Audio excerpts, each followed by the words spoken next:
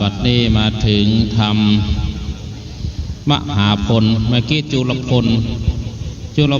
ลละแปลว่าน้อยพนะแปลว่าป่าเมื่อกี้ป่าน้อยเดี๋ยวนี้จะเป็นมหาพลป่าใหญ่พระคุณเจ้าก็พร้อมเรียบร้อยแล้วปีนี้เป็นปีม้าเนอะ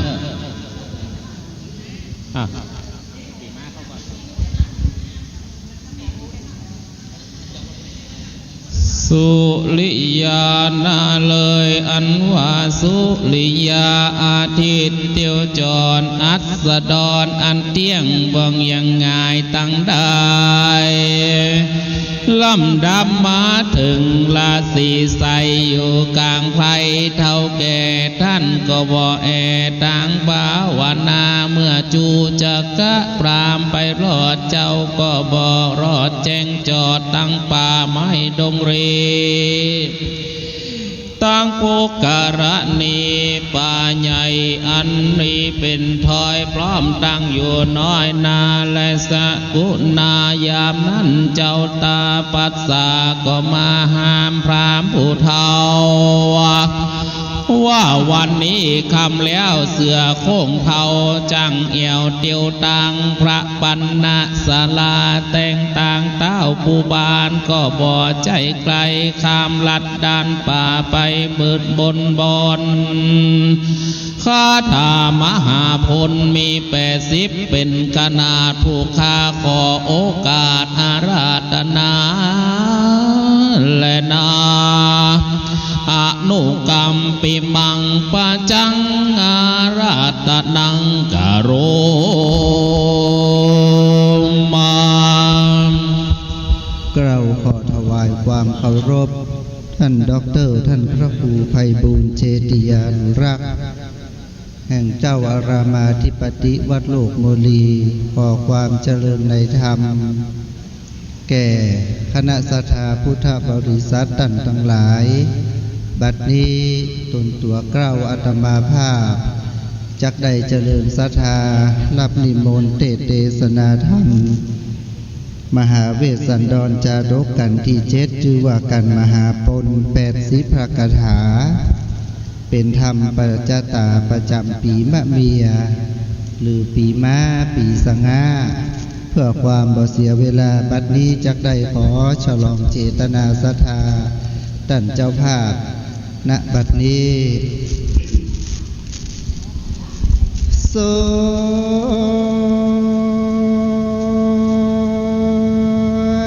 นันโตพรโต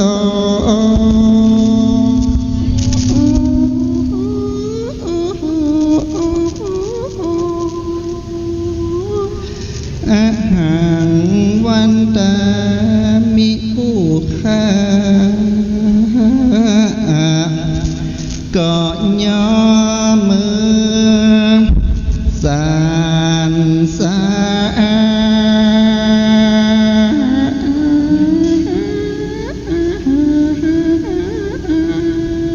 ใส่เกล้าไว้พระติลัตตรัยแก้วจ้า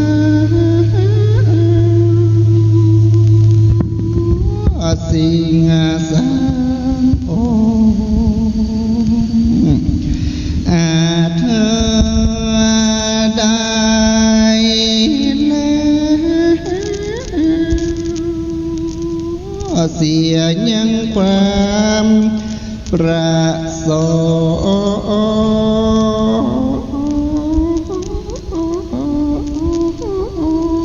เพื่อ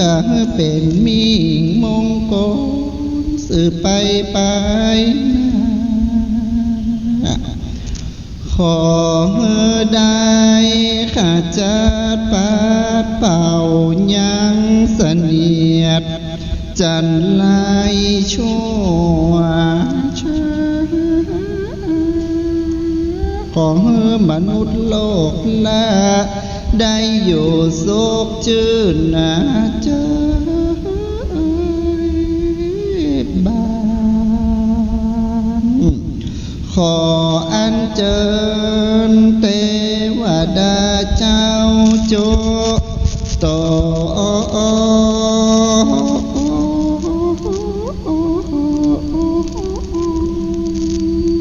ตนไปบนหนอากาศกว้างฝ่ายใต้ลากนั้นถึงพระแม่เจ้าธรณีเทวดารักษาวัดโลกโมลีศาสนาตัดตินนี้โจโต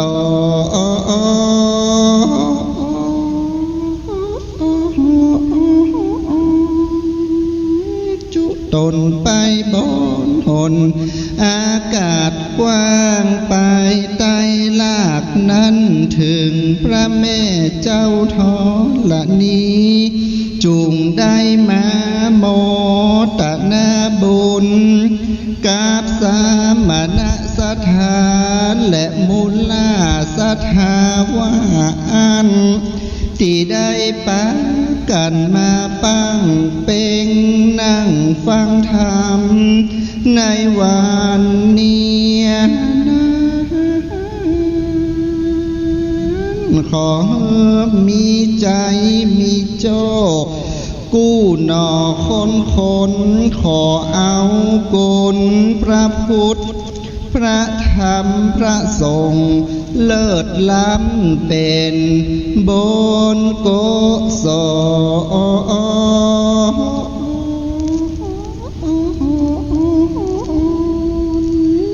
มาบันด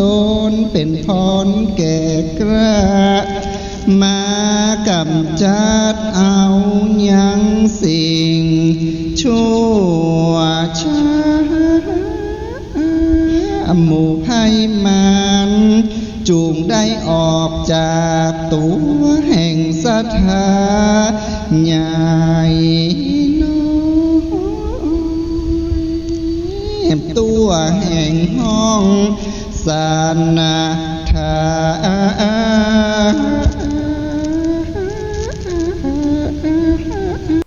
ฝูงหมู่ภัยมันอย่าได้มาเกิดใกล้ขอต้านตั้งหลายได้หายหอดลายอยู่โดยสัตย์สันติอาตมามอนน้อยจักได้กล่าวถ้อยเป่งว่าเจ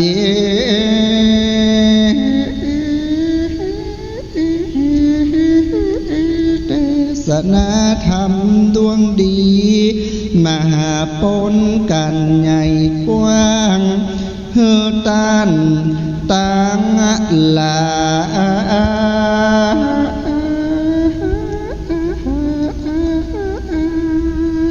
ได้สะสมเศษสร้างดังกรรมกรรมภาธนาได้ความสุขตั้งโลกนี้และโลกหน้าเกิดในเมืองคนและเมืองฟ้าตลาดมหาเนลปานและเด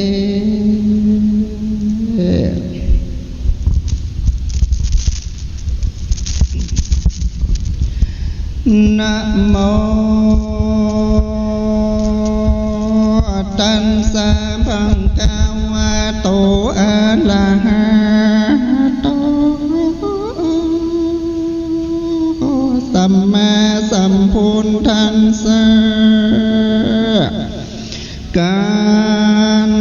จันโตปัลลาตวันจุโสอาจุตันสาอันจุตังอิสิงติสวนาตาพันลานตวนโจสัมโมติอินสีนาสหั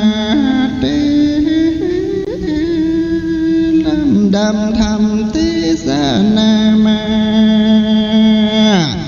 เติงมหาปน นกันทวนเจตปาลีเฉดอันพุนท่านเจ้าหากเทศนามาส่วนพรามผู้หาปัญญาบ่ได้มันก็ว่ายหน้าเข้าสู่ดงกว้างโดยหนทางอันพรานเจนตำบุตรหากบอกมันก่อนเตียวซอกป่าหิมวานก็หันยังอาสลมบนเจ้าอาจุนตาลาสีหากอยู่ในแก้วกูตนเดียวมันก็เตียวไปลอดก็หันเจ้ายอดอ่านจุนตาลาสีหากอยู่สร้างปาลามีมันยินดีอยู่ใจก้มขับไว้และวันตากล่าวเป็นวันลางกันดาว่างกันจีนุ่งโคพนโตปุนสลังกันจีพนโตอนามายังกันจีอุนเจนาญาเป็นตาดังนี้เป็นต้นข้าก็ยอมือขับไว้ประบาทไทยละสีความสันสานดียังก่อยได้บ่หอนใครเป็นได้ตันเลี้ยงตนในป่าลูกไม่กว่าแสวงเอาหัวมันแดงขาวเป็นเงาคุณเก้าอันอ่อนและกินหวานประการนึ่งเลือกและยุงบินมาสวานลิ้นลายลานเรือดงก็บ่ลงมาสอดแสวงตอดตอมกายเนื้อตั้งหลายบ่อนลาพวกดำกวนและจันลือบัดนั้นเจ้าปตาละสีจริงกล่าวรู้ข่าวการดีวางกูสลันเจวาโนพรามเมดังนี้เป็นต้นดูแลตันพรามเฮ้ยเขามีความสุขเหลือแลอยู่ดาวแดกลางดงบ่อตะลงปัญญาญาติบอาบดับกังวลเฮาก็เลี้ยงตนให้เถื่อนโดยลูกไม่เปื้อนหัวมันกินกูวันบ่พรากชีวิตหาเป็นไปอาโทตั้งสายุงในตรงลีบบปวดลิ้นไหลลวดเรือดงก็บ่ลงแสวงสอดบ่ต้องต่อตนหาวในดงเขาบางกว้างมีแลดจ้างเสือมีเขาบ่หิงสากระทำโตดเมตตาแล้วลวดหนีไปและพรามเฮยป่าหูนีวันสาปุงการนีดูกันละพรามนับดูปีเดือนนานมากเขาอยู่ป่าไม้หาภาวนาก็หาอาปาตาพญาตบ่มาต้องปาดกาญาตั้นพรามมาโดยชอบเฮาจักขอบใจพรามตั้นเตียวตั้งไก่เป็นดังไกล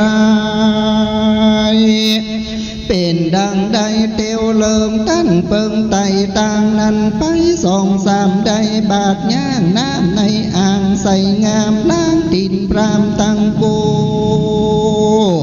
แล้วเข้ามาสู่ลงเล่าจากกันเดเตอดูกะลาพรามอันนี้มากับตองก็กินฟาดมาคานสมเสียดกินนานอันนี้มาสร้างวานปานใจไฟแต่งหน่อยใหญ่กินลำหาเขานำมากูสิ่งหวานยิ่งอ้อยและเมืองโคนต้านเตียวหนเดินเตดกินหือหายเหตุรักใจมาอีตำปีป่าดียังสีตังดูกะลาตันพรามเฮยน้ำนีนาใสก็เย็นใสจึงจอยไหลแต่ต้องน้อยดอยเขียวเอาเดินเตี้ยวไปอาบตักแล้วหาบนำมาน้ำกินลากำเจ้าเจิญพรำเท่าดูดกินปันโดยแต่กันกินลูกไม่กินอิ่มได้แรงมาและพรำเฮยเมื่อนั้นจูจางกรามพรามได้ยินจมจื้อ นย่อมือยืนไว้ละสีว่าข้าแด่เจ้ากูตั้นแต่งปูจาแขกแก้วข้าก่อนหลับเอาแล้วจับใจอาหารใดหลายหลากหวานเต็มมากเปิงใจเต้าว่าโดยมีแต่ผู้ค้าจะใครหันหน้าหนอเต้าตนภาพดาวเมืองไตลูกประญาสันใจอาข้าวเป็นหนอเต้าบุญเนืองเจ้าเมืองครับนี่จากครับเต้าพระเมืองมาพาลาจ้าชื่นจอยข้าน้อยไฟหุ่มหันตั้นยังหูต่างอันใดขอตันได้ก้าวหือเฮาลูกข่าวจักไปแด่เตอเจ้าตาปาลาสีจังก้าวหือลูกข่าวกำจาจิงก้าววาลังการท้าวานาภวังเอติปุญญันทังสีวิลาจันสาตัสนังดูกลาพระเมย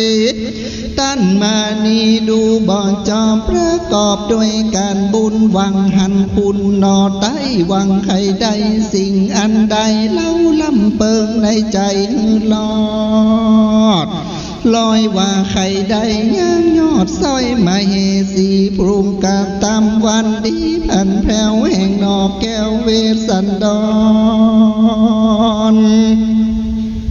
อันหนึ่งตั้นจังไปวนของกังก้อยขอนลูกน้อยตั้นยิงใจจือว่าจาลีใส่ใจตีลาดและนางแก้วอาจกันหา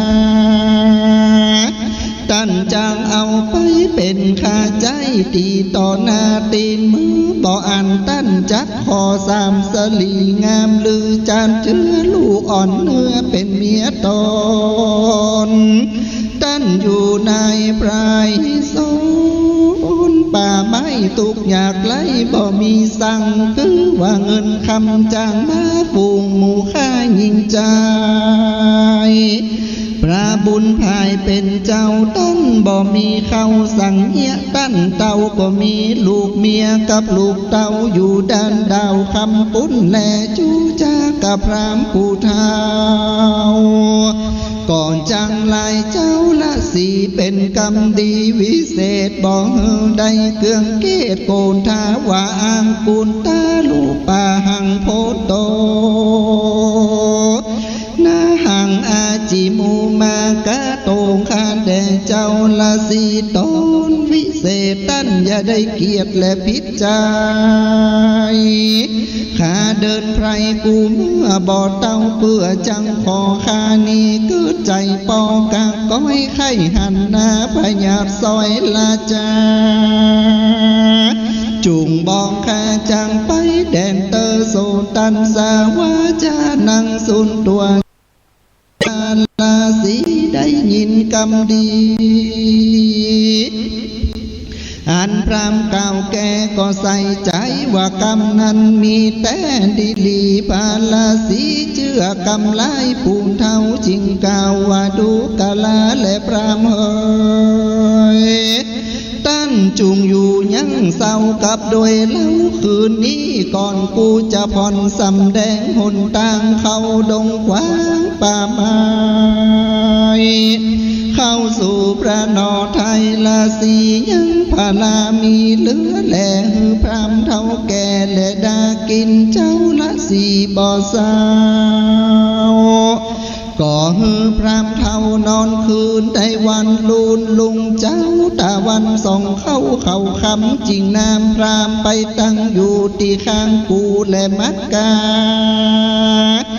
ย่อมือผัวสุดสอดอันจักบอกหนตั้งเตียวในเขาดงเขียวและกูกว้างจริงจากับพรามผู้เท่าว่าเอสาเสโลพรามเนปามปานโตกันตามาตาโนดังนี้เป็นต้นดูกะลาพรามเฮยดอยอันนั้นสูงเปียงจอมหมอกตัดข้างขอกและดงนา ชื่อว่ากันตมะตานาปุ้งพอหินพากรและกองกันพระจอมขวัญเมื่อมิ่งอยู่สร้างสิ่งปาลมีกำซองสลีเลิศแล้วและนางนองแก้วลานซาสินีตั้นตะลงสินดีวิเศษอยู่สร้างเป้เป็นจีถือคอเลี้ยวรีเกี่ยวไม้ได้บวชเก่าเกษาเป็นจะดานังเสือลายก็มาห่มหอยลายผักพ้อยและเตรียมตนต้านกะตำพลจะใจกะก่อไฟเปลวไฟเตติลาดูกะลาพระไม่ตั้งลายเรือแลมีดาวแต่กลางดงได้ตะลงลูกงามจ้าจอนพ่องก่อพงสุกอ่อนปูนกินเป็นแต่ดินสะอาดเปียงอากาศสูงเร็วมีเขาเขียวงามผ่านแผ่วเขียวดังแก้วเอ็นจันไม้สะเขียนอันบ่แผกใบทะแบกและหูกวางมีตึงไม้ลังกลางป่าปูนดีล่าเดินลงลุ่มจอยลมก็กิ่วกอมอ้วนอ่อนน้อมก็หันงามมีตังนกหลายสะเศร้าเรือใจบินไปมาก็เซลสอดบนยอดไม้สูงเร็วก็ลองเซลกูแห่งดังเสียงคับติบแต่งปูนฟังโนดโพนลาดก็มาร้องส่งเสียงชื่นทวาวตื่นตามกลางบินคันขวางป่าไม้แดนแต่ใกล้และอาราม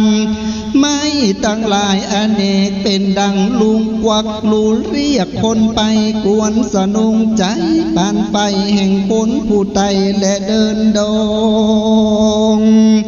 คนฝูงได้อยู่เก่าสุขลอยเต้าใจบ้านพระจินมานนอเต้าลือตัวดาวและทอดละนีอยู่เป็นจีจืนจอยกับลูกน้อยสองคนตั้นตะลงพันวิเศษเอาเป็นเป็ดเป็นจีขอกันลีแต่งไว้เกี่ยวลูกไม้และพาลานั่งเสือหน้าลายผักพลอยเขาห่มหอยกาญาปูจาไฟบอกขาดเตียนย่อมผาธนาเอาสับปัญญูเหล่ายอดฟ้ามีตึงไม้ม่วงและจุมปูหมากวิดดูเลือหลากมีลูกมากก็เจือจานหมากเดือหวานนักแก่ลูกแต่เก้าถึงปลายไม้ตั้งหลายก็เลือแลมีนักแต่เพาะการในดงด้านผู้สิ่งจำเลินยิ่งก็ปันปวงมีตังโบกอละนีใหญ่กว้างมีข้างอาสะลมมโนลมเลี้ยงลาบตากวางอาบก็เย็นใจตั้งจังก่อนแต้มตุปายตุงขอกอุบลดอกก็เขียวงามเหมือนอารามแต่ฟ้าทวนนาชื่อว่านันตะนุยญาณนั่นแหละดอกอุบลมีสามสิ่งเกิดพร้อมยิ่งดูดีในสาโบกอละนีตุงขอพ้นเป็นดอกและบานงามพระจินจามแก้มด้วยวางมีวันหน้าต่างก็ลายพันล่างอันขาวภายผ่องล่างอันก็ส่องผิวแดงดังเลือดแฝงกันอยู่ดังเป็นผู้ใหญ่ก่อเจ้าละสีนอแก้วเก่ายิ่งแล้วกองดียังโบกอละนีเป็นเก้าหือพรามผู้เท่าแต่งหุ่มหันตีนี้จักพันละนามุจรินอันยิ่งเจ้าจริงได้กล่าวเป็นวลากาถาว่าโคมาวะตันทาปตุมาเสตะโสกันติเยหิดังนี้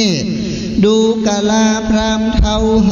ยดอกบัวขาวตั้งหาขาวดังผ้าโคมา มันเลือตาแต่การดอกปลายบ้านจังกรพักตบจรตั้งพักกาบมีหมากและเลือตาในดงนาจุกำข้างแม่น้ำมุนจะลินพุ่มพิลาจะเคและปาคามังกรล่าและไปมามีตั้งป่าดุกตั้งเต่าน้ำกะกำเล่นตามกันดูกะลาพรามเฮยดอกบัวขาวงามก็มีลายแหลเกสรหากแม่ก็เหลือใจหาที่สุดบ่ได้ซ้ำตัวฝั่งน้ำคู่ปาย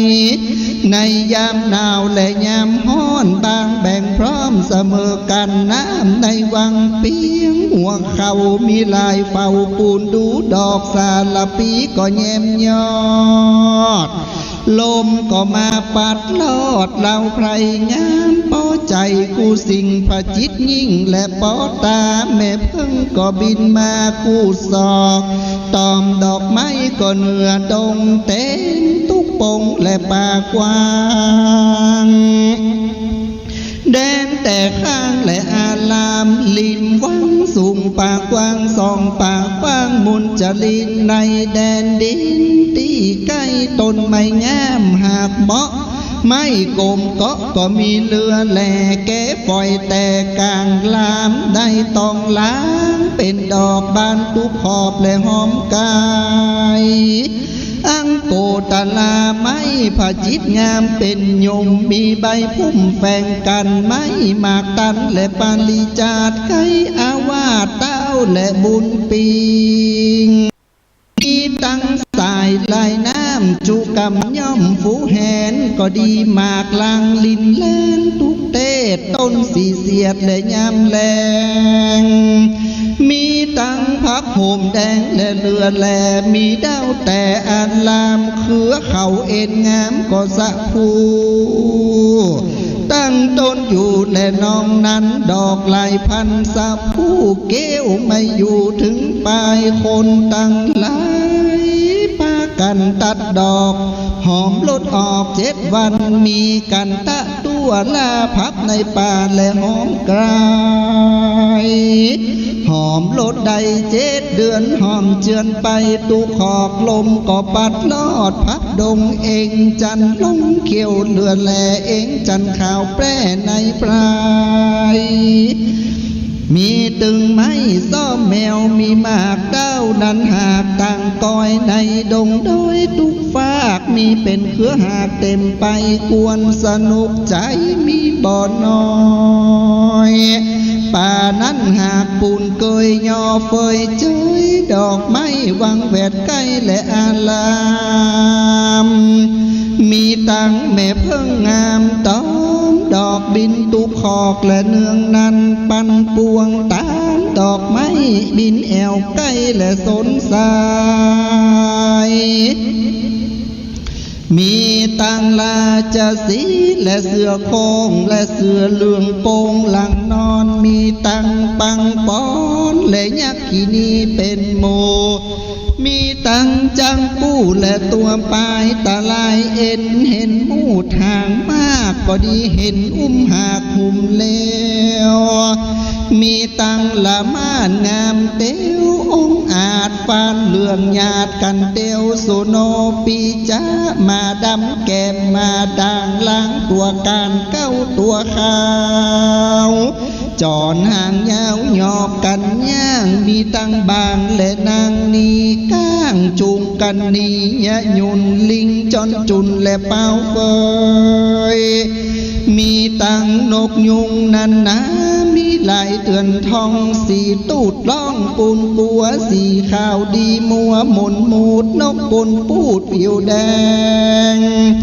มีตั้งนงแกงนกเข้าไม่เอียงก็ไล่คบกันร้องกลางวันก็ยามเตียงเสียงก็วิดเวียงปูนฟางมีตึงสาลิกาอยู่ร้องเต็มเถื่อนท้องดงดานเข้าจมบานเป็นผู้ผู้ว่าเมียอยู่ก่อนเดียวร้องเสียงเสียวในป่าบินแล้วล่าตามกันก็เสียงเนืองนั้นจูงห้องเลือตัว ดงมีตุกปงป่าไม้ใหญ่เกิดในไข่สองตีปีกหางลียาวมากตาขาวหากลายปันเกิดมากับกันด้วยไข่งามแต่ใจสามานในดงด้านป่ากว้างแดนแต่ข้างอารามจับกันงามอยู่จำล่องตัวปุ่นยองเสียงคันเสียงเรื่องนั้นก็จมเจิญตื่นต้องถึงใจงอนตั้งงามไว้จะจอนสร้อยคออ่อนแววเขียวมันเสียงเซลจมชื่นเกิดต้องตื่นเต็มพรายนกออกไฟไปเป็นเปื้อนหมู่ไก่เถื่อนในดงหงขามีจุกรำดีเดียบน้ำเป็นจุ้มกรานนกหัดสดีลิงหลงเป็นหมู่งางอนกู้ดูงามนกกินปีจามเต็มเถื่อนนกแขกเต้าเปื้อนและหงคามมีตึงไก่ยองกับนกออกทุกโคขอกและหงเฟืองแยมยอดย่อมสอดล้องหาการโพละดกกอดซับก่อนนกตะเวาวอนและจากะปากหงแดงมาเป็นจุ่มนกจอกลุมดันเป็นหมูกาปากาปลูกกินปลานกหัดสดิงลิงกาปากกว้างเหมือนดังจ้างปลายสารล้อมคันคานหากกันอยู่สาวคือเมื่อเจ้าค่ำและยังยายนกตั้งลายเหลือและมีตั้งนกแก่แด่ปอนงามและนาสาวสู่ล่องจมการในหิมมาวันและจูกรรมข้างฝั่งน้ำบุจลินกลางดงดินมีกระต่ายตะลาล่ายไม้เสือสิงหมู่จ้างมีในป่าก็ย่อมเตียวกว่าตามกันเครือเท่าวันมีเป็นหมู่เก้วไม่อยู่นุ่งนางฝูงกวางมีอยู่ในป่าตะไลล่าเรือดงและพรามเฮยเจ้าเฮยและนกเลือดและเข้าโดยแปรเป็นกอมีตังเข้าสาลีนั่นนาและข้าวมากบ่อต่ำก็หากเป็นสารอ้อยกินหวานบ่อน้อยยิ่งกว่าอ้อยเมืองคนดูกะลาพรามเฮยหนต่างอันนี้ปอผู้เดียวเตี้ยวไตได้แม่นจักไตไปสู่อาสะลมแห่งเต้าอุดมเวสันตะลาลาดแม่นจักกากล้าเตียวมาเป็นอันจื่อนักหนาบอกคดคอดคนใดไปลอดแก้วกูกุตีก็บ่มีความอดอยากเข้าอิ่มปากต่อเต้าตีกาอาหารและนานาบอกกันยากบ่ลำบากในใจเจ้าตนใดนอเต้าอยู่ในด่านดาวได้ลงรีกับเตวีและลูกน้อยอยู่แดนแอนอ้อยดอยคำตั้นตะลงสินธรรมวิเศษอยู่สร้างเปรตเป็นจีคอกันรีแต่งวายเกี่ยวลูกไม้นำมานุ่งหนังเสื้อหนาใหญ่น้อยนอนลมไม้เนื้อดินยินใจดีกูเมื่อใจเจ้าเชื่อนิพพานก็มีและพรามเฮยตามมันทางปังกาเซนโตสัทธาอาหากิตังสุตัวพรามณะพันทุงอีสิ่งกันตัวปะตังกีนังดังนี้เป็นเก้าพระเจ้าวาปิกเวดุงกะลาปิงคุตังลายต้นตะลงสินใสสาโลดส่วนว่าเท่าโคตรจูจังกำพรามได้ยินกำงามแห่งเจ้าละสีได้กล่าวรู้ข่าวต่างดีมันดีใจบ่น้อยกับด้วยประโยชน์ซอยละสีพระมีใจหุ่มกลัวเดินเดาป่าดงคำมันก็กระตำปะตักสินเวียนนอบทวนสามรอบตามประเวณียออ่านจุลีค ขับไว้จะใจก่าวสาธุการมีใจปานชื่นจอยก่าวอำลายอดซอยละสีพระยาเวสสันตละบวชเป็นจีอยู่สร้างหุ่นตาตั้งแดนไกลมันก็เตียวไปจะใจเข้าสู่ที่พระเงาไทยกระทำธรรมก็มีโดยภากา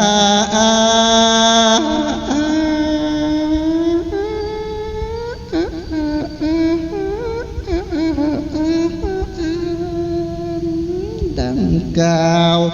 มานี้แลนะมหาวันนานินทิตากิญาสังวันนามหาปนอันประดามประดาวาโดยกรา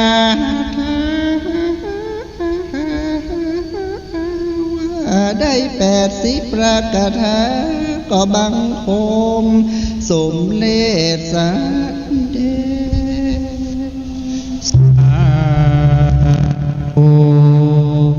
สาธุสาธุอาการแสดงว่าธรรมเทศนามหาเวสสันดรจาดกก็ได้ลำดับลำดามาถึงผู้มหาปนซึ่งมีพระคาถาได้80พระคาถาไปซึ่งเป็นผู้ประจำปีเมียมาก็ได้บัวละมวลเรียบร้อยก็ได้รับเมตตาจากท่านพระอาจารย์พระครูประรัตน์ประสิทธิ์รัตนเมธีวัดศรีปิงเมืองอำเภอเมืองจังหวัดเชียงใหม่ที่ได้เทศนาธรรมให้กับคณะศรัทธาญาติโยมท่านทั้งหลายก็ได้เป็นที่ปรมวลเรียบร้อย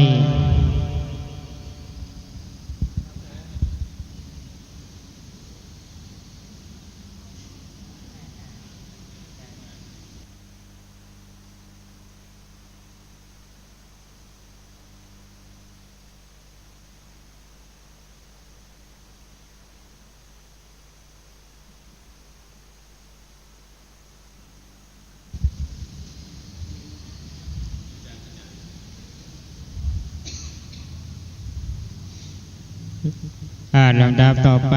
จะได้วัตถุทายธรรมทายทานแก่องค์เตศซึ่งมีท่านพระครูไพบูลย์เจติยานุรักษ์ซึ่งท่านได้เกิดในปีม้าก็จะได้เป็นประธานในการประเคนวัตถุทายธรรมทายทาน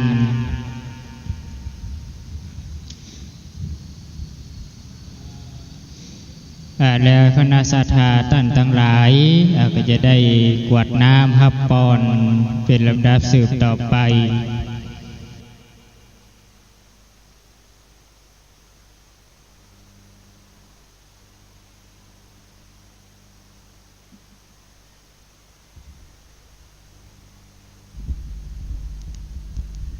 ยะถาวริวหาปุราภริโพเรนติสาครังเอวะเมวะ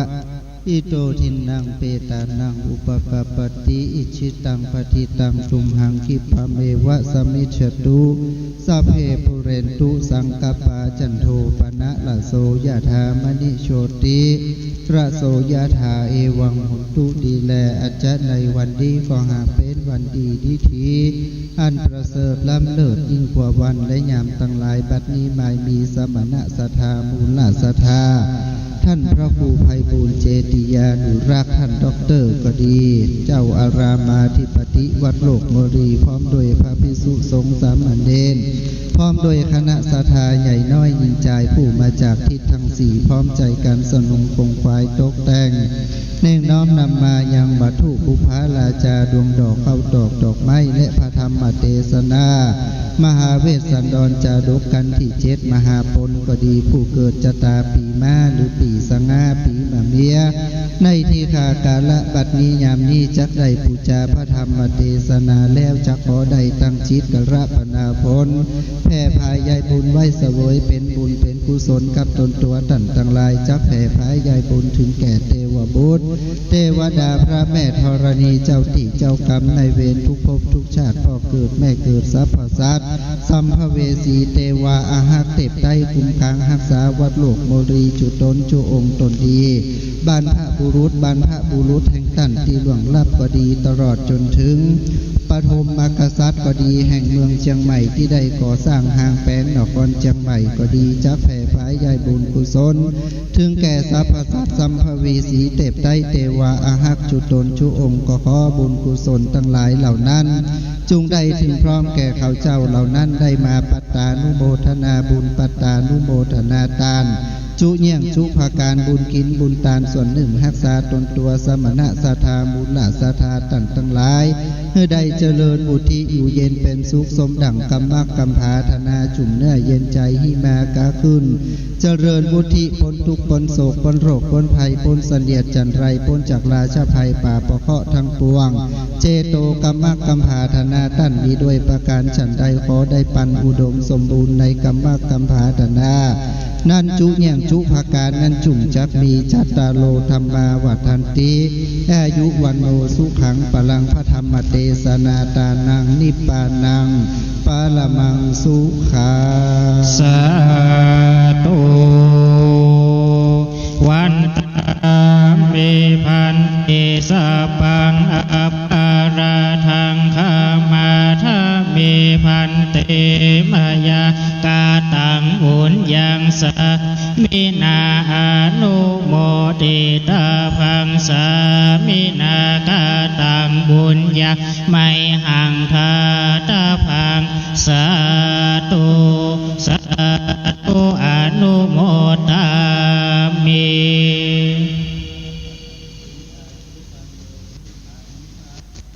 สาธุก็ขอขอบคุณในเมตตาของท่านพระอาจารย์พระครูประสิทธิ์รัตนเมธีวัดศรีปิงเมืองอำเภอเมืองจังหวัดเชียงใหม่ที่ได้โปรดเมตตามาแสดงพระธรรมเทศนาในภูกมหาปนตีได้ปัวละมวลสำเร็จเสร็จไปเป็นที่เรียบร้อยซึ่งในลำดับสืบต่อไปนั้นจะเป็นการแสดงพระธรรมเทศนาในภูกุมารละบันซึ่งวันนี้ได้รับเมตตาจากท่านพระอาจารย์สิทธวัฒน์ปัญญาวัฒโกวัดสันกำแพงหลวงอำเภอสันกำแพงจังหวัดเชียงใหม่ซึ่งในตอนนี้องค์เทศนั้นก็ได้เดินทางมาถึงยังวัดโลกโมลีสันฐานที่นี่แล้วซึ่งกันกุมารละบานนั้นมีคาถาถึงหมด101พระคาถาซึ่งในปีนี้ก็จะเป็นปีมะแม่แพะญาติโยมสาธุชนท่านทั้งหลายที่ได้ท่านใดที่ได้เกิดในปีแพะก็ได้ขึ้นมายังบนวิหารหรือว่าญาติโยมท่านทั้งหลายติดอยู่ตั้งลุ่มตั้งล่างก็ดีก็ขอเรียนเชิญเจริญพรขึ้นมาฟังพระธรรมเทศนาบนวิหารหลวงวัดโลกโมลีสันฐานที่นี่ก็ขอเจริญพร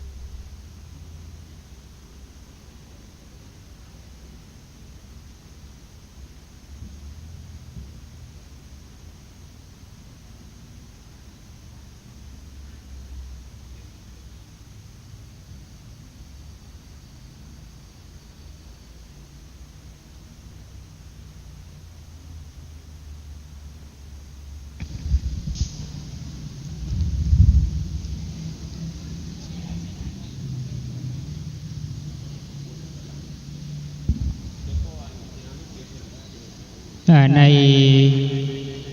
โอกาสกาลบัดนี้ตนตัวองค์เตพระธรรมองค์แสดงพระธรรมเทศนาก็ได้มาถึงเป็นที่เรียบร้อยก็ขอเรียนเจริญพรท่านทั้งหลายได้ตั้งจิตตั้งเจตนาสดับภาพฟังยังผู้ทวนที่8นะก็คือกุมารละบันซึ่งวันนี้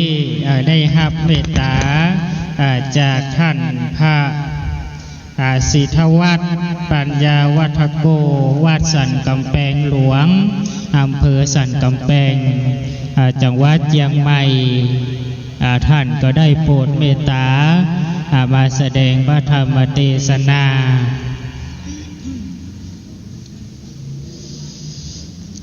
โอ้มาละบันกันว่ากุมา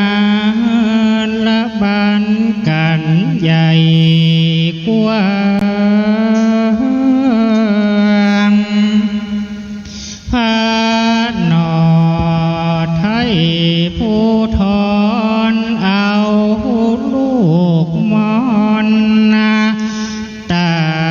สองเจ้า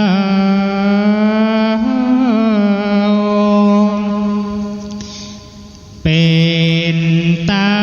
นแก่พามเท่าป่า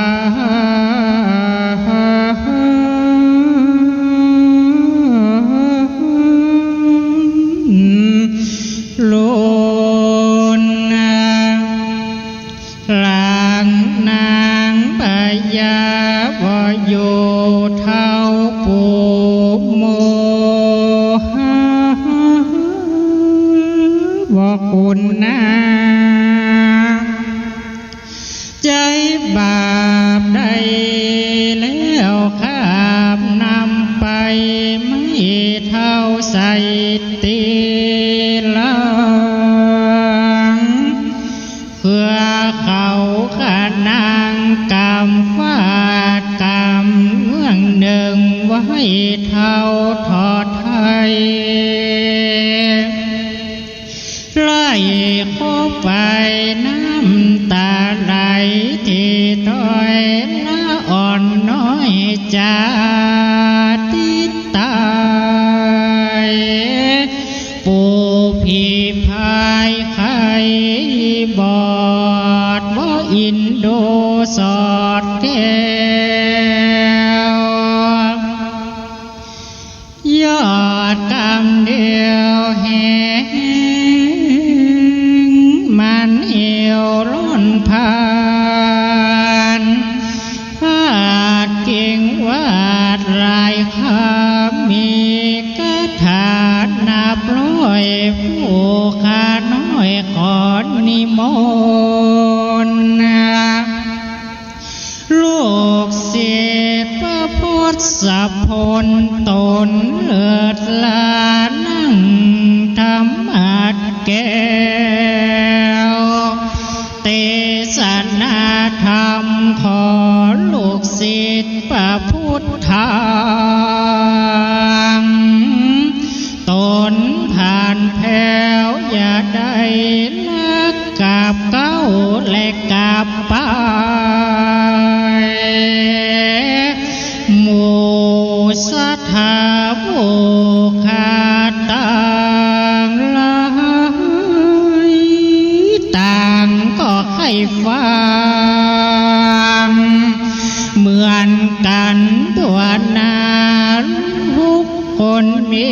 จิตแก่กล้าอยากให้ฟังกุมารละบันละบำได้ดี ขอจิตเจ้าตีไว้สัก2 3 4 5ไปคิดในคอยย อ้างแล้วตั้งนะโมไปและนาอนุกรรมปิมังพระจังอาราธนังกาโลมายกมือ10 นิ้วขึ้นวางกิ้วไก่เกาเกษาขอไว้ถึงพติทลายพานแพ้วพระเกี้ยวเจ้าตั้ง3 ประการขอถวายความเคารพในเมตตาธรรมบารมีธรรมของท่านอาจารย์ท่านพระครูไพบูลย์เจติยานุรักษ์ผู้ช่วยเจ้าอาวาสวัดพระบรมธาตุเจ้าดอยสุเทพราชวรวิหารประธานสงฆ์ผู้ดูแลวัดโลกโมลีตัดตินี้โดยความเคารพอย่างสูงยิ่งครูบาอาจารย์ภิกขุสมณเณรเถรน้อยจุตนจุองค์โดยความนับถือญาติโยมสาธุชนท่านทั้งหลายที่ได้เดินทางมาสดับรับฟังธรรมเทศนาแล้วก็รับฟังทางการถ่ายทอดสดทางวิทยุลำดับลำดาพระธรรมเทศนาเนื้อมหาญาติได้เข้ามาถึงกันกุมารบันกันทวนนี้อันเป็นกันประจำปีเกิดของคนเกิดปีแปะจุถาดเจ้าพระบรมธาตุดอยสุเทพโดยเป็นการที่พระเวสสันดรจะได้ฮื้อมหาทานอันยิ่งใหญ่ที่สุดในชีวิตเป็นครั้งแรกนั่นก็คือจะได้ฮื้อทานกันหาจารีเนื้อธรรมในภูกนี้นั้นได้แสดงไว้เป็นตีวิจิตรพิสดารอย่างความปิติฮื้อเกิดขึ้นและเราได้รับทราบว่ามหาทานของพระเวสสันดรนั้นมีอานิสงส์อันนักโดยประการอย่างใดนั่นก็จะได้ฟังในภูกนี้วันนี้นั้นเปิดได้มีเมตตานิมนต์อาตมาภาพลูกสะกะแพงบุญมาเตศแต่ว่าขอตัวน้อยเพราะว่ากูเตือนมาเตศสักเตือกันกูมาละบันนี่นะมันน้อยกับเตศอยู่14-15เสียงมันน้อยไปหรอจีจิลิตไว้ม่อนใหญ่ขึ้นมาเป็นตู้เจ้าขึ้นมานั้นมันบ่เหมือนตะกอนละเสียงมันใหญ่ไปเหี้ยมันล่ำได้ว่าได้เป็นเกือบ10 ปีนะโยมทั้งหลายเพราะนั้นวันนี้นั่นเรียกว่ามาโดยความใจสู้ไว้เด้อแต่ว่ามันไม่ใช่เป็นไก่ตั้งเป็นไก่จามมาได้เพราะนั้นน้ำเลี้ยงเสียงปากมันบักเข้าแก็บก็ต้องขอสุมาอภัยญาติโยมคำแรกว่าจะขอปฏิเสธว่าขอนิมนต์เอาตนอื่นเนอะที่เปิ่นเสียงน้อยๆพอครูฟูกก็โทรไปย้ำเบาจะไปคืนเนอะว่าขอมาโปรดเมตตาญาติโยมให้ฟังก็ตั้งจิตตั้งใจมาว่าในเมื่อเป็นอย่างนั้นแล้วก็ต่างคนต่างใจสู้เจอสู้ก็ไปด้วยกันได้ขนาดว่าฝนตกมืดฝนบดฝนก็ยังพากันมานั่งเป็นจำนวนนักจำนวนหลายในวิหารนี้อยู่ก็ถือว่าวันนี้จะได้พละอานิสงส์การฟังมหาเวสสันดรชาดกด้วยกันญาติโยมมากันเมื่อใดเจ้าก็ขอให้ได้ฟังเอาจนจบเนอะจะได้อานิสงส์อันนักเพิ่นว่าจะได้ในจัดนี้นั้นบ่ได้ตกมรณะละถ้าฟังจบหมดตายไปก็ขึ้นสวรรค์ชั้นฟ้าในภายภาคหน้าจะได้เกิดม่วมจาดกับพระศรีอริยเมตไตรนะเพราะนั้นณโอกาสบัดนี้ก็ถึงกาลเวลาอันสมควรจะได้เทศนาไปพอสมควรแก่เวลาทำผูกนี้กับขยาวน้อยเนอะญาติโยมทั้งหลายก็ตั้งใจกันก้อยฟังไปก็แล้วกันอาตมาภาพก็จะก้อยเทศไปตามที่พอจะไหวพอที่จะได้นะเนอะเนาะก็ขอเชิญญาติโยมได้รับฟังเนอะ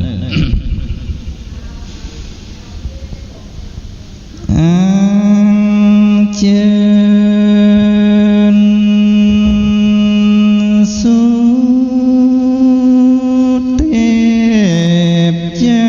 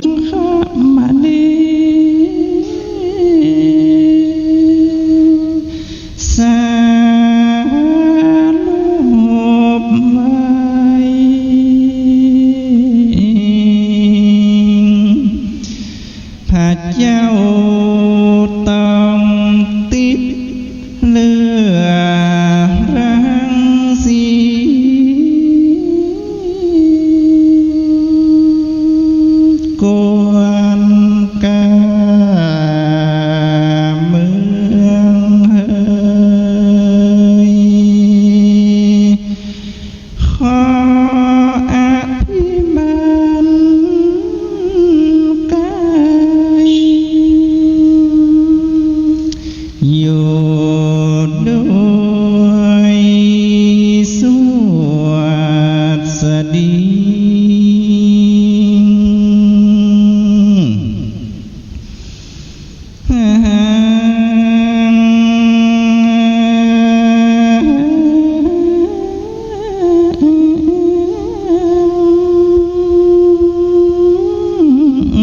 วันตามิภูคังขอ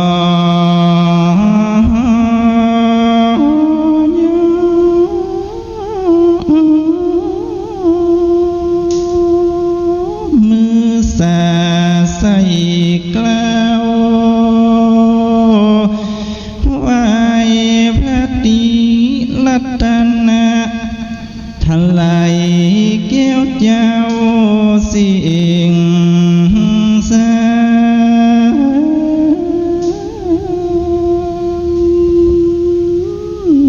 องค์อาจเพื่อแล้วสมความประสงค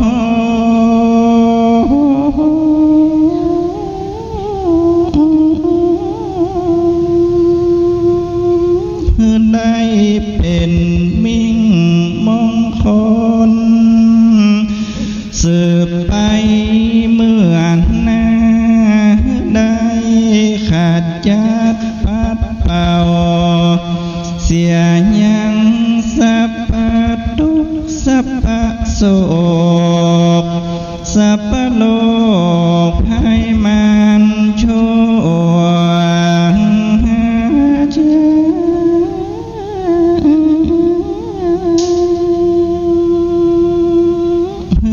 มูลศรัทธาและสมณศรัทธาได้อยู่สุขยืนเจ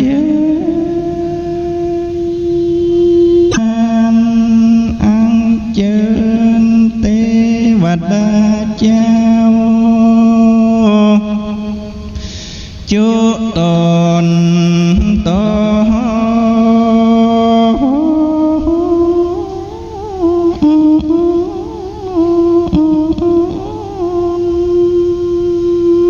ไปบนหนอากาศกว้างไปใต้ลาด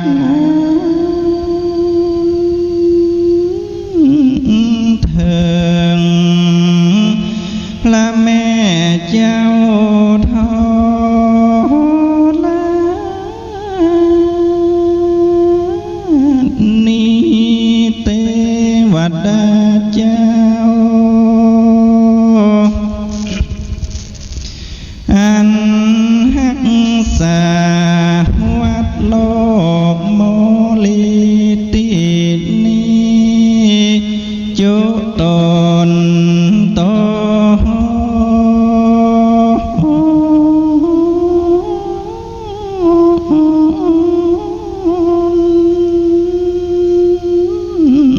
ขอมาโมทนาบุญกับสถาตันตั้งหลายจูผู้อันได้มานั่งอยู่ฟัง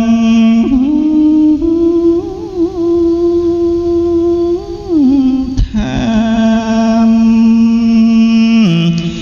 ฟังธรรมมหาญาติ13กันอันเป็นชาดกในวันนี้รักษาไว้บ่ลบลายหายสูญเป็นการบำเพ็ญบุญของล้านนาไทย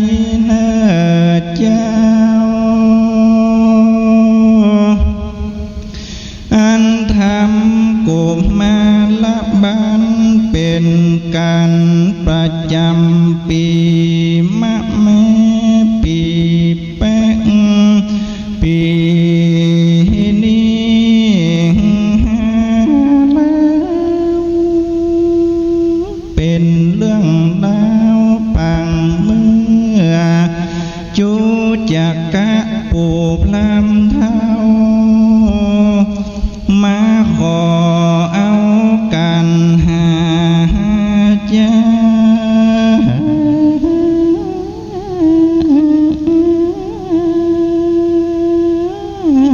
ลิงลอยหนึ่งกะถาบาลี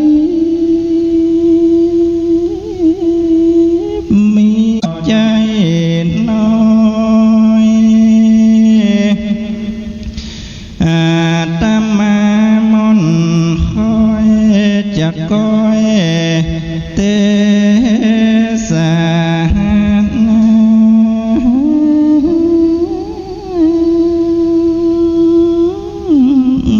ไป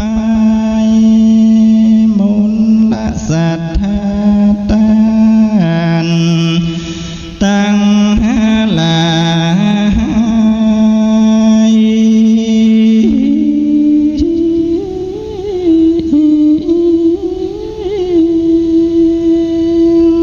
ฟังแล้วจุงได้ถ้าลมจำจือไว้ก็จะได้สุขเจริญหนอเจ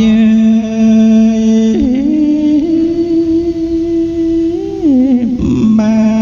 นขอได้กุศลเหมือนกัน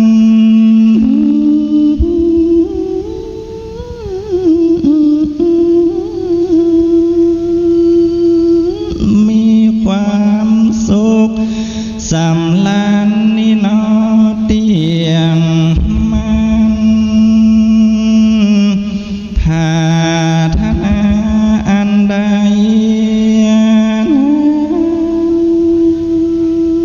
ก็ขอได้สมใจจูผู้จูคน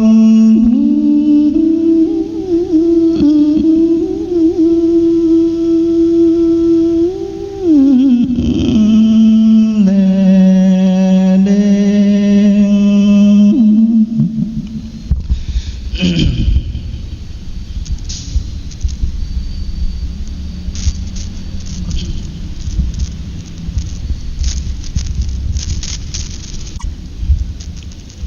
นะโม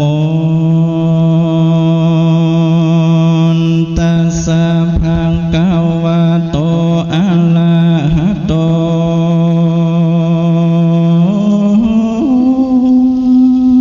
สัมมาสัมพุทธัสสะ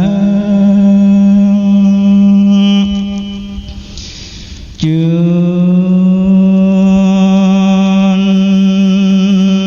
จังปอปิอาจุตาปัสเสนังกาเต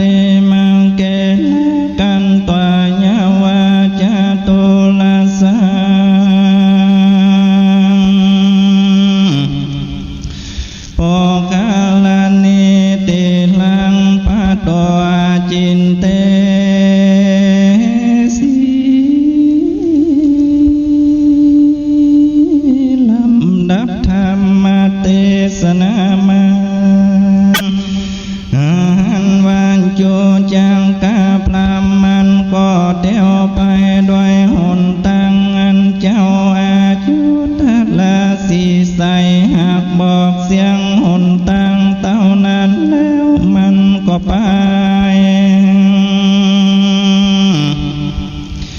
ถึงยังฟังเจ้าปอคาลานีอันมีสีแจงจะตุลาเสมอกันมันก็ลำเบิงในใจ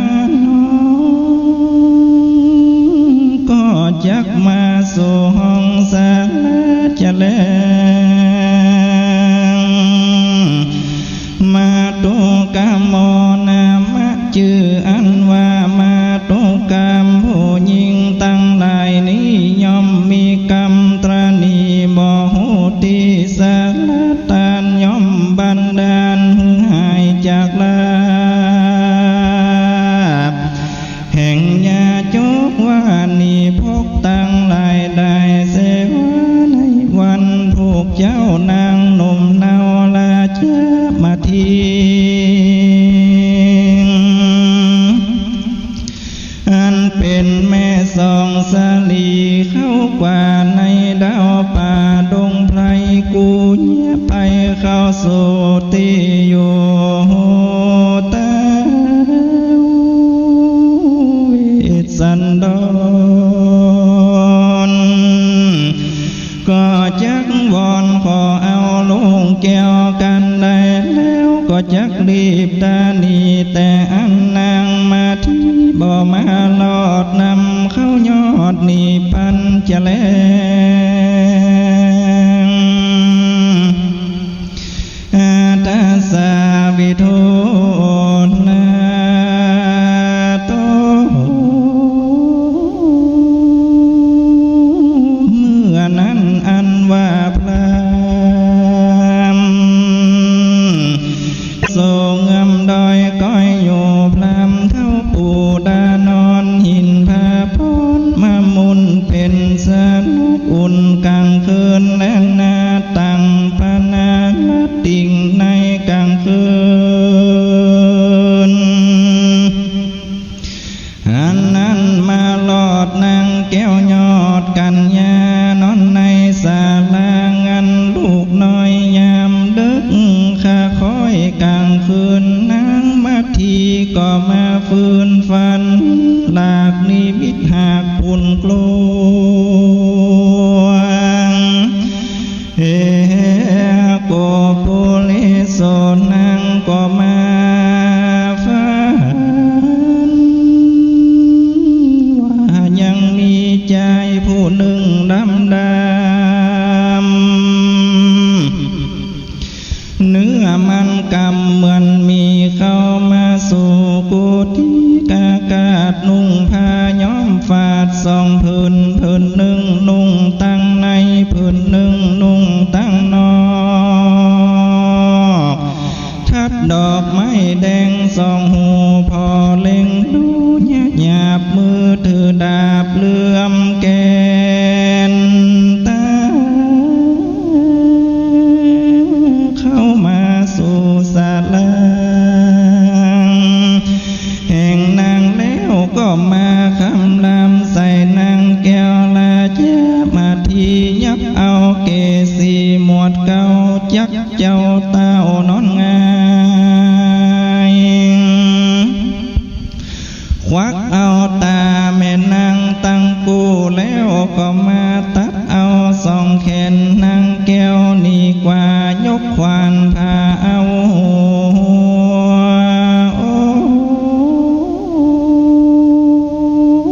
มันก็มาปองโจกเอาหัวใจ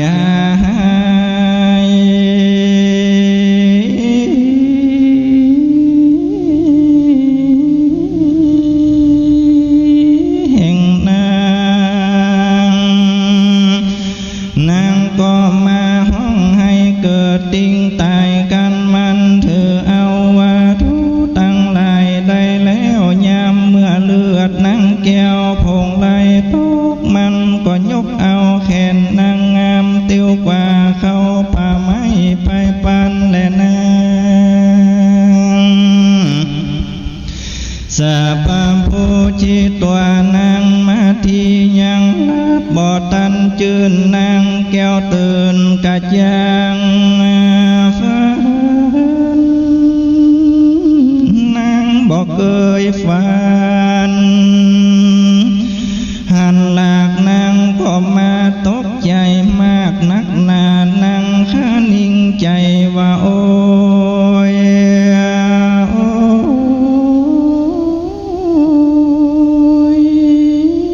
อันว่ากำฟันอันนี้น่าเป็นอันอย่าเป็นบาปให้นักหนานางพระยาขันนิ่งใจหูลอดถึงเต้ายอดโพธาว่ากำฟันอันนี้น่า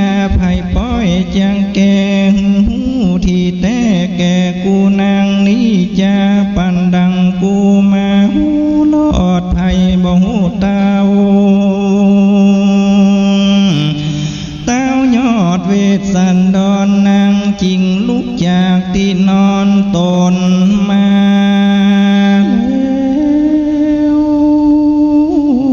ห่มผ้าลูกแก้วบัวอ่อนจริงไปสู่พระเวสสันดรวัดเวียงยามสัง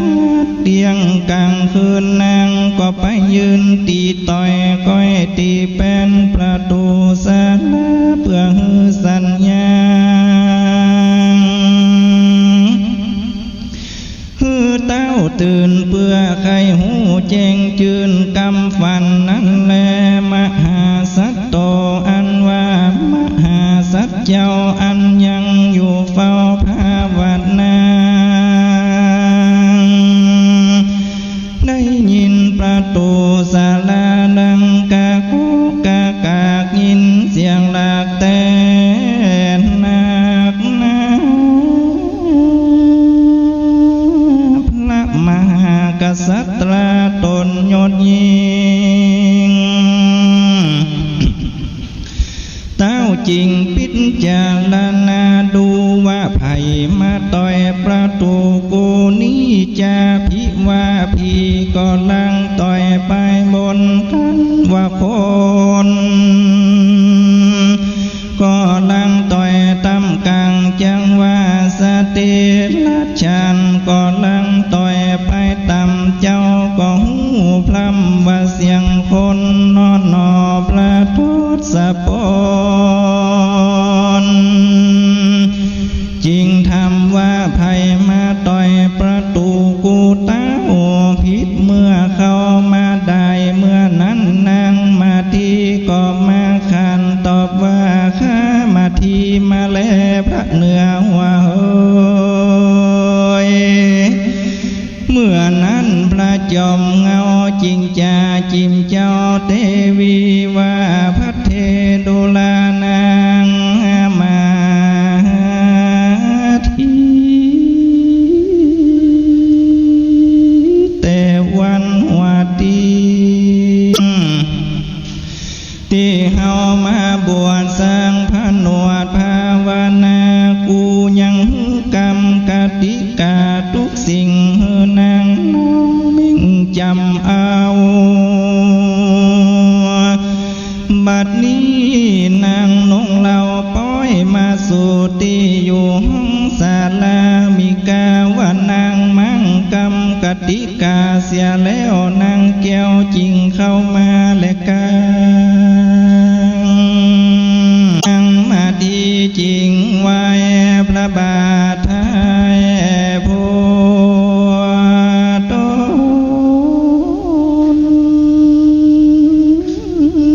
ว่าคาเตองนอบละทศพลเป็นเจ้าข้าน้อยเข้าสู่ศาลาบอดใจว่าจักมาแฝงตนเอื้อมข้างกับพระเจ้าจ้างเผือกตัวงาม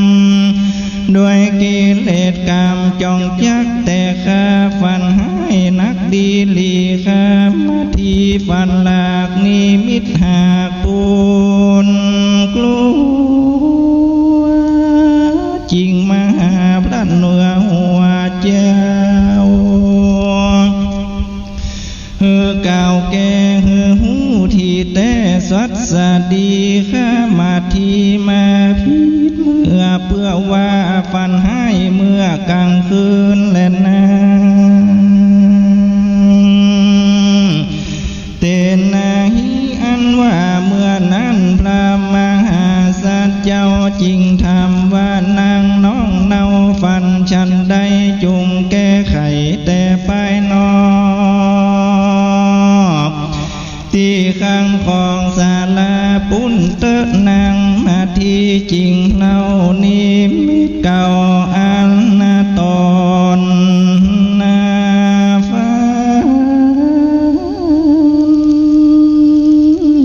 แก่พระนักธรรมตนนั่งเก้าพระบาทเจ้าฟังโดนั่นแลเมื่อนั้นอันว่าพระมหาสัตเจ้าจริงถือเอานิมิ เจ้าก็ตันหูฮอดด้วยพญายอดเมเทียนวาตานาปาลมีจักบัวละมวนแก่กูตา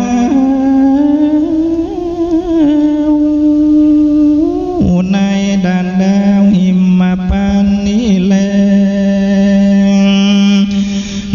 ให้วันถูกเจ้าลอยว่าญาจกจังเข้ามาสู่ขอเอาโลกแก้วกูตั้งสองเพิ่งมีจันแลกันเต้าแปดกฎหมายหูแล้วตนแก้วจริงคันนิ่งดูว่ากูจากเล่าเล่ายังนางหนุ่มเน่าลาจะมาทิ้งคืนเมื่อดีก่อนแล้วสู่ลูกแก้วตั้งสองแห่งนางเตอะมหาสัจเจ้าลำเปิงดังนี้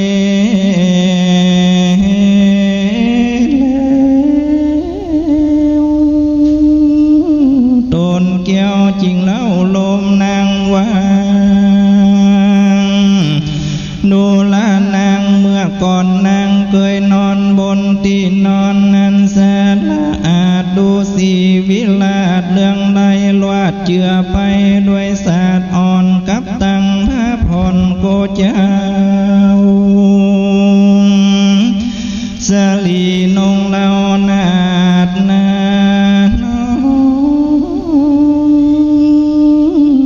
ทะลงเครื่องย่องย่อมเจียงคานเคยกินอาหารหลายหลากกินป่ามากนำมาบัดนี้นางมาอยู่ในป่าดงแม่มาทะลงนั่งเสือลายสนที่นอนเนื้อที่ดินได้ทุกเลือลายเลือดไม่กินลูกไม้ใส่เนื้อตองนอนเนื้อดีบ่มีศาสตร์ใบไม้ลาดนองนอนมือตั้งมอนไก่เก่าเป็นทุกจิมเจ้าจอมพังลอยว่าธาตุนางคำเขือกอารมณ์เยือกปูนกูแม่อย่ามามัวโศกเศร้าจุงไปนอนกับลูกเต่าสองลาเตอมหาสัจเจ้าเล่าลมนางดังนี้แล้วก็ส่งเฮอนางแก้วกลับมาสู่สาลาดังเก่าหันแลสาวิภาตา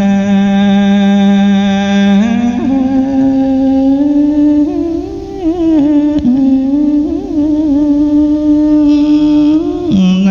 เมื่อคืนนั้นถึงลุงสายฟ้าพุ่งขึ้นมานางพระยาก็มากาตำวัดปฏิบัติกวาดเพียวอาสามาสาดาแล้วก็แต่งดายังน้ำกินน้ำใจตั้งยาใดสีฟันเฮือพระมหาสัจเจ้าแล้วก็อุ้มลูกแก้วหักบ่แล้วดังดวงตาจริงจากับลูกเต้ากระหม่อมเจ้าแม่ตั้งสองว่าสลีบัวทอง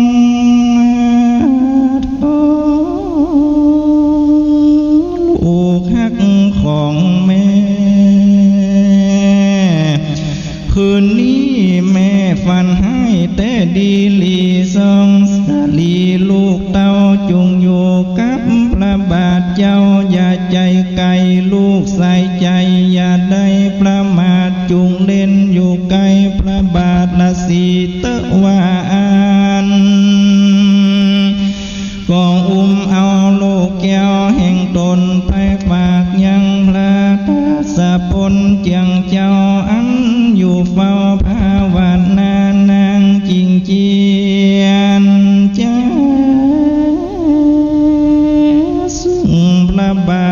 เจ้า อย่าได้ประมาทในโลกสองแห่งเราลากันว่านางพระญาสั่งแล้วนางแก้วก็ถือเอาจำกันเราบ้องจอดกระเช้าสอดด้วยกันลีแล้วก็หนีไปหาลูกไม้ยะห้องให้ก็ยะหนีไปน้ำตาไหลจากเบาให้เข้าป่าดงวันนั้นแล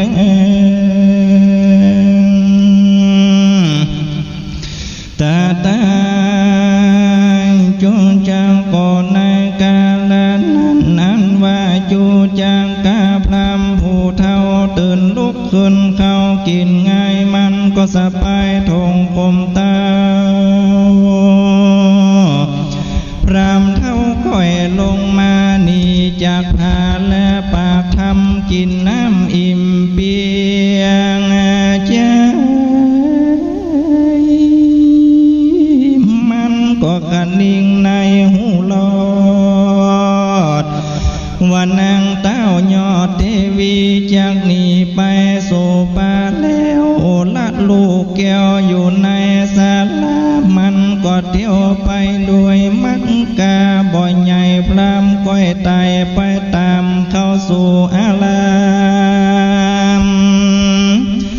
ป่าไม้ตีพลังเงาไทยอยู่กะตำทำวันนั้นและโซ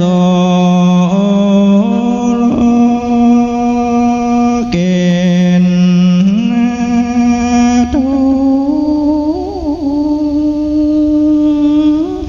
ส่วนว่ามหาสัจเจ้า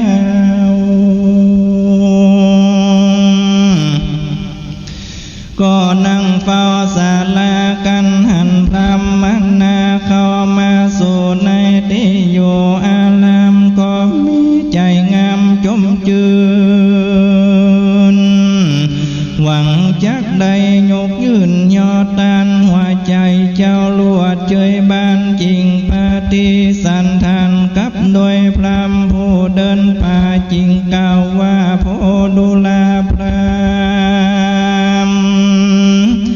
ท่านจักมาช่วยเฮาไปสู่เวียงแก้วกูคือนิพพานด้วยบุตรตาตันอันเลิศแล้วเต้าก็เรียกลูกแก้วจาลีไปฮับพรำดีปู่เฒ่าเจ้าก็ลุกไปหม้อตามกำน้ำเอายังพรำทุกเยื้องคอเอาเครื่องธงพรำวันนั้นแลโสพรำมโนจูจักพรำก็ชะเมียงตาพอตั้งนาลอจาลีหันหูบดีแปรปอดเล็งดูลอดก็หันงามพรำก็มาคันนิ่งใจถูกว่ากุมารผู้นี้ลูกพระญาอันกูจักมาขอเป็นข้าลอยว่ามาอยู่ท่าตั้งกูจะเลจักเก่าขันนาบจักกำลาบแต่หัวตีเจ้าจาลีมันย่อนปลงใจอ่อนกว่ากูก่อนทะลางว่าอันแล้วมันก็เสื่อมันก็เก่าซึ่งมิ่งแก้วจาลีว่าดูลากูมาร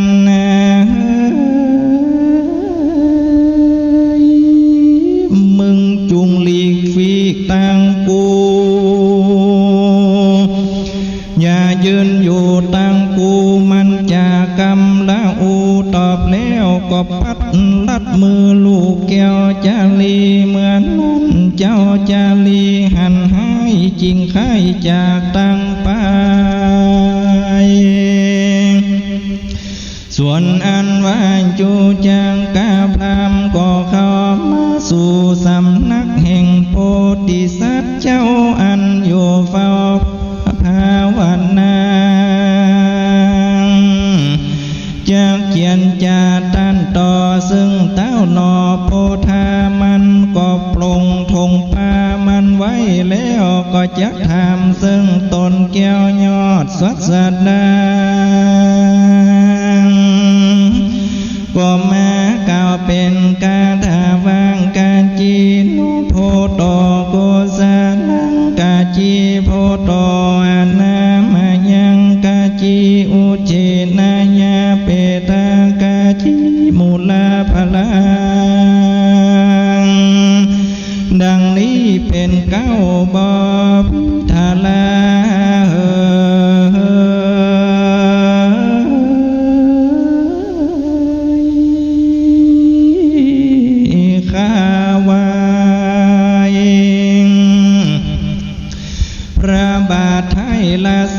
ความสัตสดียังก้อยได้บ่หอนใครเป็นสันได้ท่านเลี้ยงตนในป่าลูกไม่กว่าสะแวงหาตังโมลาพลังลูกไม้ยังก้อยได้ปอฉันอันจะเลือโพธิเสือโตเมื่อนั้นโพธิสัตว์เจ้าจากปาฏิสันทานกับด้วยเท่าจูยังกราบลาม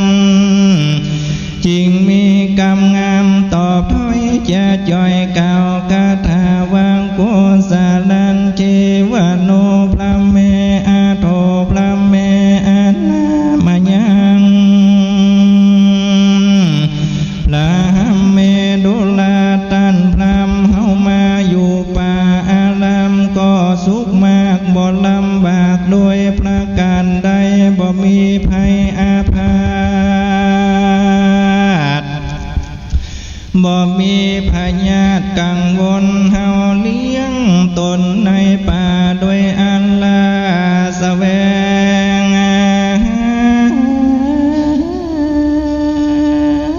ยังพลาลูกไม้มีมากหัวมันและหัวชั่วก็ยังมีมากพอสันและพลำโหยตนเกี่ยวจริงทำหาเหตุแห่งอันมาว่า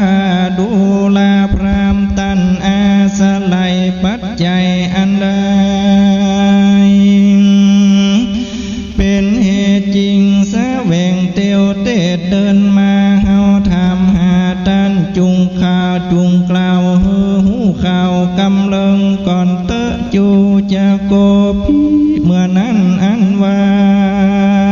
ง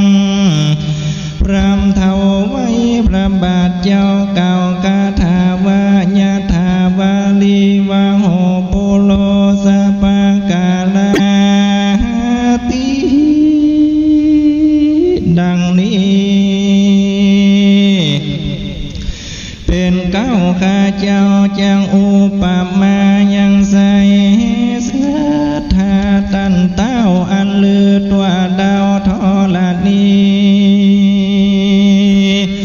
ยังมีแม่น้ำหลวงหาสิ่งตกวางวิ่งลงมาคือเป็นดังสายสัทธาตันเต้าอันลือตัวดาวดันจุมปู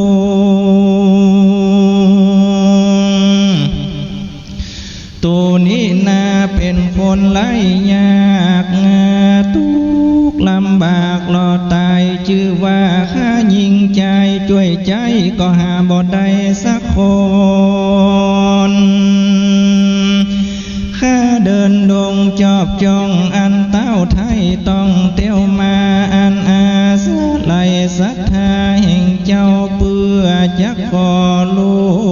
กเต้าตานนาลาสี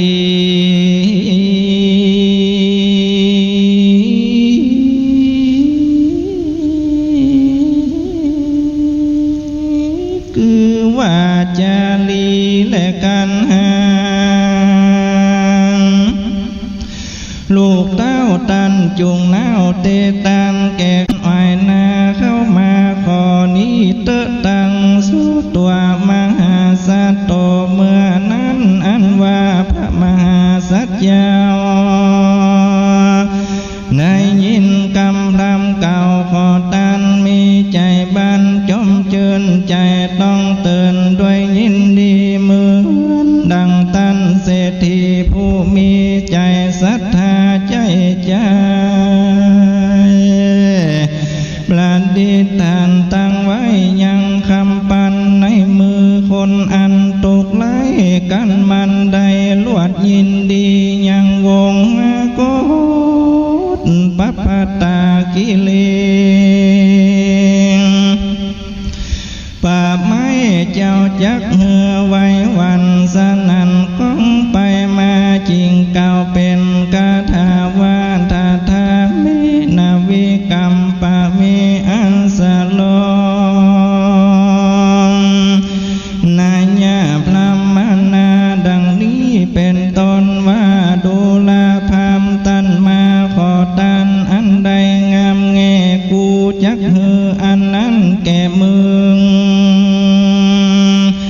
บัดนี้ตันมาขอลูกเต้ากูก็จักหือส่องเจียงเอาเป็นตันแต่ว่านางมาทียังอยู่ดงดานป่าไม้ขอหือนางยอดไทยขึ้นมานั่นจุงยะอยู่ศาลานี้ก่อนพรำเทาวันผูกเจ้าตันยะนำลูกเต้าเฮาไปแดดเติงโสวันอันว่าจูจังกับพรำผู้เท่าจริงไว้พรำบาทเจ้าจานาจาวานวาสมาพิโลจะมีคามานังไม่หังปิโลจาทีดังนี้เป็นเก้าว่าคาเดพระราศีตนองค์อาจจือวางมาทุกกรรมแม่ยิงตั้งหลายนี้บ่เป็นตีเข้าไปสู่หาแห่งยาจกว่านิพกตั้งหลายกะตำหือเป็นอันตรายหือหายจากลาบใจหยาบจ้าเฮียนมนกะตำผัวตนหือตุนเตื่อมมือเข้าสู่เงือมแห่งมือเข้าส่องน้องเรางามแง่ยาตันหือหันหน้าแม่พระญาตันมีศรัทธาเชื่อแล้วจึงหือส่องลูกแก้วเป็นตาลจะแลงพระมหาสันเจ้าจริงเก่ากับพรำเท่าว่าพิวาตันบอกใครหันนางมาที่งามแง่อันปฏิบัติแก่ผัวตนอันว่าสงกุมารสองคน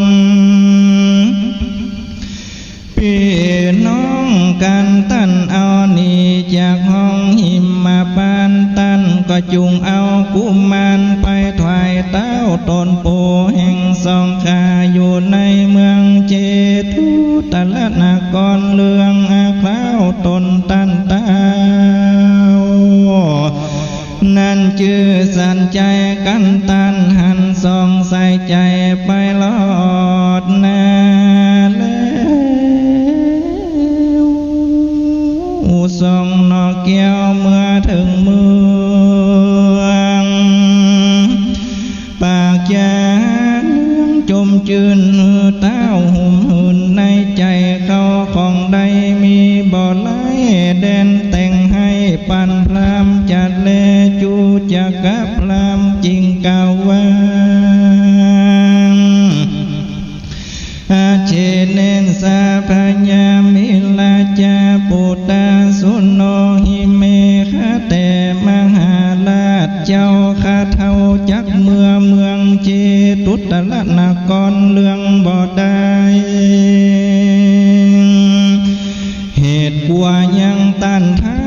ลุกจริงเอาซึ่งน้องเราหนุ่มเนาคาเท่าหากยินนากูขอบละเนื้อหัวเจ้าต้นทาฟ้าหันผู้ข้าผูกสองกุมารอันเป็นนางตันเต้าเมื่อสู่ดาว4 ปีเต้าบุญมีจักถัดลงพระโกฏมโนปโทษเหลือลายจักกะตำดันทกรรมหือตายความนาบ่อันจะกายตัวข้าหือเก่านาสู่ตั้งไว้ข้ายิ่งใจตันจริงไปเล่าข้าจักมีมือเป่าเววางพลิกไปสู่นางมิตาตาเมียแห่งข้านางก็จักจมดาดนั้นปาลาเงาใบข้าขอได้แล้วหือเปิ้นจริงเอาว่าอันจะแลว่าจูจังกาพรามบ่ยินจอบจริงตันตอบคุณธรรมว่าตามกรรมแห่งพระบาทเต้าวาดกรรมสอนว่าข้าบ่หลอนกะตำตามใดข้าจักเอาสองแกนนาไทยบุญลือเมื่อสู่เมืองกาลิงกาลาดเฮือเป็นตาทาดใจจำเลินเมียกะตำกันเสียทุกคำเจ้ายามนั้นส่องเพื่อเจ้าจักนอนกอดกันนอนจะแลงตามมัดทางปากาเสนโตสัทธาอาตโตภูมาลาพญาติตาโสตวาโลนทังสาภาสิตังเตนะเตนะปะทาวิงสุชลีกันหาจินาจุโพภิกขเวดุลาภิกขุงตังลายตนทะลงสินใสสักสวัสดอันวางสองน้อยล้านกุมารได้ยินพรามขันกำหยาบเก่ากำขนาปูนากูสองจอมหัวตั้งกูยินอยู่กลัวสาอดใจฟังบอดได้สองแก่นไทยเล่นพระนีไปจีพรามปู่เท่าเข้าไปโซนในน้ำแก่นใบบัววันนั้นแลงโซจูจากก่อสวรรค์อันว่าจูจากกาพรามบอกอันสองนงลำพี่น้องในแห่งห้องสาลาจริงเจียนจากำหยาบขนาบเต้าเวทสันดรว่าดูลาเวทสันดรบัดนี้กูวอนขอลูกแก้วตันก็ฮือตันแล้วชอบตามทันตันจำกูเมื่อสู่เต้าตนปูสองขากูบอดจาในเมืองตันเต้าในด่านดาว4 ปีกูจักเอาสองสลีเมื่อเป็นข้าใจต่อหน้าเมียกูตันป้อยเล็งดูลูกตันแล้วสัญญาฮือพับตาเล็งยักกิ้วยิ้วนาลอฮือลูกน้อยนอตันนีปาน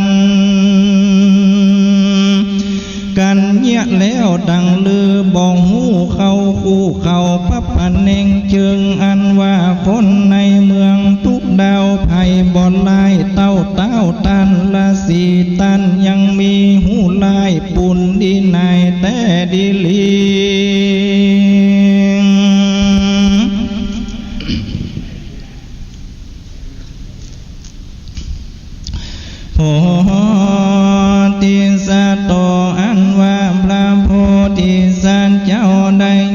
รำเท่าเก่าติเตียนตนมีเพียนปราบฟ้าจริงอ้อยหน้าต่อจาพรามแป่งกำงามโดยพรามปูลมเล่าอยู่สาลาว่าดูลาพรามกูนี้บอลอนจักไล่มึงอย่าได้นายตัวกูตันจุงรออยู่นี้ลูกกูนายลีเพื่อกลัวมึงกูตึงจักหามาหื้อใดยังส่องเก่นไทยกูมันมาหื้อตานแก่ตันจะแลว่าอันแล้วเจ้าจริงเยือนย้ายจากศาลาไปหายังส่องบุตรตางามแง่เตียวตามแห่แต่หอยตีอันส่องนาลินเตียวป่าถึงตาน้ำโปกาลนีหนหันห้อยตีนส่องสลีลงสู่ตาน้ำเจ้าจริงซ้ำกันิ่งดูว่าส่องบุญจูลูกแก้วลงสู่ตาน้ำแล้วดีลีจักเรียกเจ้าจะลีมาก่อนด้วยเสียงอ่อนห้องหาแล้วจริงห้องหานั่งกันหาลูกฮักยิงเดียวว่าขอลูกเจ้าจงมีใจปอมอฟังคำปอเรียกมาเจ้าลาเจ้าจงมาช่วยกูปอสืบสร้างก่อปาละมีเต็มดีแก่หัวใจปอด้วยกัน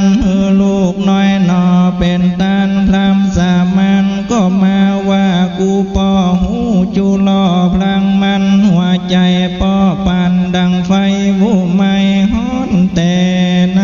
นอกถึงนายขอลูกเจ้าจงเป็นน้ำแสน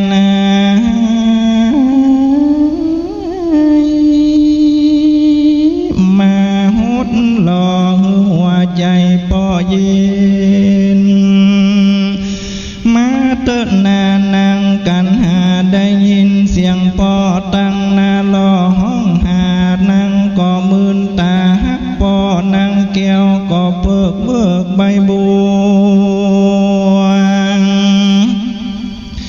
อันกังบนหัวตนเสียแล้วก็ออกจากสักแก้วพลากเตียวมาถือเอาหลังปาตาตีนขวาและตีนซ้ายเจ้าบอกให้หนีไกลนางจอมใจฮักป้อห้องให้ต่อปูนพานน้ำตาไหลตกเหนือตีนพระผู้บานผ่านเผาอันว่าน้ำตาแห่งพระมหาสัจเจ้าอันฮักลูกเต่าตั้งอาสาก็มาไล่ตกต้องหลังแห่งกุมารพี่น้องหันแลงจริงมีกรรมจะใส่ละกาเจ้าจาลีและกันหาเม่นว่าเจ้าและน้องจักใครปนจากทาตาสาหูผู้จักไทยหายังจังสันไปงามปอร้อยมาใหญ่น้อยก็สันเดียวคำแดงงามเปียวปอเพ่งปอร้อยแต่งนำมาตั้งท่าสีท่าสาใหญ่น้อยปอได้ร้อยจูคิงคนแม่งหัวนมจืนจ้อยก็หือได้ปอร้อยแต่งนำมาตั้งหัวอุสุพันลาจาใหญ่น้อยหือได้ปอร้อยแต่งนำมาเข้าของทลาไทยเจ้าจริงเทียบพ้นจากเป็นข้าเท่าแห่ง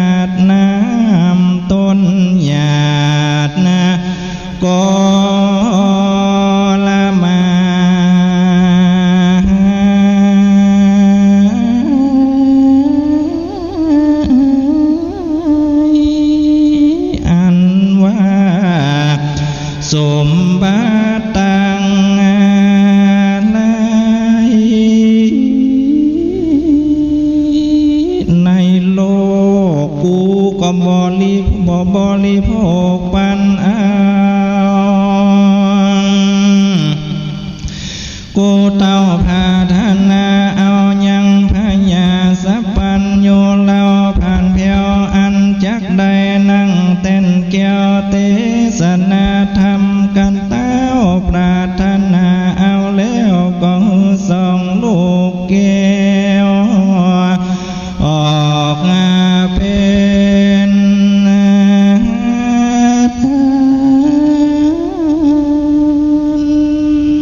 ก็มีวันนั้นแล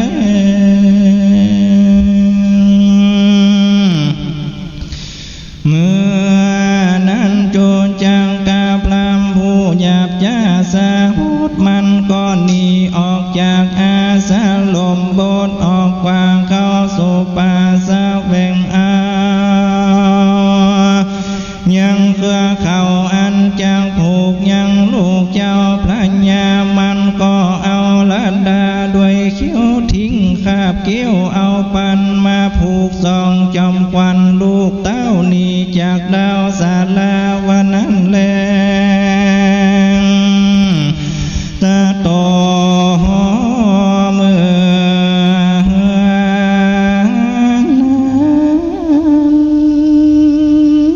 อันว่าจูจะกับพรามมันก็ถือไม้เต้าเพื่อทงเปื้อโตหงปาตีลังจาลีกันหานำกว่าห้องดาเจ้าไปปันมันตีลังสองนอลาตีต่อหน้าป่อพระญาหากรรมการลุนาบอดได้เป็นดังคาใจป่อหากปันมันแน่แลดนาพิวาหลังสองเจ้าขาดเครือเข้าบาดเป็นห้อยมันมาตีบ่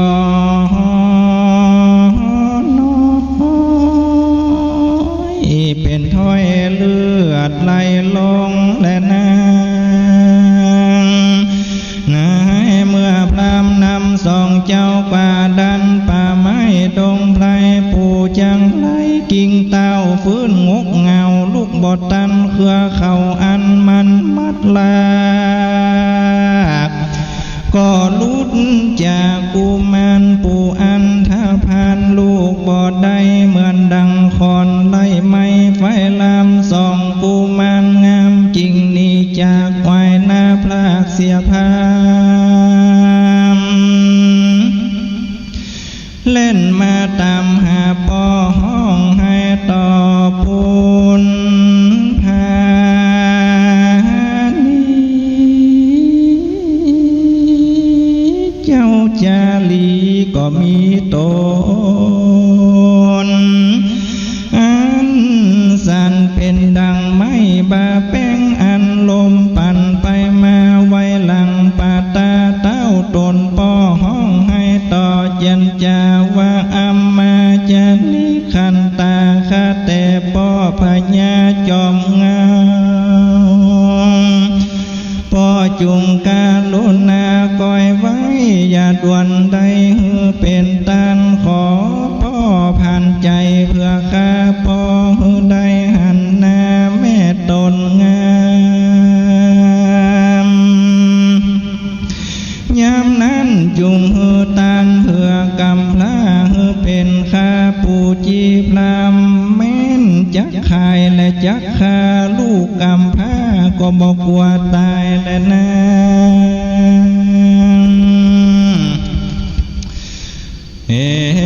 วังปาลีเตในเมื่อเจ้าจาลีห้องให้ในตีไก่ป่อพญาเจียนจากับด้วยนางกันหาน้องไทยดังอันเมืองบ้านจูจากกับพรามมาลุกได้แล้วก็มาผูกเอาเสาลูกแก้วตีกว่าห้องจะด่าจำไปวันนั้นแลตามมาทางปังกาเส้นต่อสถาอาหานิยามานา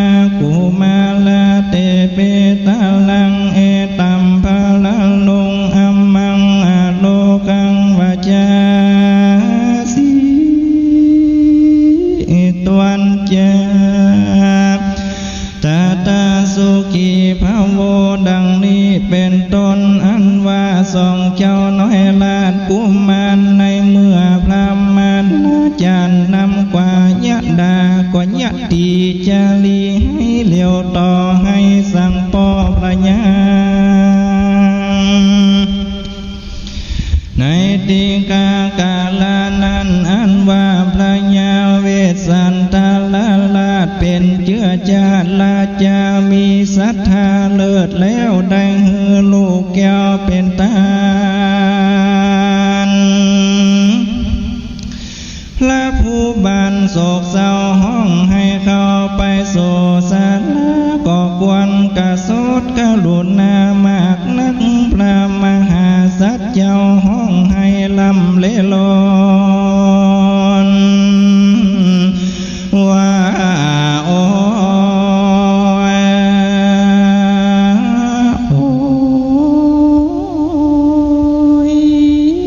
อินดูสองกุมารลูกปอกูแล้วก็ปาลามีธรรมบัดนี้ปูพรำใจดำมากำจัดต่อหน้าเป็นดังคาเก่าใจเกิดกังเฮือนมันหันว่าพรำผู้นี้นาหยาบจ้าแก่นว่าบ่หูนาละอายลูกยิงใจกูบ่ได้ซื้อกูหากคือหม้อปันใดมาตีสองสายใจลูกกำพระตีต่อหน้ากูไปพรำจังไรปู่เท่ากูลูกเต่าด้วยดีปอบ่มีใจผานีสองกำพระเหมือนดังคาปอนี้หากปันมันนั้นจะโพธิสัตตาเจ้าจริงขันนิ่งในใจเล่าว่าอันว่าปู่พรำกะตำแก่ลูกเต้ากูเหลือใจกูก็บ่อาจทัดลงตนอยู่ได้ห้อนบูไม่หัวใจกูมากูจักไปตามพรำผู้นี้แล้ว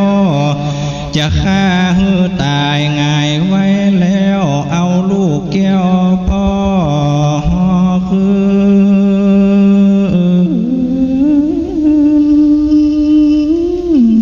มา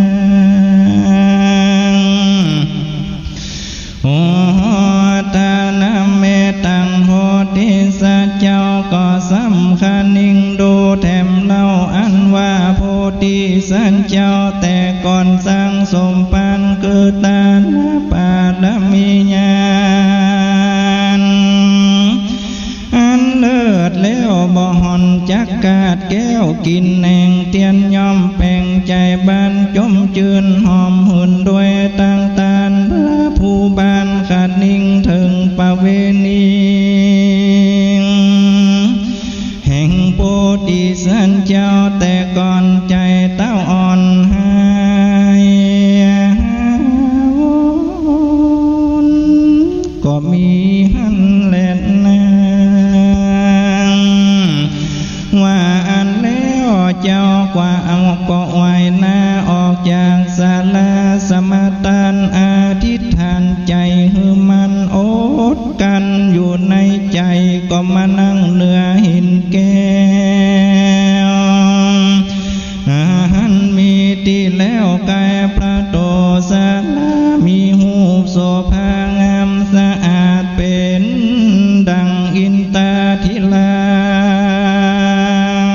ชนั่งบนผาสัตว์เจ้าพิมันคำวันนั้นแลสุโจจากาพระ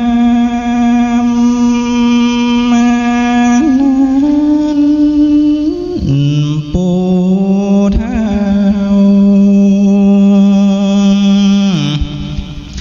ก็ยังตีลูกเต้าละแคน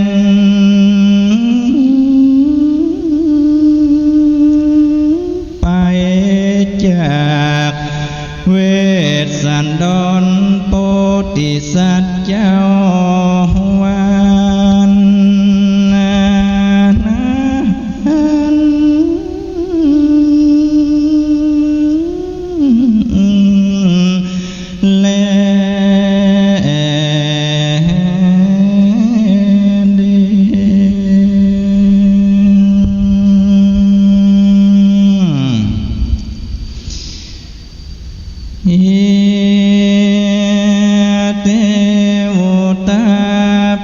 กา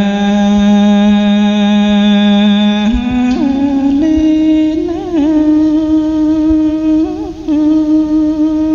ก็มีโดยภาการ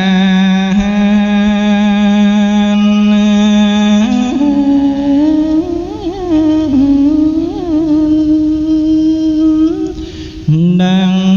กล่าวมานี้แลเด้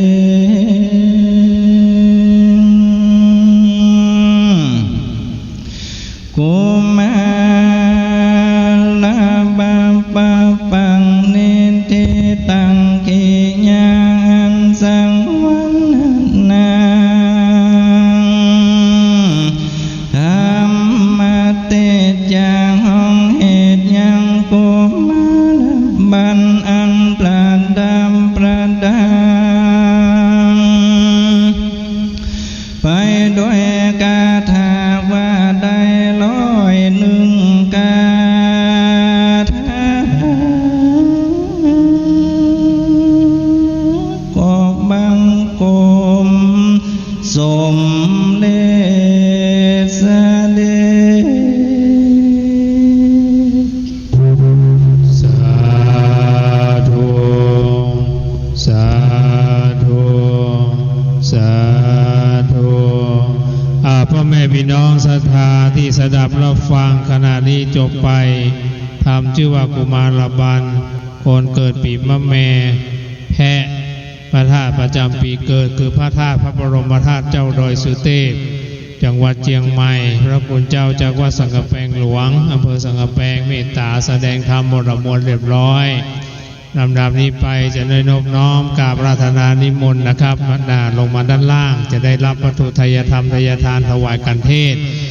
ศรัทธาที่อยู่บ้านศรัทธาที่อยู่ในวัดเดินทางเข้ามาแอวมาชมในวัดโลกโมลี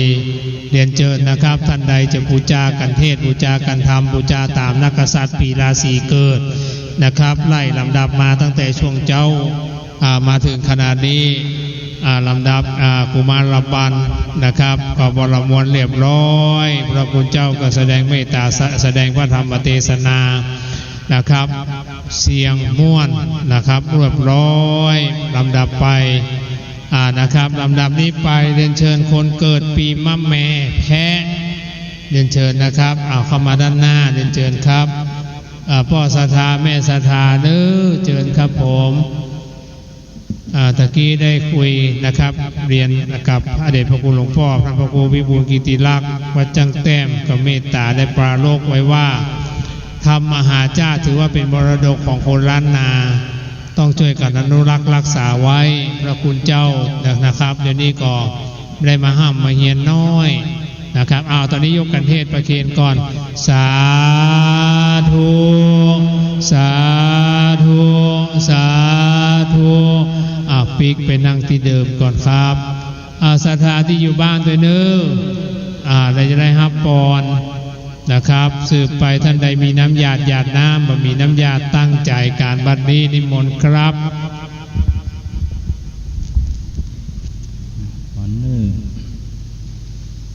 ยะถาวาลิวะหาปุราปริปุเรนติสาคลังเอวะเมวะอิโตทินังเปตานังอุปกปติอิจิตังปฏิตังตุมหังคิปะเมวะสมิจฉตุสัพเพปุเรนตุสังคปาจันโทปนรโสยะถามณิโชติรโสยะถาบัดนี้สมณะสัทธามุรสัทธาต่านทั้งหลายจุผู้จุคนว่าภารกปูจาถึงแก่ยังพระธรรมเทศนาเนื้อธรรมมหาจารย์เวสสันดรจาดกกันกุมารบันในตีคากาลบัดนี้ยำนี้บัดนี้ตนตัวแห่งเราผู้เป็นองค์เทศนาธรรมก็ได้ปริปุณนังจบสิ้นบรมงดงามดีแล้วขอหน้าบุญอันเกิดจากการปูจาทั้งหลายมนทุงนี้ยันได้กากัดแก้วของเฮาได้ไปสัมพิภักษ์ปกปักรักษา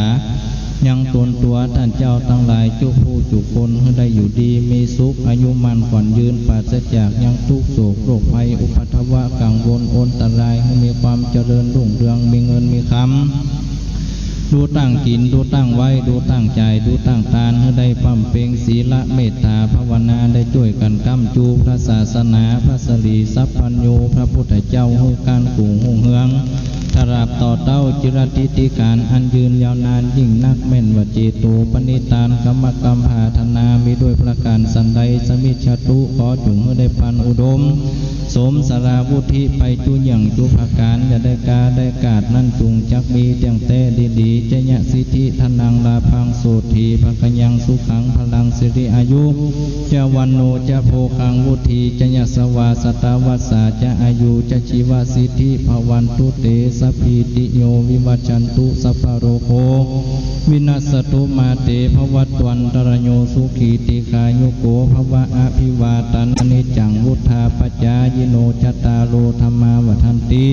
อายุวันโนสุขังพลังธรรมเตสนาตานังนิพพานปัจจโยโหตุโนนิจังนิพพานังปะละมังสุขาสาธุสาธุสาธุในนามคณะกรรมการตั้งธรรมหลวงวัดโลกโมเลก็ขอบพระคุณนะครับครูบาอาจารย์จากวัดสันกำแพงหลวงอำเภอสันกำแพงเมตตาแสดงธรรมบรมวลเรียบร้อยขอบคุณครับผมวันตามีพันเตสัมปังอาปาลาทางกามานาเมพันเตมยากามตังปุญญังสามินานุโมติตามพังสามินากาตังปุญญังไมหังตาตาปังสาธุสาธุอนุโมตามิโกอนุโมตามิติคายุโกอายุวันโนสุขังภะลาสาธุสาธุสาธุพ่อแม่พี่น้องศรัทธาเอาคนขับรถนะครับว่าสังฆแปลงหลวงมารับวัตถุทายธรรมทายทานด้านบนวิหารตัวครับผมคนที่เกิดปีวอกลำดับนี้ไปคนเกิดปีลิงมัตสีกันเอกบัดนี้พระเดชพระคุณหลวงพ่อพระครูวิบูลย์กิติลักษณ์วัดจังเต้มเชียงใหม่มาแล้วนะครับพระเดชพระคุณของพ่อก็เมตตาปีนี้อายุ70 ปลายนะครับเมตตาตะกี้หลวงพ่อก็ว่าปาลกไว้ว่าวันนี้เดี๋ยวจะได้บรรยายเหี่ยสักน้อยนึงนะครับเพื่อเตะแต่มันใจกำลังเยอะนะครับก็เอาเหมาะพอควรนะครับแล้วก็จะนิมนต์หลวงพ่อนั่งตั้งรุ่มมาขึ้นธรรมะตั้งโบละนะครับปีวอกเนาะหลวงพ่อว่ามาขึ้นธรรมะตั้งโบละมันสูงแต่จานิมนต์หลวงพ่อนั่งเนี่ยเนาะแล้วก็พี่สุมาเธอขอใส่เทียนทรงธรรมกรรมนะครับศรัทธาที่เดินทางเข้ามาชมมาวัดในวัดโลกโมลีเจิญนะครับที่อยู่ในควงแก้วอารามท่านใดจะมาบูชาตุงชะตาปีเกิดชั่วชโลคานทอมะโลมาสิงมาเมียมาแมวอกละกาจอกุลบูชาเงินบูชาตุงเงินตุงคำบูชาโคมไฟก็ไปบูชาที่ลานพระธาตุเจดีย์นะครับคนใดจะบูชาตุงชะตาปีเกิดก็ขึ้นมาบูชาบนวิหารหลวงคนใดจะสดับรับฟังพระธรรมเทศนาธรรมมหาจารย์มหาเวสสันดรชาดกวันนี้ก็มาถึงการทุ่นการมัสซีถือว่าเป็นการเอกนะครับแล้วเดี๋ยวจะเรียกขวัญนางมัสซีได้ตานโลกกันหาจารีไปนะครับพระเวสสันดรก็จะได้เรียกขวัญ32ขวัญควันหูควันตาควันคิ้วควันแข้งควันขวาควันมือเพื่อมาต้อมนะครับหลวงพ่อมีเสียงที่ม่วนเฮียกเข้าเอาขวัญไปตกตั้งนึ่งตั้งใดก็จะได้ปิ๊กปอกมาหาตัวนะครับคนที่เกิดปีวอกปีลิงหรือปีสันเข้ามานั่งในซุ้มชะตาเลยสำหรับคณะศรัทธาที่อยู่ทางบ้านฟังคลื่น 104.0 เมกะเฮิรตซ์ 4.50 เมกะเฮิรตซ์ฟังคลื่นก็เรียนเชิญยังมาวัดโลกโมลีได้อยู่ขณะนี้เวลาก็ล่วงลุมาจนถึงเวลาประมาณบ่าย3:25 นาทีเจิญนะครับมีเวลาอยู่เจิญมาร่วมกันได้แล้วโอกาสในค่ำนี้ก็จะมีการจุดทางประทีป 9,999 ดอกเวทวัดโลกโมลีนะครับแล้วก็จะได้มีฟังธรรมอานิสงส์นะครับเวทอานิสงส์ทางประทีปในเวลาประมาณ20:00 เศษนะครับ ตอนนี้พระเดชพระคุณหลวงพ่อมาแล้วจะได้กราบอาราธนานิมนต์นะครับหลวงพ่อได้นั่งตั้งรูปเพะหลวงพ่อบอกขึ้นบนแล้วนะครับศรัทธาเด้อเชิญมาเชิญเข้ามาเลยนะครับเชิญเข้ามาเลยศรัทธาที่อยู่บ้านก็ฟังเด้อปีวอกปีลิงสืบสานวัฒนธรรมคนเมืองล้านนาลำดับนี้ไปเรียนเชิญนะครับคณะศรัทธาที่เกิดปีวอกปีลิง8จุดเทียนส่องธรรมครับผม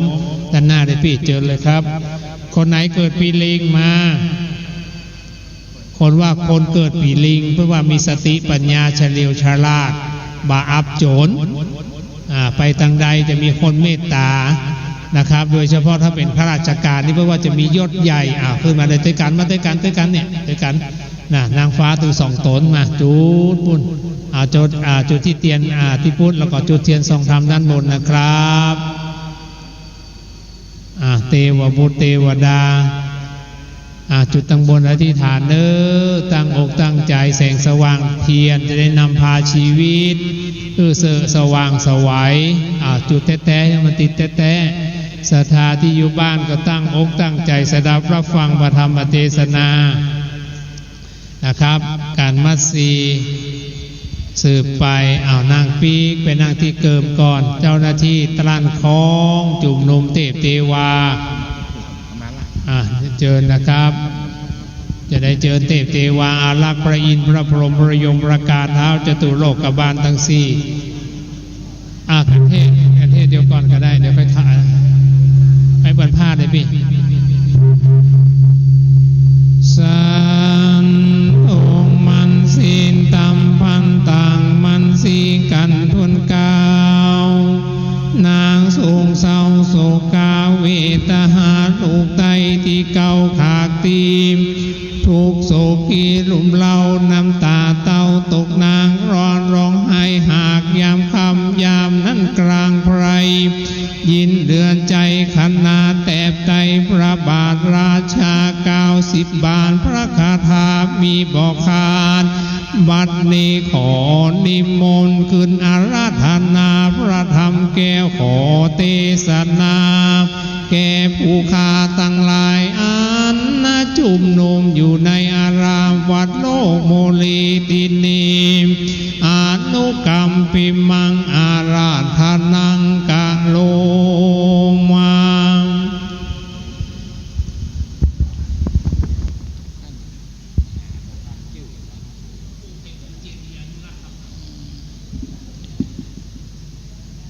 คณะสงฆ์คณะศรัทธาวัดโลกโมลีนั้นมีท่านพระครูไพบูลย์เจติญาลักษณ์เหลือจันทร์ท่านมหาทองคำเป็นเป็นประธานพระภิกษุสงฆ์สามเณรและศรัทธาญาติโยมได้จัดเพื่อมีการตั้งธรรมหรือว่ารวมเอาเรื่องของพระเวสสันดรนั้นมาฟังทำไมฟังทุกปีวันนี้จะจับเอาเคล็ดลับความสำคัญของพระเวสสันดรในตัวนครนั้นก็มีพระเวสสันดรนางมัตสีหรือนางมัทีกันหาจารีพญาสนนางพุทธดีแล้วก็พามผู้เฒ่า3 4 5ท่านนี้เป็นตัวละคร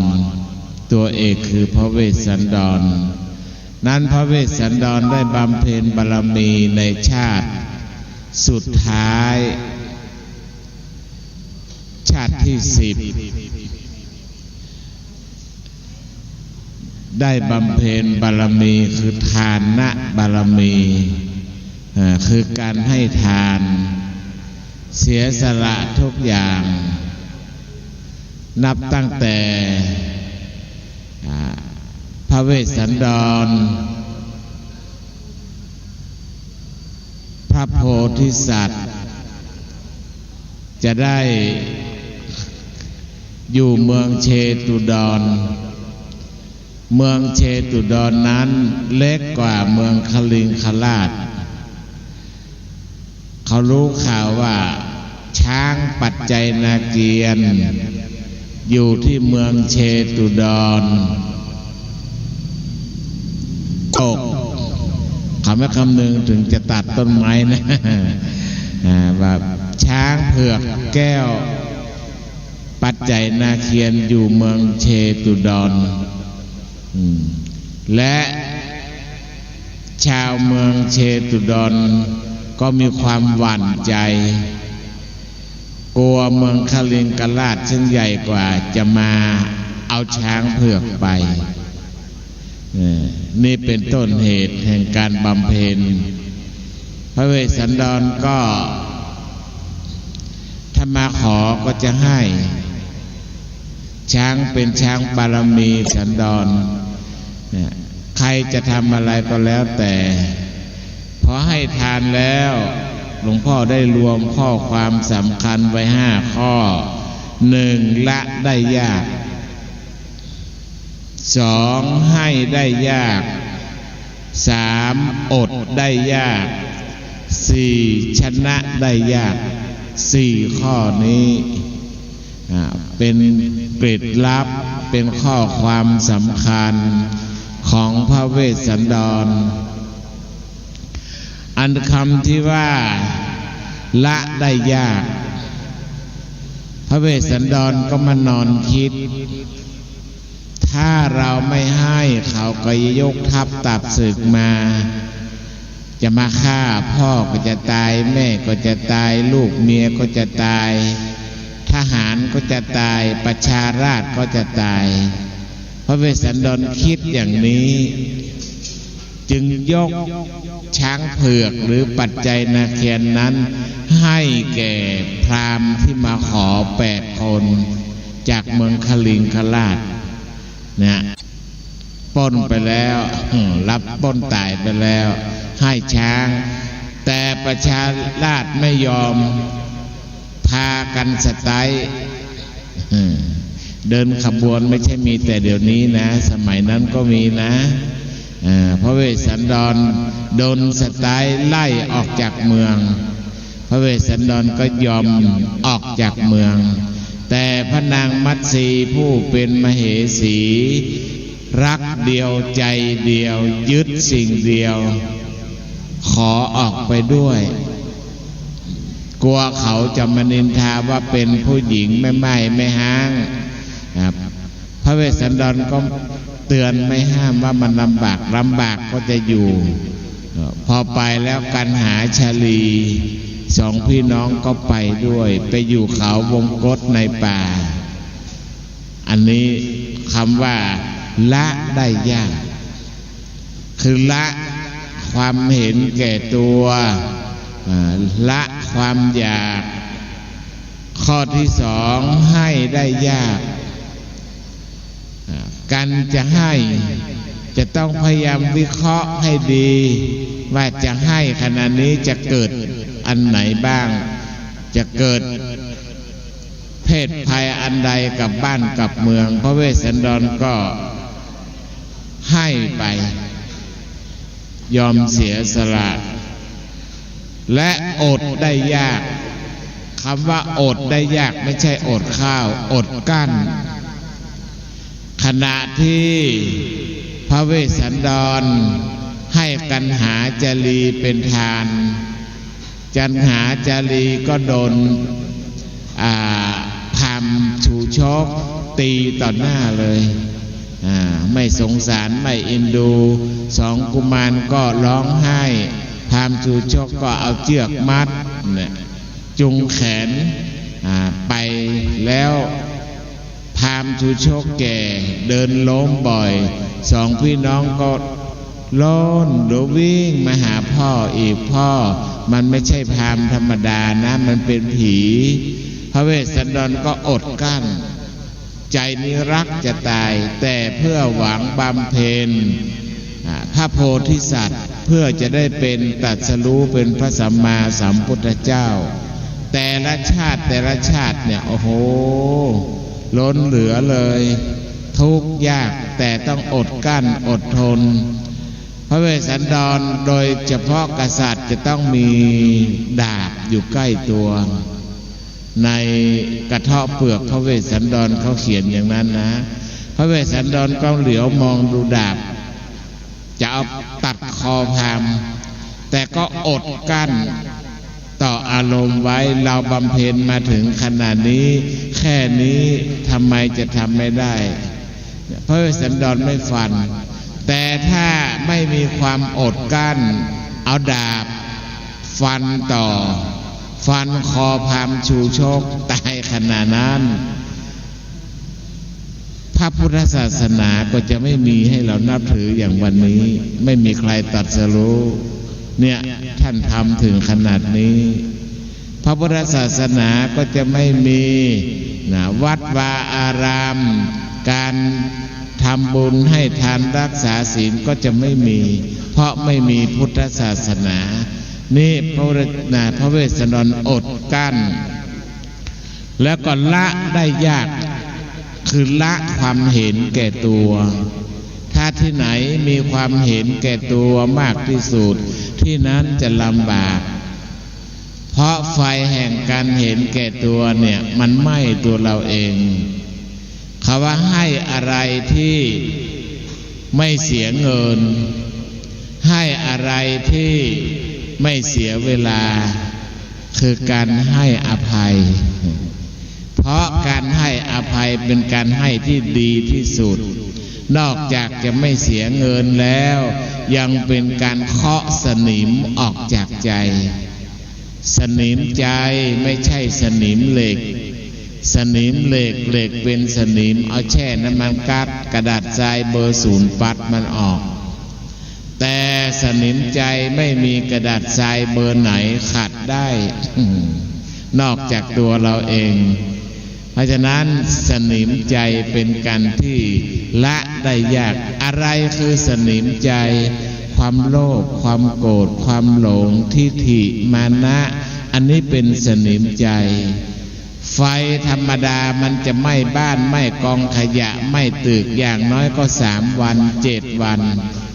แต่ไฟราคะโทสะโมหะความโกรธความยุ่งยากเหล่านี้ถ้าเราดับชาตินี้ไม่ได้มันก็จะตามเราอีกชาติหน้าตามต่อไปเพราะฉะนั้นชาวพุทธเราจึงขอเอานิพพานเป็นที่พึ่งจะไปถึงไหนเราก็ทำกันอยู่ตลอดเวลาวันนี้คุณโยมได้มานั่งสืบชะตาเพื่อจะทำให้จิตใจของตนเองนั้นสงบและเป็นการรักษาประเพณีอันดีงามของคนไทยคือการเทศมหาชาติในเมืองเหนือนั้นจัดให้มีพิธีสืบชะตาคำว่าสืบแปลว่าต่อทำให้ยืนทำให้ยาวทำให้อายุมั่นขวัญยืนนี่แหละมันเป็นการที่เราเข้าใจดีแล้วถูกต้องแล้วนั้นการเทศมหาชาติก็สรุปความได้ว่า1ละได้ยากละความเห็นแก่ตัวให้ได้ยากคือกว่าจะให้แต่ละอย่างให้ลูกเป็นทานให้ช้างเผือกเป็นทานก็ให้ได้ยากแต่ท่านทำได้อดได้ยากคืออดกั้นต่ออารมณ์ที่เกิดความโกรธนี่สำคัญที่สุดท่านทั้งหลายจำเอา3 ข้อก็พอและสุดท้ายเล็กๆก่อนที่อาตมาจะเทศสตินำหน้าปัญญาสร้างสรรค์แค่นี้พอแล้วนะไม่ต้องเอาเยอะ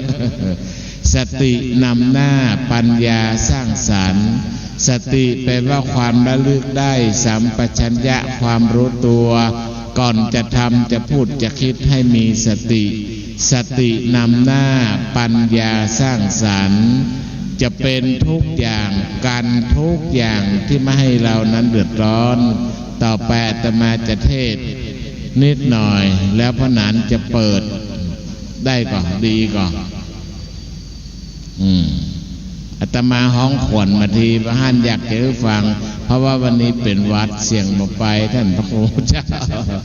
าฟังแบบเท่าๆนะเนาะนะโม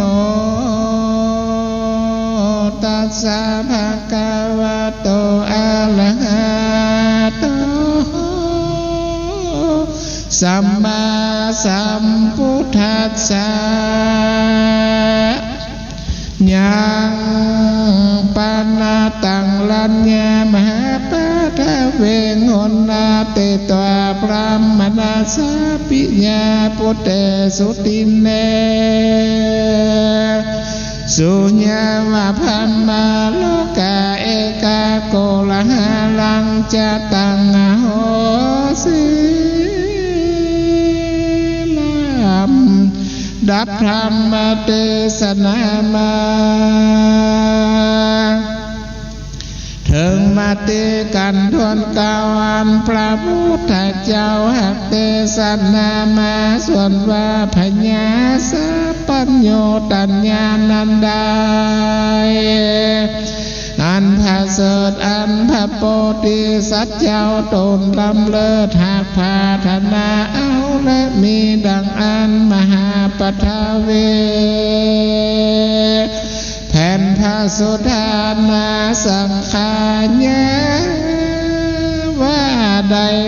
240,000 โยจนากนานาอุณาติตวาก็ลองไว้วันกองไปมาก็มีแลนามาตีปีขอส่วนวานางละจามาเตสาลียาวายอดนางขันนิ่งรอดกำฟันปนอัศจรรย์เป็นโตดฟันลายสดแต่เดลีควันโกลาจะมาเตหา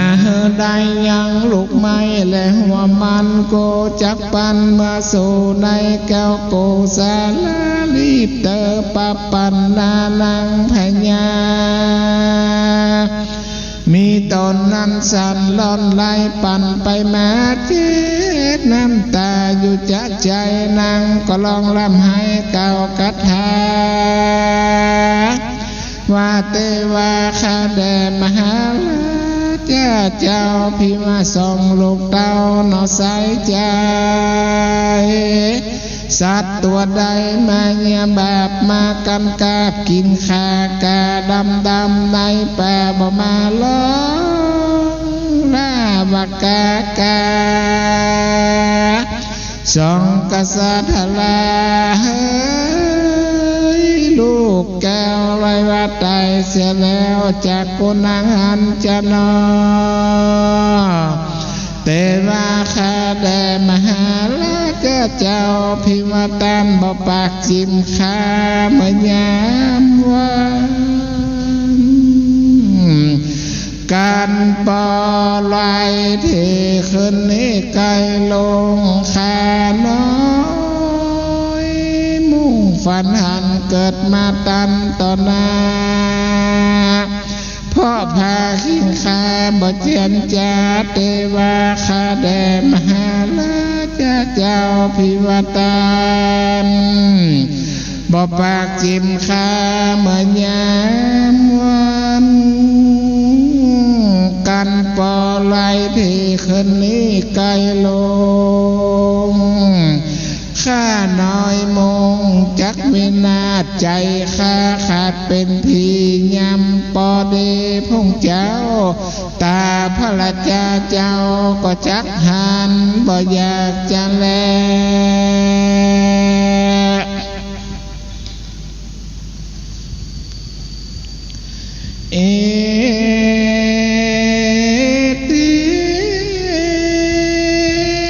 มาเตแม่มาเตลานางตาแม่ก็มาถลงแสนโศกาเวทนาอยู่บ่แล้วเหตุว่าได้ปัดภาคส่องลูกแก้วลูกลักลาดโด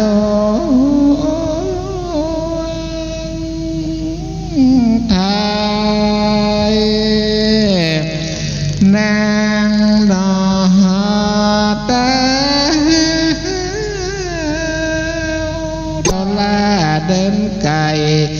จริงเข้าไปสู่พระจอมไตรใส่ใจพันแผ้วก้มกราบนาแล้วอภิวาทวันตา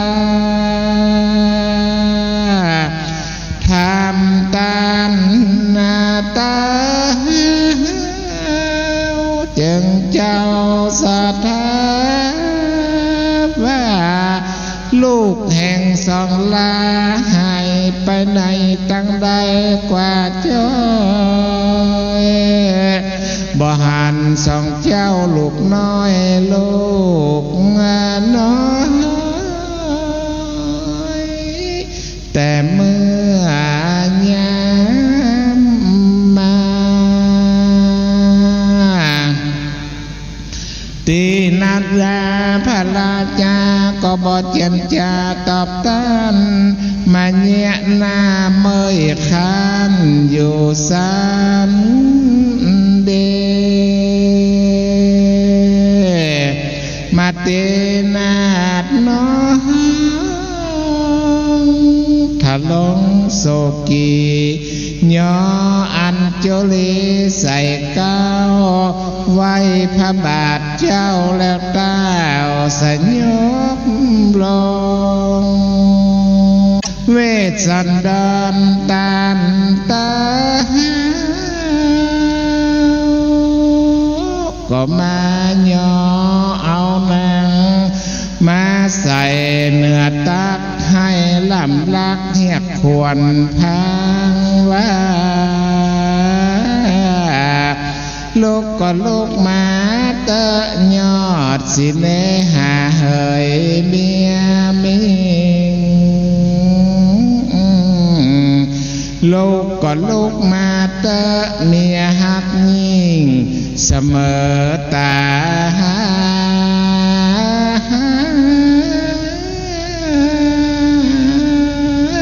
ควรนางอย่าได้ไปล่าในดงนาเถื่อนทองอย่าได้ไปล่าในกลางประเทศต้องพันนาอภาลายบัดนี้กูปีตนเป็นผัวจักอยู่กับใครเลยได้กันว่าบัดได้หันหน้านางมาตีน้องไทยกูปีจักเนี้ยจะได้เดตาวก็เอาน้ำต้นกันตีมาฮอดหล่อเมียน้อยนอใสใจน้ำเย็นสายโลบหน้ามาตีกำพาก็ได้สติคือจืนคืนมาวันนั้นและเด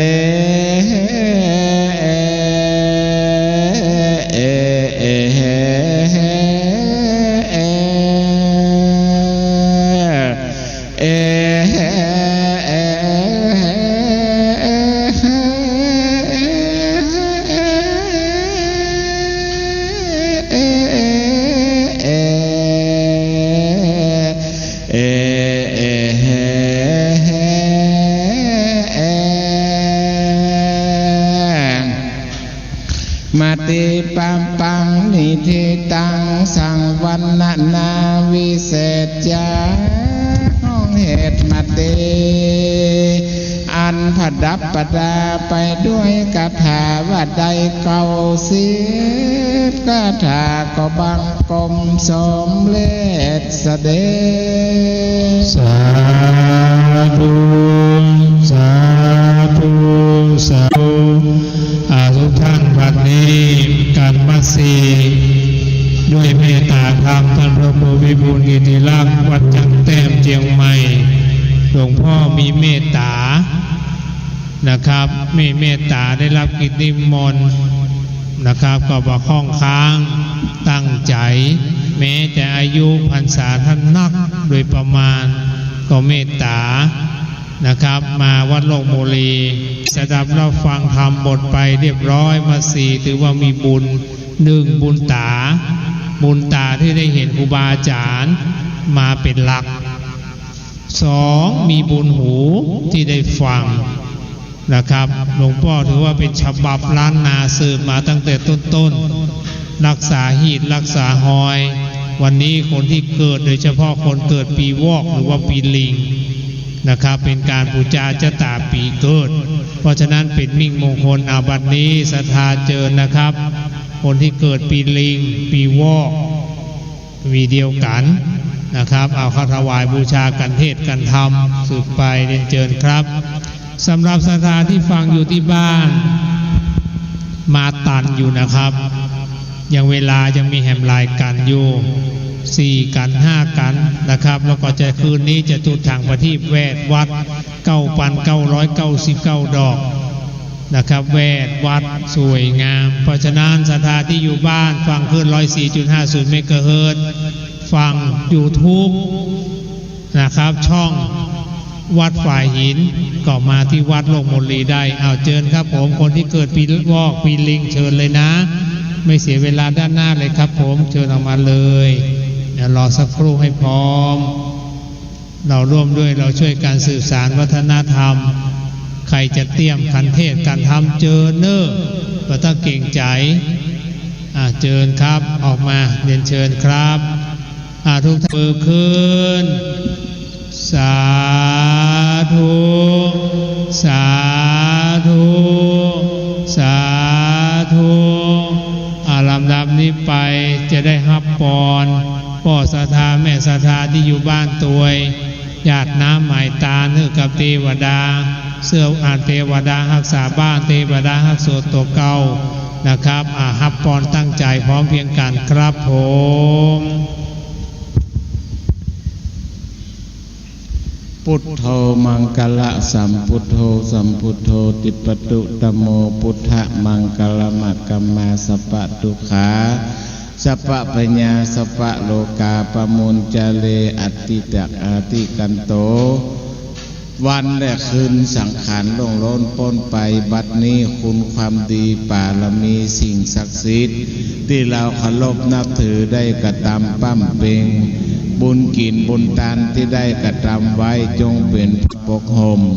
ให้ท่านทั้งหลายได้อยู่เย็นเป็นสุขอายุมั่นยืนยาวนึกคิดทำสิ่งใดเป็นประโยชน์ขอสำเร็จตามความปรารถนาขออาราธนาคุณพระรัตนตรัยคุณความดีบารมีธรรมสิ่งศักดิ์สิทธิ์ที่เราเคารพนับถือได้มาปกป้องคุ้มครองทุกท่านตั้งสมณะศรัทธามูลศรัทธาทุกท่านให้ได้อยู่เย็นเป็นสุขพ้นจากภัยไก่จากเวรอายุมั่นขวัญยืนให้ได้อยู่กินอยู่ตานสุขบานหวานใจนึกเกิดปั้มเป่งกิจกรรมการได้เป็นประโยชน์ขอสำเร็จตามความมุ่งมั่นปรารถนาใจญะตุภวังใจญะมังกลังใจญะโสถีภวันตุเตสลีติคายุโกโหตุอายุวันโนสุขังปะลังสาธุสาธุสาธุในนามคณะกรรมการจัดงานตั้งธรรมหลวงเทศมหาชาติวัดโลกโมลีก็ขอพระคุณพระเดชพระคุณหลวงพ่ออันพระครูวิบูลย์กิติลักษณ์วัดจังแต้มเมตตาแสดงธรรมบรมวลเรียบร้อยวันตามีพันเตสัมปังอาปาลาทังกามานามีพันเตมยังตังปุญญังสามินาอนุโมทิตัมพังสามินากาตังปุญญังไมหังตาตาปังสาธุ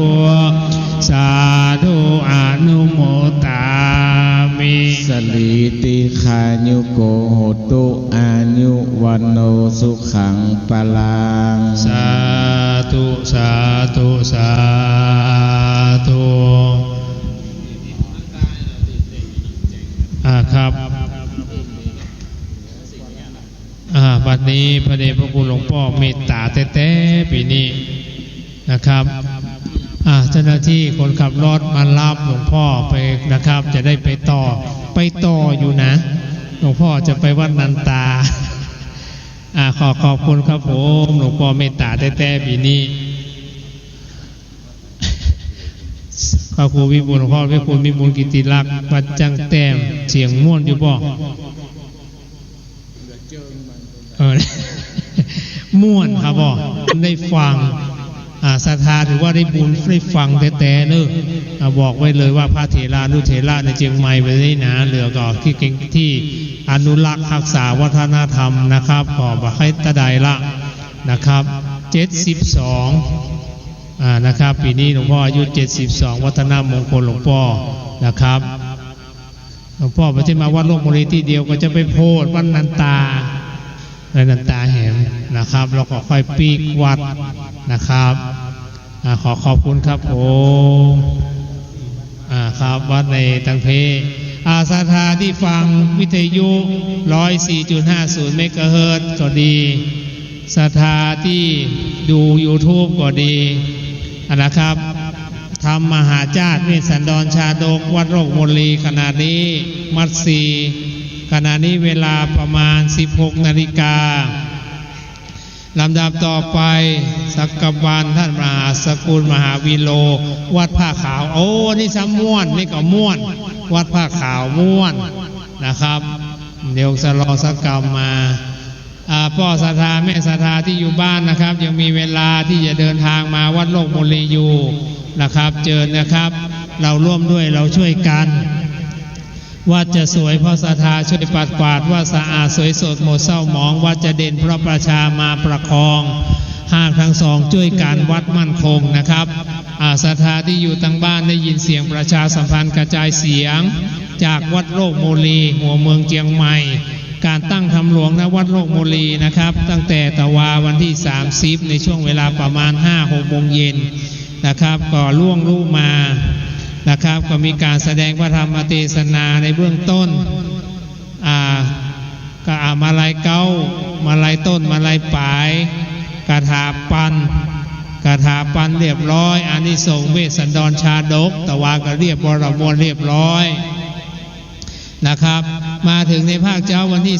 31ในเบื้องต้นทศพรไล่ลำดับมาจนถึงขณะนี้เวลาประมาณ 4 โมงเย็น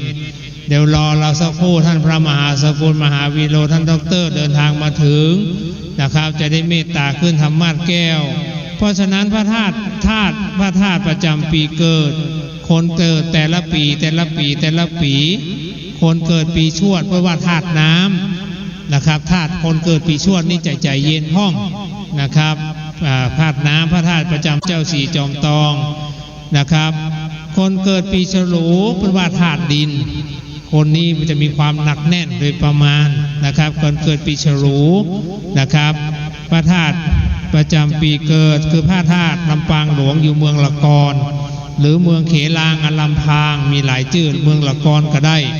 ลำดับต่อไปคนเกิดปีขานพระธาตุประจำเกิดปีเกิดคือพระธาตุเจ้าแฮธาตุเป็นธาตุไม้นะครับเป็นธาตุไม้คนอัลคนที่เกิดปีขานเพราะว่าถ้าเวลาดุก็ดุเวลาใจดีก็ใจดีนะครับคนเปิดปีขานเพราะว่าบะโจนบะตุกบะยากคนเกิดปีขานพระธาตุประจำปีเกิดนะครับคนเกิดปีขานพระธาตุเจ้าแฮจังหวัดแพร่คนเกิดปีท้อธาตุน้ำธาตุน้ำคนเกิดปีท้อชาติน้ำคือพระธาตุเจ้แห้งจังหวัดน่านนะครับลำดับต่อไปคนเกิดปีมะโรงงูใหญ่เพราะว่าปีนี้งูใหญ่เป็นพญางูใหญ่ก็คือมะโรงนะครับช่วงนี้คนทางอีสานในหลายภาคส่วนก็บูชาพญานาคเป็นเจ้าเป็นใหญ่นะครับหรือว่าปีมะโรงนะครับพระธาตุประจำปีเกิดคือพระธาตุพระเจดีย์จากวัดพระสิงห์เชียงใหม่ลำดับต่อไปมะเสงธาตุน้ำพระธาตุน้ำนะครับวิหารมหาโพธิ์เจดีย์รัฐพิหารจากประเทศอินเดียอันนี้คนเกิดปีมะเสงเป็นธาตุน้ำปีมะเมียธาตุไฟคนเกิดปีมะเมียเพิ่นว่าไว้นะ ถ้าเป็นไม่ยิงต้องทำใจเย็นถ้าเป็นประจายนะครับก็ต้องทำให้ใจเย็นๆยิ่งเย็นเข้าไว้อยู่คนเกิดปีมะเมียจะฮือดีต้องทำงานออกนอกสถานที่เปิ้นว่าไว้จะอ่านตามปกตินะครับพระเจ้าสิบชาติหรือนะครับที่บรรดูตามโหราศาสตร์ไว้พระธาตุประจำปีเกิดคือพระธาตุชเวดากองคนเกิดปีมะแม่ธาตุดินพระธาตุประจำปีเกิดพระธาตุคือพระบรมธาตุดอยสุเทพ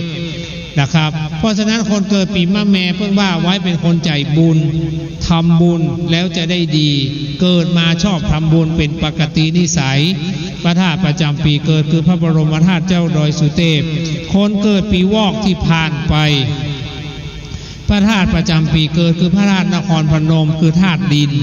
คนเกิดปีวอกเป็นว่าเป็นคนเฉลียวฉลาดกึศอันใดถ้าทำแล้วจะสำเร็จแต่ต้องลงมือทำไม่ใช่คิดอย่างเดียวนะครับต้องลงมือทำแล้วจะสำเร็จ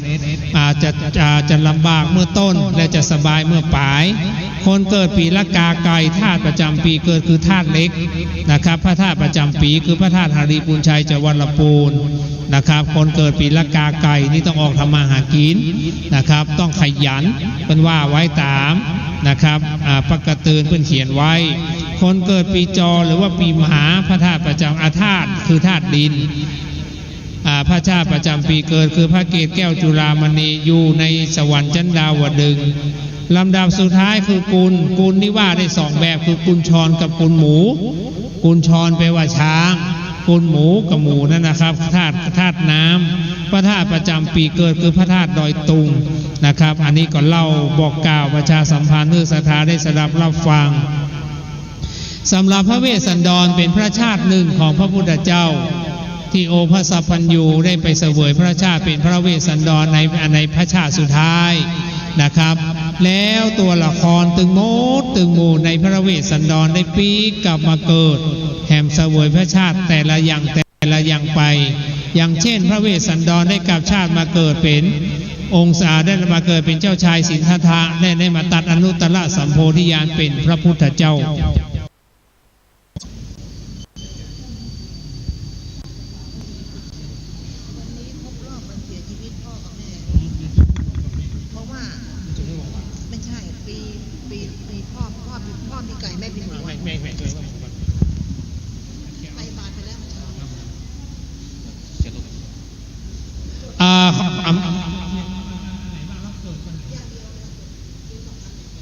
ไม่ใช่แม่เอา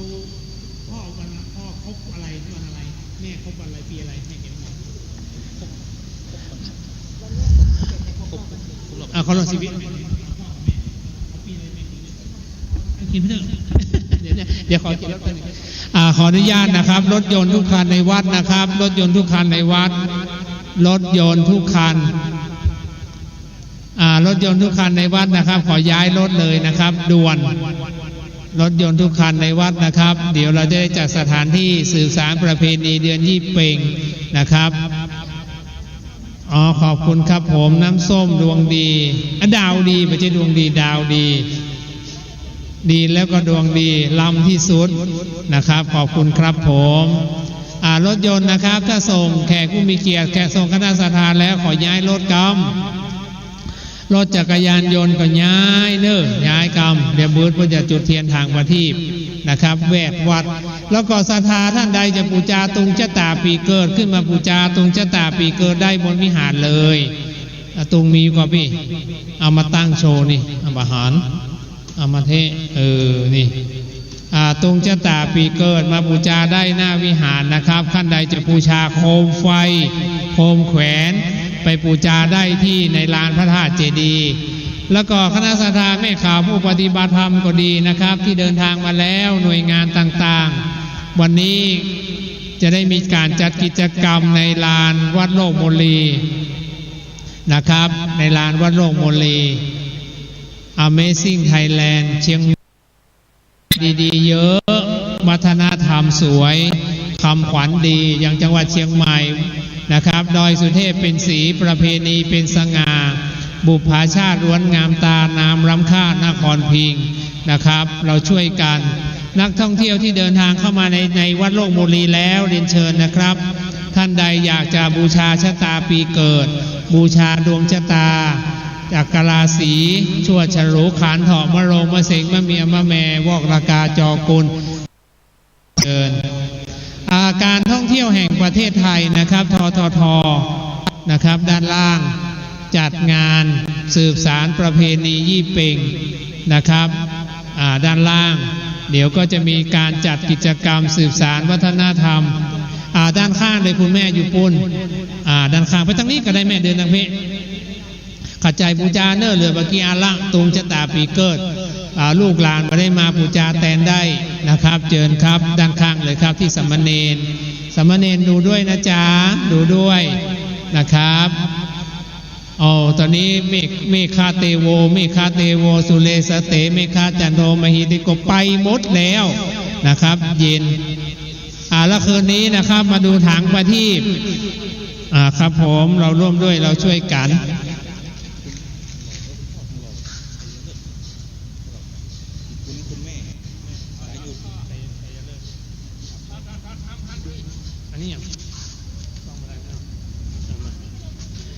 การท่องเที่ยวแห่งประเทศไทยทททปีนี้จัดสวยวัดดีครับดองทททเชียงใหม่เนาะเชียงใหม่จ้า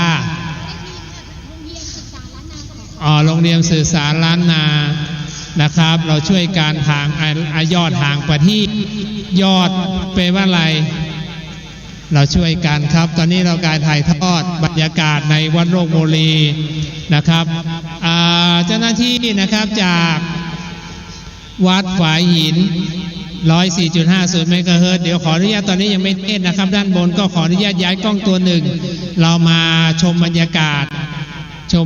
าศในวัดโลกโมลีนะครับด้านล่างในควงหรือว่าลานพระธาตุวัดโลกโมลีขออนุญาตนะครับเจ้าหน้าที่ทางวัดฝายหินขอยืมกล้องหนึ่งตัวนะครับเพื่อเป็นการถ่ายทอดนะครับวัฒนธรรมสืบสารประเพณีของจังหวัดเชียงใหม่และวัดโลกโมลีวัดโลกโมลีดังที่ท่านได้ทราบไว้เป็นวัดเก่าประจำจังหวัดเชียงใหม่เป็นวัดที่สวยงามวัดหนึ่งนะครับกิจกรรมลานควงหรือว่าลานพระธาตุนะครับลานวัดโลกโมลีหน่วยงานหลายๆหน่วยงานนะครับหลายๆปีนะครับเช่นการท่องเที่ยวแห่งประเทศไทยสาขาจังหวัดเชียงใหม่นะครับบางกอกแอร์เวย์ก็เคยมาจัดและสายการบินหลายสายการบินมาจัดกิจกรรมแต่ปีนี้นะครับทททจังหวัดเชียงใหม่ร่วมกับโรงเรียนสื่อสารล้านนาจังหวัดเชียงใหม่มาจัดกิจกรรมนะครับลานควงล้านนาด้านล่างจะมีการแปลงโคมล้านนาแปลงก็คือทำสร้างตอนนี้พระคุณเจ้ามาละ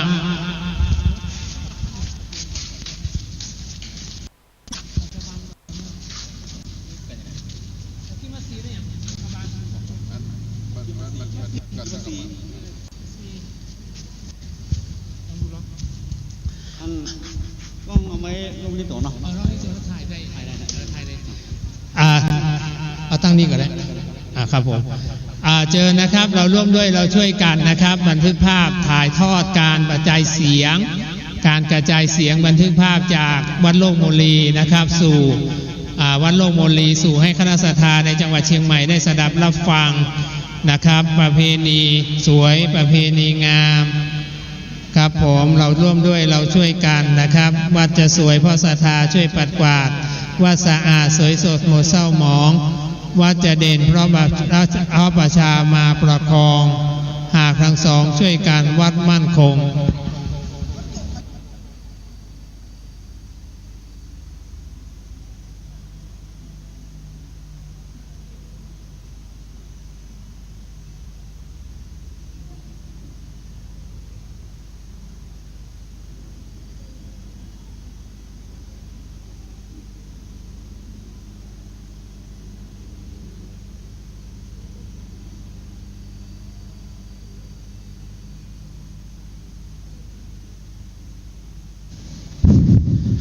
ขออนุญาตนะครับบรรยายบรรยากาศด้านล่างสักครู่ขอกล้องนะครับเราบันทึกภาพด้านล่างสำหรับคณะศรัทธาที่อยู่ด้านบนนะครับแล้วก็คณะศรัทธาที่อยู่ในวัดโลกโมลีท่านใดนะครับจะร่วมสืบโหราชะตาประจำปีเกิด นะครับชั่วฉลูขานถอมะโรงมะเสงมะเมียมะแมวอกลากาจอกุล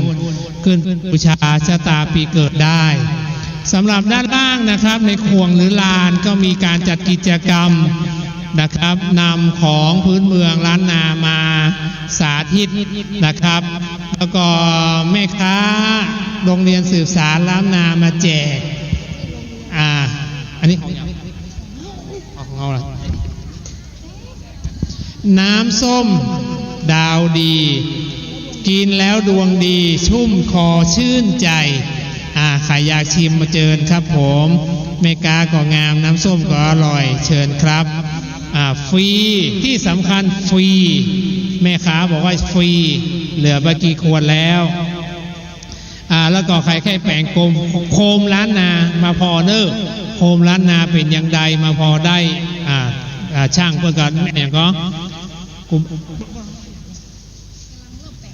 เพื่อกำลังแปลงมาพอเนอ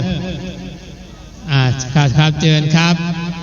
เรียนเชิญนะครับนักท่องเที่ยวที่เข้ามาในวัดโลกโมลีนะครับเรียนเชิญนะครับ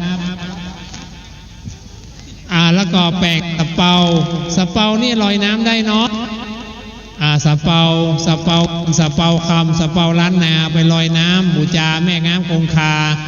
เชิญนะครับเราร่วมด้วยเราช่วยกันแล้วก็ยอดทางประทีปตีนกาคืนนี้เวลาประมาณ20:30โดยประมาณเพื่อนก็จะได้มีการแสดงพระธรรมเทศนานิสงส์ทางประทีปตีนกาที่เป็นมีประวัติมาตั้งแต่คันเกิดพระพุทธเจ้า5 พระองค์ในเบื้องต้นนะครับแม่กาเผือกเปิ้นบินไปพุ่นอย่างก็เวียงกาหลงเปิ้นไปเกิดไข่เกิดตำนานพระพุทธเจ้า5 พระองค์นะครับท่านใดจะรอทางประทีปตีนกาครับมาที่ด้านหน้าได้เลย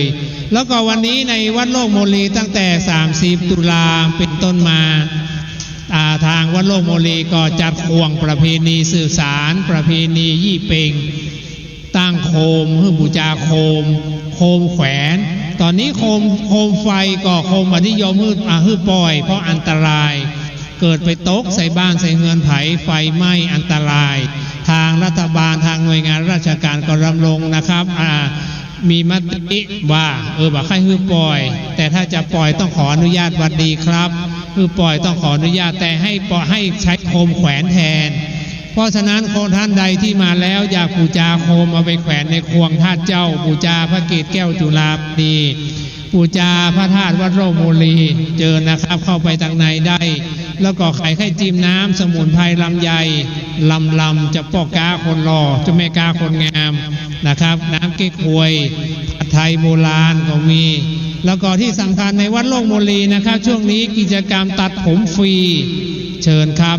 ร่วมด้วยช่วยกันนะครับเราตอนนี้บรรยากาศในวัดขณะนี้เวลาประมาณ4:10 นาทีเวลาช่วงค่ำๆคืนนี้บรรยากาศจะสวยงามเอาแม่น้ำส้มเชิญครับน้ำส้มดาวดีแล้วดวงดีเชิญครับรับฟรีนะครับรับฟรีนะครับลำตัวดื่มแล้วมีคุณภาพเชิญครับรับฟรีเลยนะครับรับฟรีครับคนละ1 ขวดห้ามเกินคนละ1 ขวดเท่านั้นเชิญครับผมได้ครับเชิญครับท่านเดินทางมาจากต่างบ้านต่างเมืองต่างอำเภอต่างประเทศเชิญครับมาจากอยุธยาผมก็อยู่อยุธยาเหมือนกันนี่ครับผมพูดได้ทุกภาษาไปอยู่กรุงเทพอยู่อยุธยาอยู่ไทยไปทั่วครับครับผมมาเที่ยวเนาะวัดโลกโมลีเป็นวัดเก่าพี่โดยเฉพาะพระเจดีย์เจ้าเมืองเชียงใหม่สร้างไว้พ.ศ. 2070คือพระเมืองเกต9พระนามท่านนะครับไปกราบขอพรคำว่าโลกคือโลกของเราโมลีคือส่วนที่สุดขององค์พระพุทธปฏิมาเพราะฉะนั้นอยากได้มงคลสูงๆให้มากราบวัดโลกโมลีและที่สำคัญวัดโลกโมลีมีประวัติศาสตร์เกี่ยวกับอยุธยาด้วยพระชัยราชาธิราชไปทัพอยุธยายกทัพจะมาตีเมืองเชียงใหม่พระนางจิรประภาอยู่พระองค์อยู่เสด็จอยู่ตรงนู้นนั่นต้องไปกราบนะครับอะไรนะครับ อ๋อน้ำส่งพระธาตุครับพี่ไปส่งน้ำได้เป็นน้ำขมิ้นส้มปล่อยทางวัดเตรียมไว้ให้นะครับเจดีย์องค์นี้400 กว่าปี500 ปีเลยประมาณนะครับไปขอพรแล้วก็เข้าไปด้านในนะครับจะมีโคมแขวนไปบูชาได้นะครับแขวนในตามจุดที่ทางเจ้าหน้าที่ได้ตระเตรียมสวัสดีครับ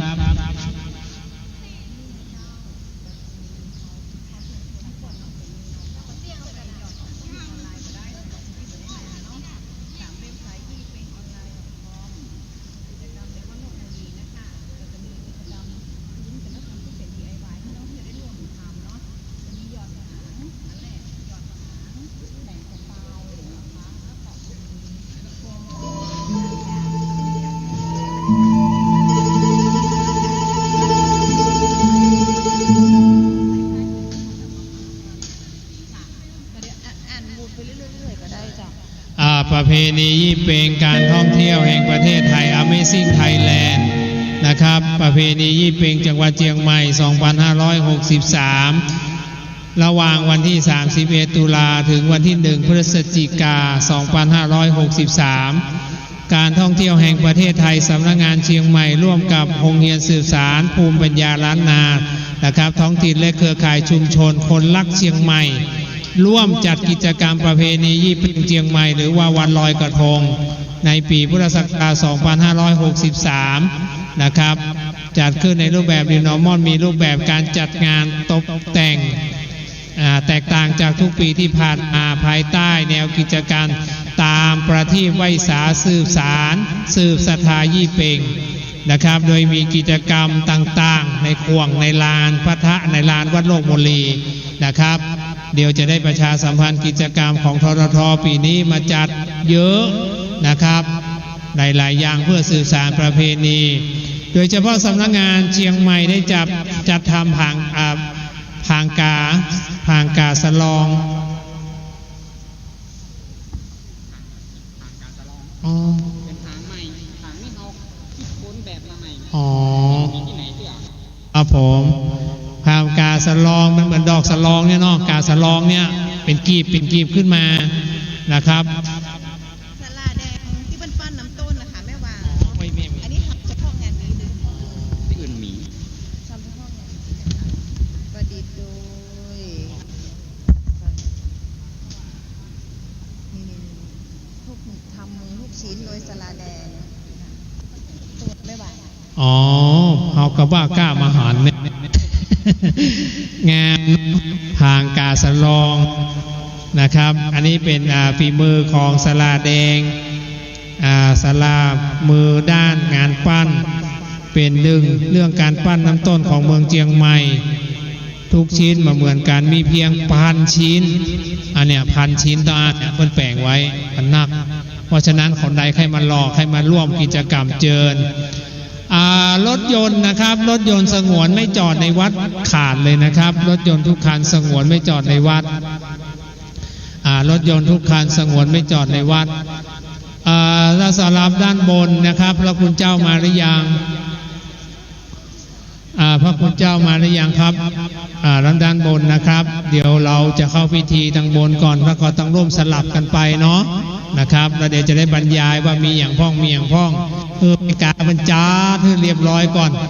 นะครับแม่กาก็งามงานก็ม่วนนะครับประเพณีก็สวยงามตอนนี้ขายน้ำส้มก่อนเสี่ยงหมดแล้วบอกแล้วมาจ้ามากินน้ำส้มก่อนเสี่ยงแล้วครับผม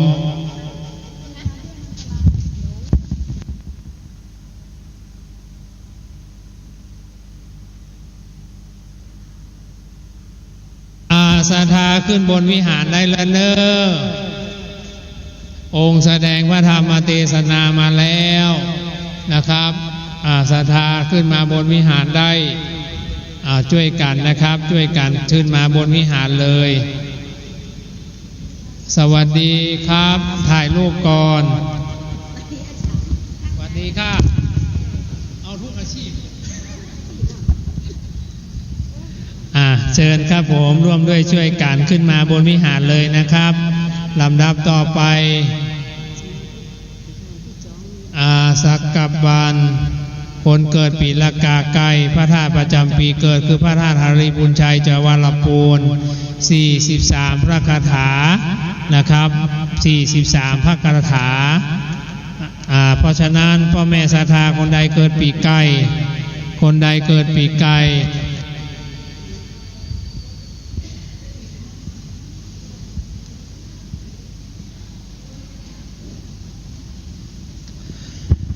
คนเกิดปีไก่มาขึ้นมานั่งในซุ้มเลยนะคะ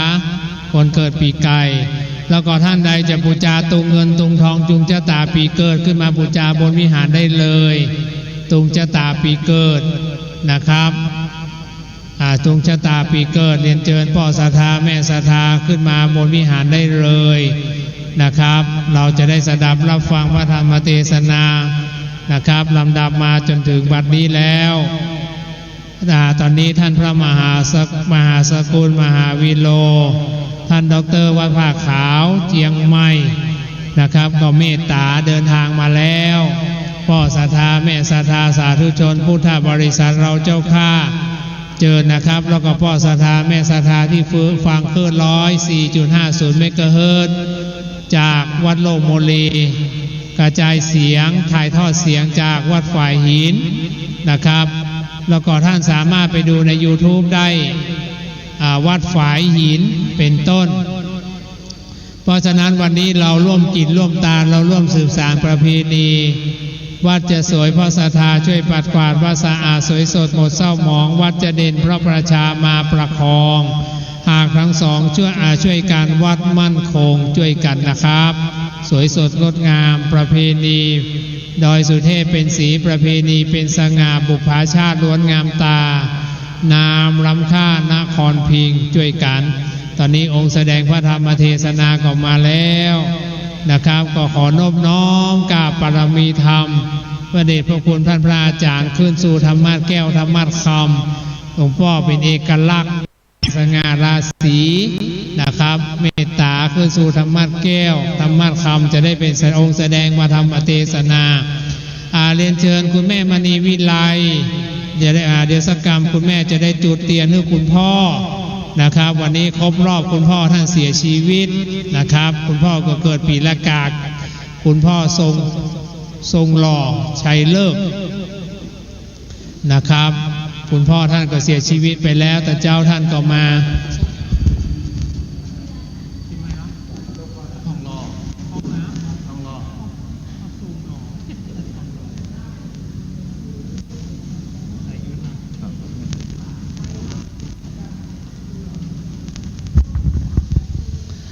เรียนเจอเลยนะครับคุณแม่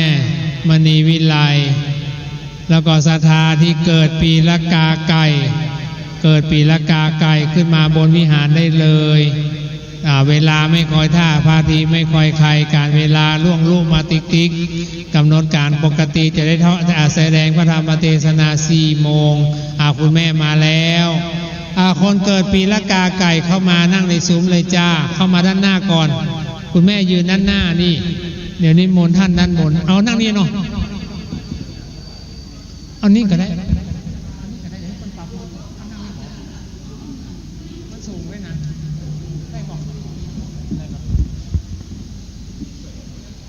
ครับผม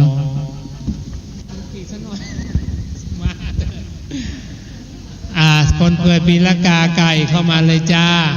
คนเกิดปีละกาไก่คนเกิดปีละกาไก่เข้ามาเลยแล้ววันนี้มีการถ่ายทอดครับ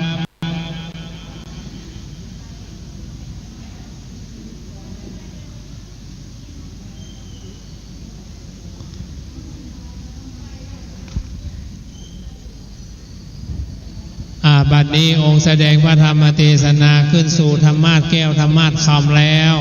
พ่อศรัทธาแม่ศรัทธาที่อยู่ทางบ้านฟังคลื่นพระพุทธศาสนาวัดไฟ 104.50 เมกะเฮิรตซ์ก็ดีตั้งอกตั้งใจเจ้าหน้าที่ลั่นกล้องจุ่มนุมเทพเทวาเสื้อวัดเสื้อวาเสื้อบ้านเสื้อเมืองฮักเจนเมืองทั้งหลายมาจุ่มนุมอารามวัดโลกโมลีใหญ่กว้างตาตินีวันนี้คุณแม่มณีวิไลนะครับก็ได้จุดเทียนทรงธรรม นะครับ เพื่อนบน้อมเป็นบุญเป็นกุศลฝากไปถึงคุณพ่อทองหล่อชัยเลิกนะครับ คุณพ่อก็เกิดปีละกาครบรอบวันเสียชีวิตพอดีวันนี้ก็นบน้อมคือเทวานำส่วนบุญส่วนกุศลไปนาการบัดนี้เจ้าหน้าที่ลั่นของครับสังกำบันใจเลยกันอันพระเสริญปางเมื่อเต้าบังเกินสันธามเป็นตันตราสังกรพานเต้าก็มีใจงามนะบ่อเสาลวดขึ้นมานางยอดซอยมาดีคือราศีเจ้าวาเวสันตอนตาวล้วนถวายปอน8สิ่งแก่จอมมิงราชากาถามีบอกคาน43 บาทบาลีมบัดนี้ขอนิมนต์ลูกศิษย์พระมุนีโตนวิเศษขึ้นนั่งธรรมาแล้วเทศนาธรรมอนุกรรมปิมังอาลาธนังกะโลมัง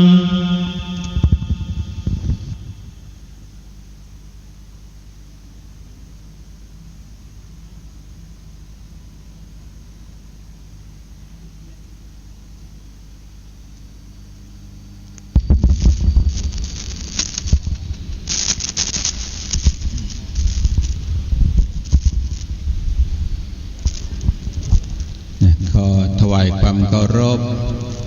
พระสงฆ์องค์เจ้าทุกรูปทุกตนท่านอาจารย์หลวงพ่อท่านพระครูเจ้าอาวาสพระสังฆเจ้าทุกรูปทุกตนในวัดโลกโมลีขอเจริญพรกับคณะศรัทธาญาติ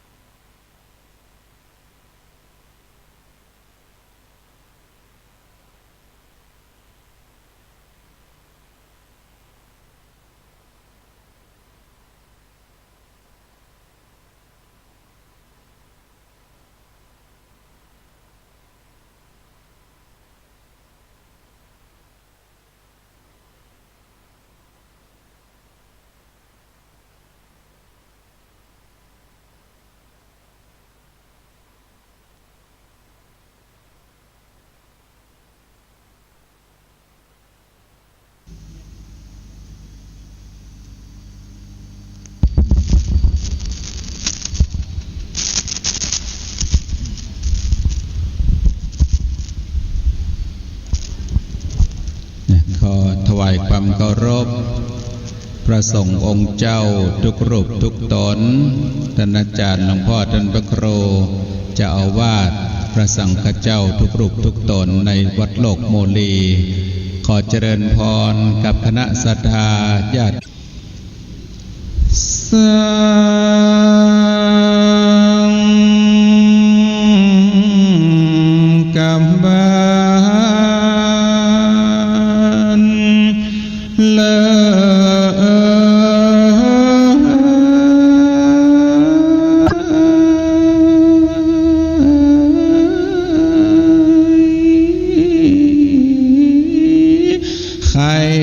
ปันเรียบร้อยปังเมื่อพระยอดสวย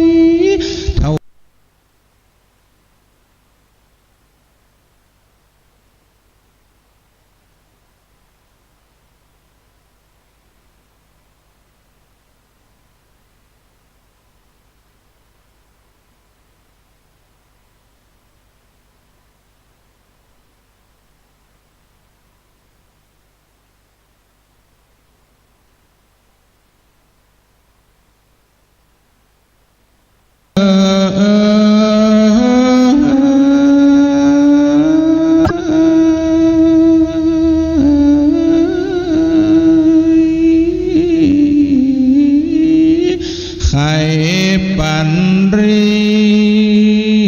ยบร้อยปังเมื่อพระยอดสวยเท่า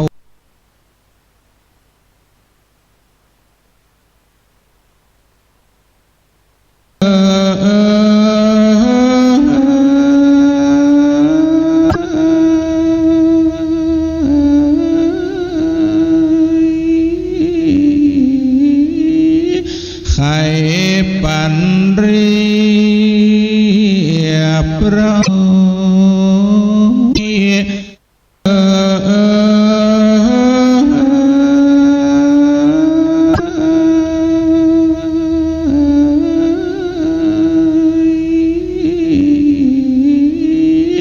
ไข่ปันเรียบร้อยปังเมื่อพระยอดสวยเท่ากองฟ้าก็มารวนร้อง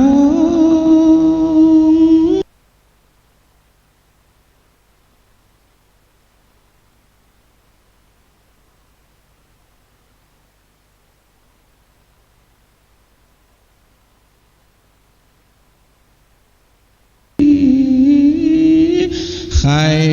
ปันเรียบร้อยปังเมื่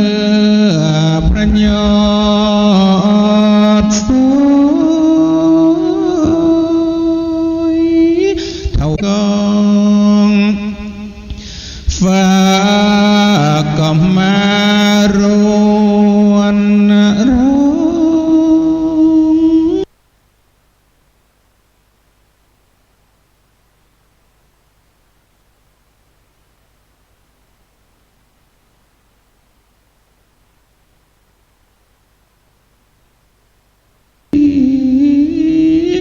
ไข่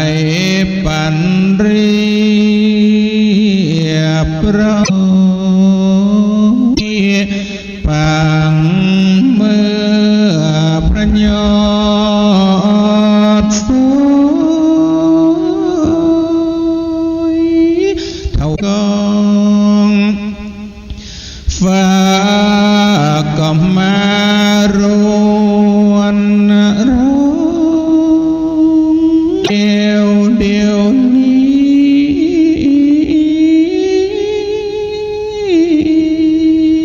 ้พระผู้ทรงศีล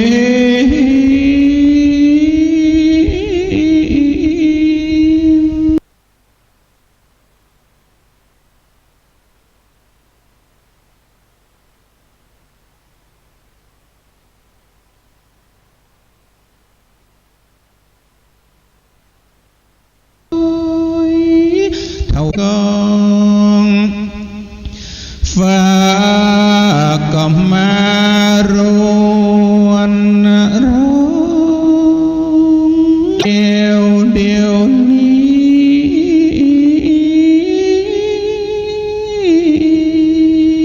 ้พระผู้ทรงศี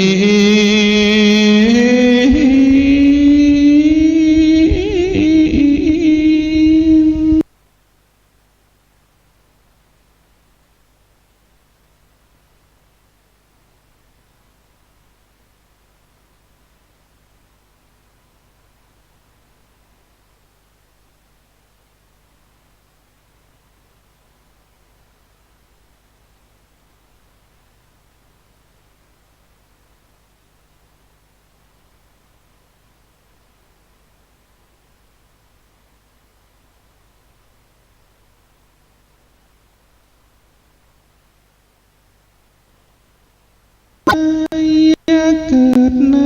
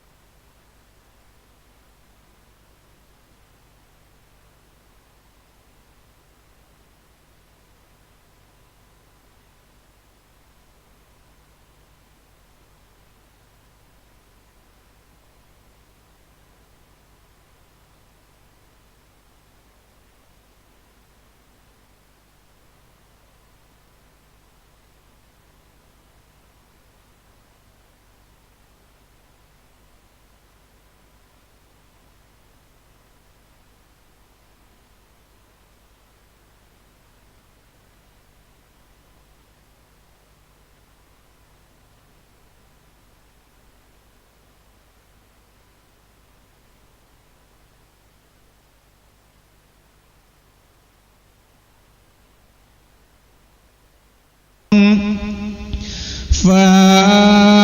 ก็มารวนร้องเดียวนี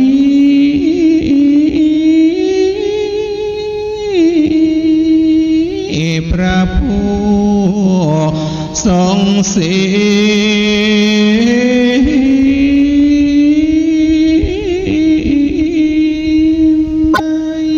เกิดใน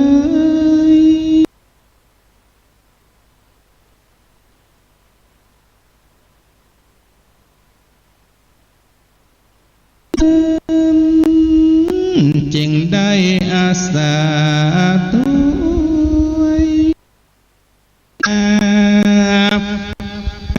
มาโยงกำระปีอยู่ในกังพนาป่ากว้าง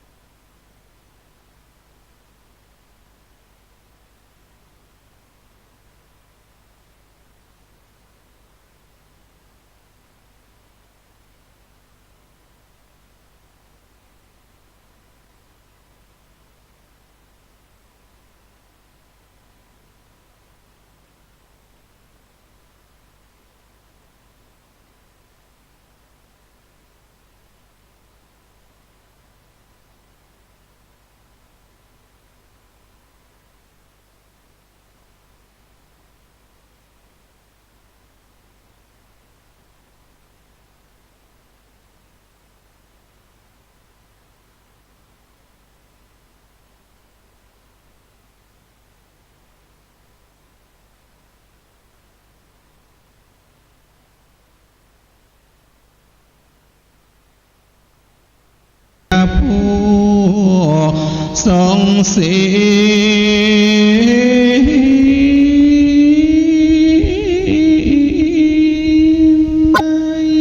เกิดในจึงได้อาสาตัวมาโยงกำระปีอยู่ในกังพนาป่ากว้าง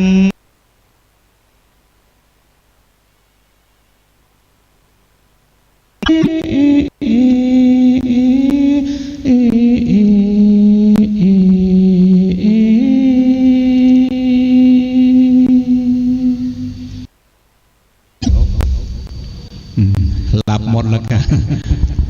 อันนี้กราบเกาบดายเนอร์ก็เดี๋ยวจะได้เตียวเนื้อธรรมให้สตาได้ฟัง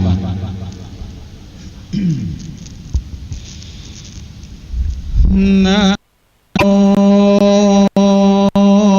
ตัสสะภะคะวะโตอะระหะโตสัมมาสัมพุทธัสสะเอ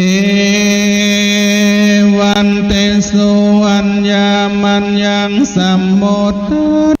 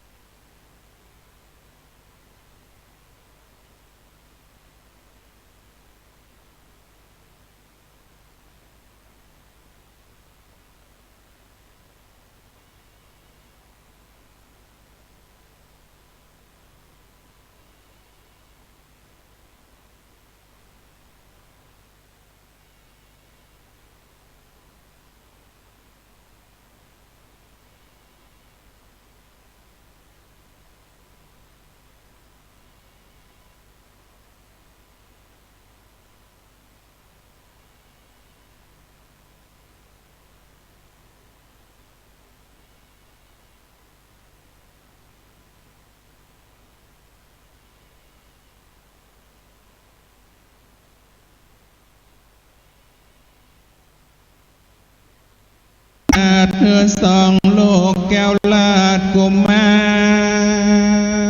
รแก่พามมา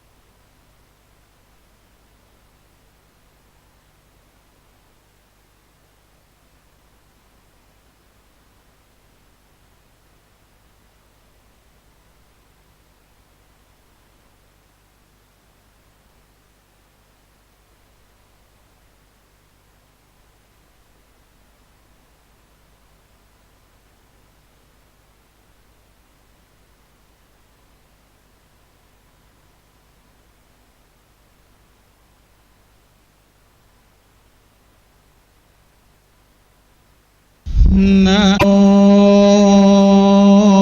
ตัสสะภะคะวะโตอะระหะโตสัมมาสัมพุทธัสสะเอ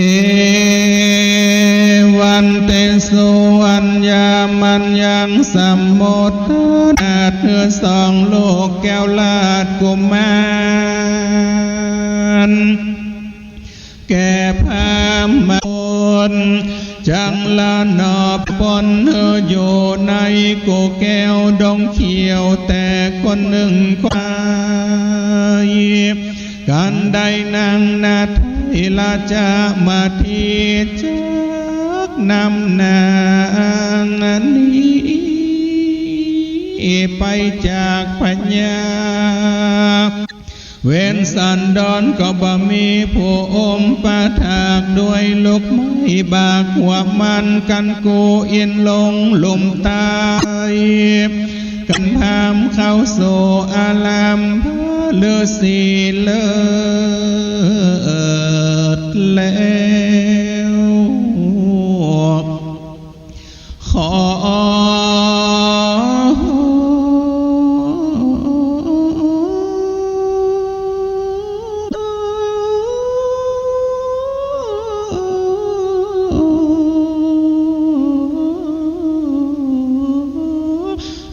นางแก้วลาดมาที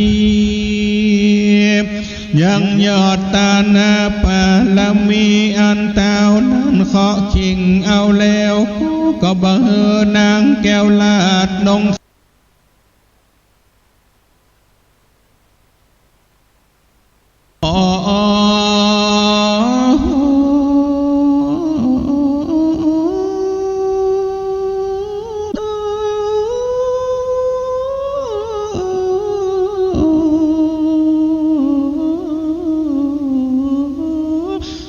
นางแก้วลาดมาทียังยอดตาหน้าปาละมีอันเต้านั้นเคาะชิงเอาแล้วก็บ่เฮอนางแก้วลาดนง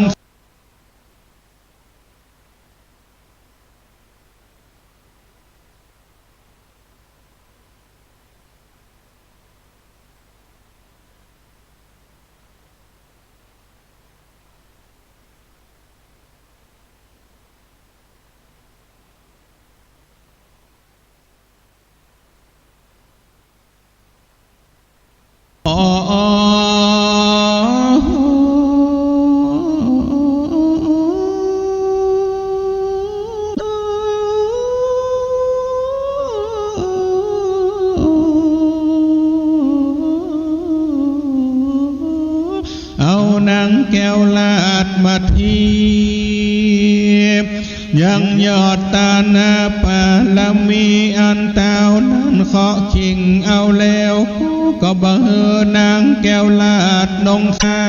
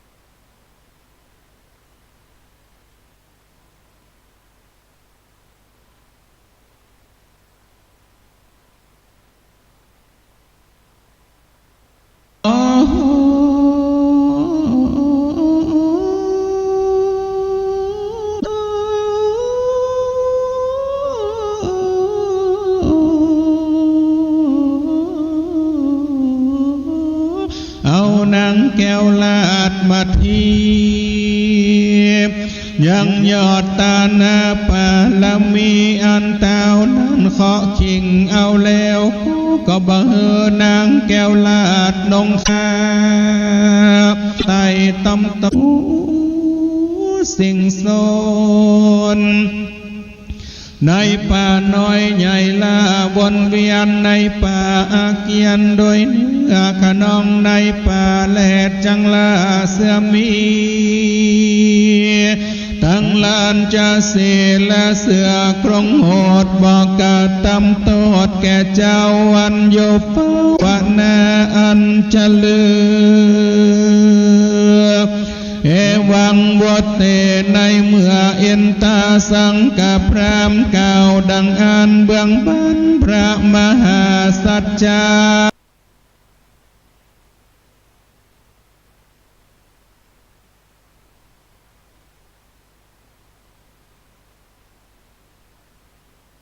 ในป่าอาเกียนโดยเนื้อขนองในป่าแหลดจังลาเสื่อมี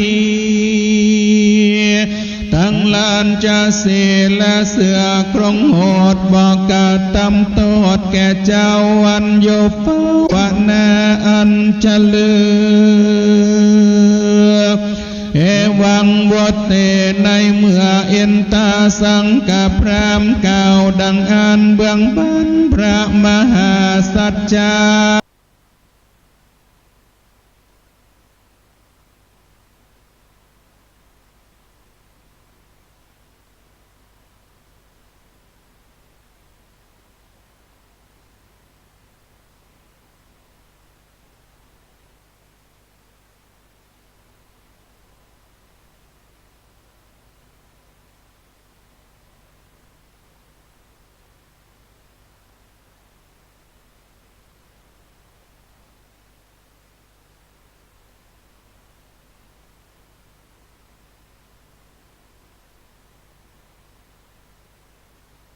ไม่ตั้งลายมาอย่าเอ็นเจ้าฟ้าสังกับพรามแล้วจากกำงามที่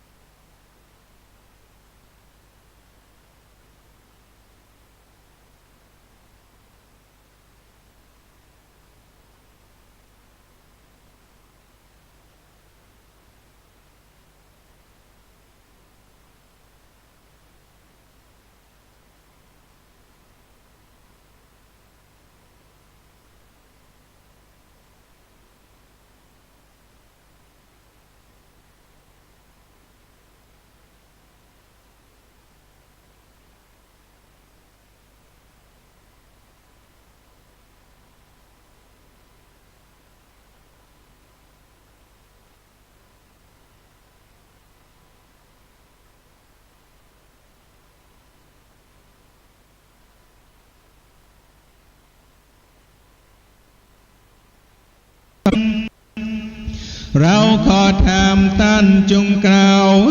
รู้ข่าวอันมาแด่อันทางสังโกเมื่อนั้นสังกัพรามจึงบอกอาการอันตนมาสู่แห่งพระมหาสัจจาอันโยฟาวนาจึงกล่าวว่าข้ามาปื้อ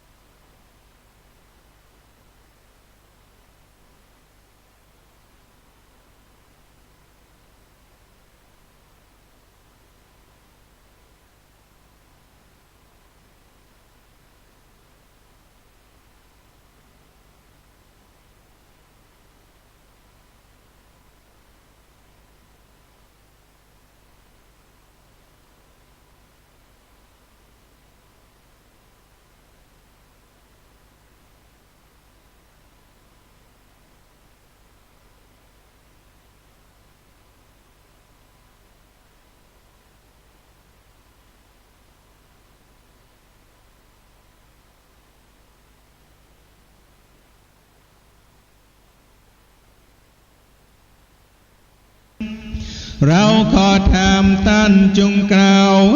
รู้ข่าวอันมาแด่อันทางสังโกเมื่อนั้นสังกัพรามจึงบอกอาการอันตนมาสู่แห่งพระมหาสัจจาอันโยฟาวนาจึงกล่าวว่าข้ามาปื้อพรำตากล่าวกาถาวะโกมาริยัสสหังภลิญญาสามิโก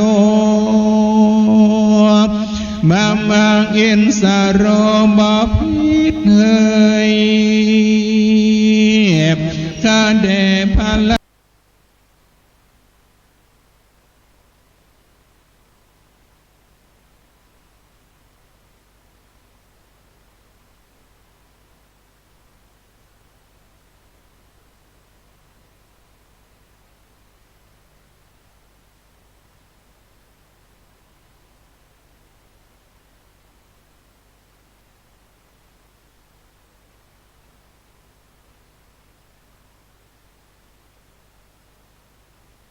จักดา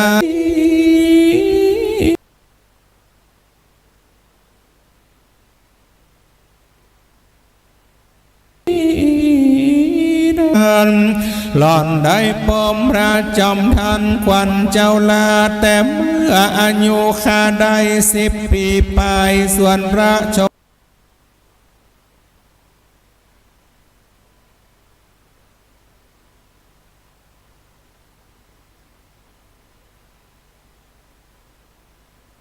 ชา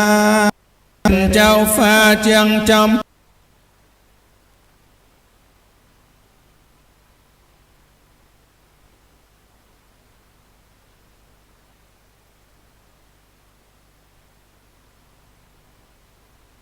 จักเป็นติราแก่คนใด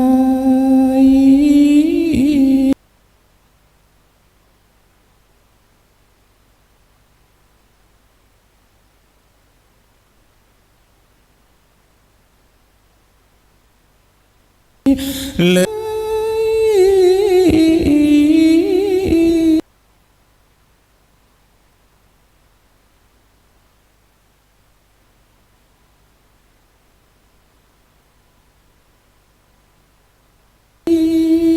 ฝากเพราะเต้าภาษาไทยเป็นตานเมียสงสารข้าคินเลิศล้ำสิ่งแสนตานอย่าว่าประมาณเต้านั้นโสดแม่นประโยชน์ด้วยเข้าของและจะป้องไข่ข้างเอาค้าเพื่อประโยชน์ด้วยจิ้นและตาปอดเลือดใส่ยอดหูตาหัน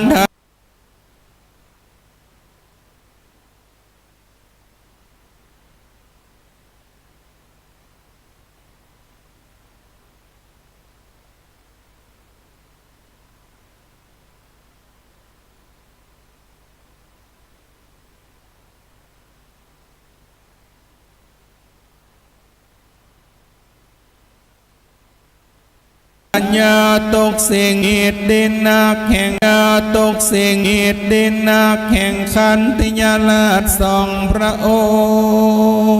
งค์เต้าถ้าลงทำยินดีมากสักเสริญหากยอบุญเมื่อนั้นและนาเอวังสังโฆปัญญาอินสุรินเจ้าฟ้าก่อนน้อมนางอนุโมทนาสาธุการ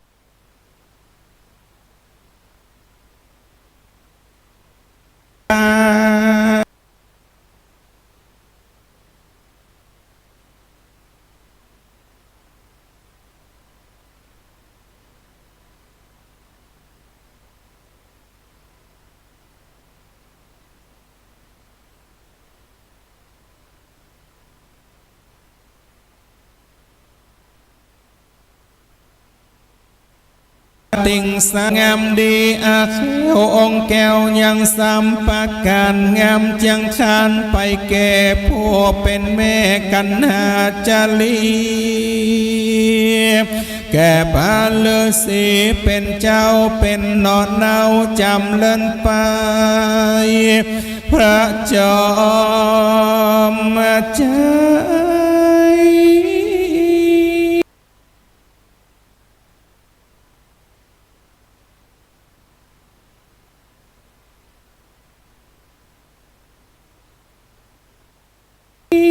ตนองค์อาจก็กวนเป็นอังคาราชมเหสีอันว่าพระบุญมีตั้งกู้ควรส่องเจ้าอยู่ด้วยกันก็ดังหอยสังอันขาวผ่องบอกคนของมองมัวน้ำนมงัวข้าวมาก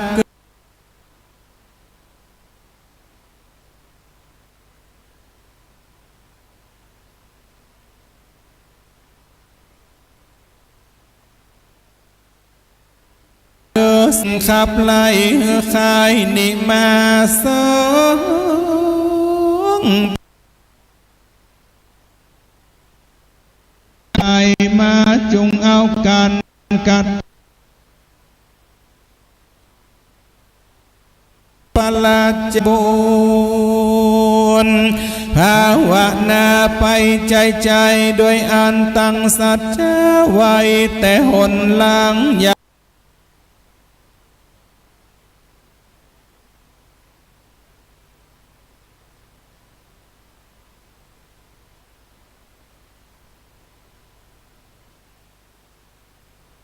ขาดแดดสำแดงสภาวะ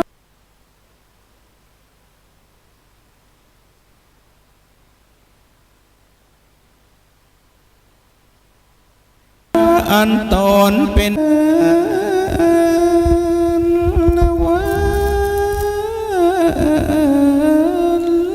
ฟ้า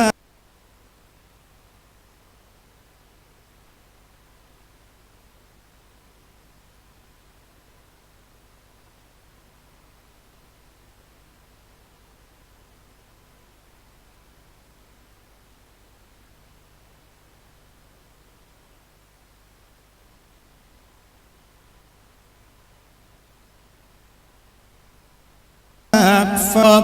อังคาโตสมินตาวาสลันจะเจ้าขาเท่าใจคนโยธาสามานเกิดเอ็นตากินสองสาวฝากฟ้าเจ๋งหล่อหน้าเก่ากะทาวาฝากฟ้า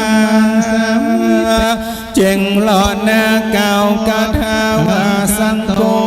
มันสมิตาวาสันติเกวรังวรัสสลาจิสิวะเร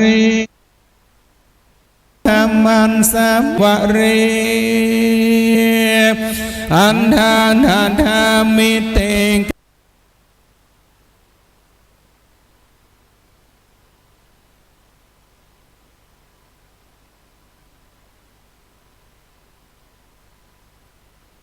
แด่พระราชจันฝากฟ้า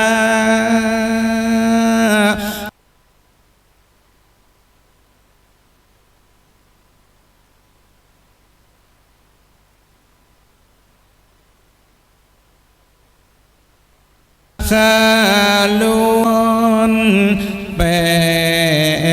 ดผักกา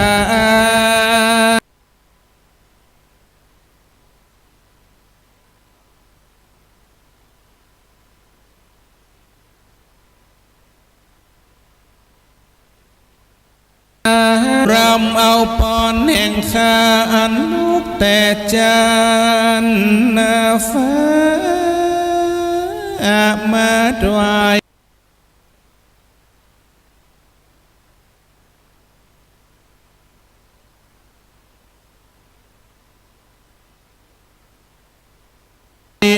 นิโตสันทางหังอิตังวันตวา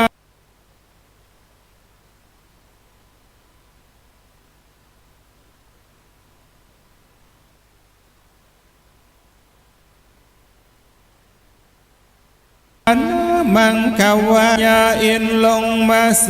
ติโยเจ้า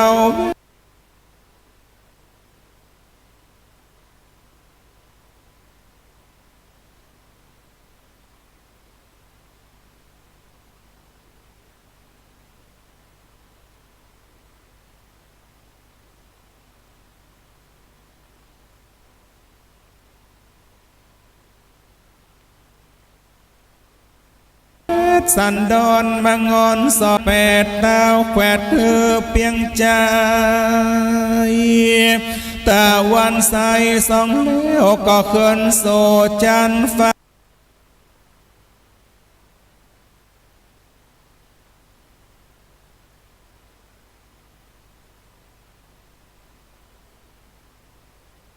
แก้วมือแห่งโต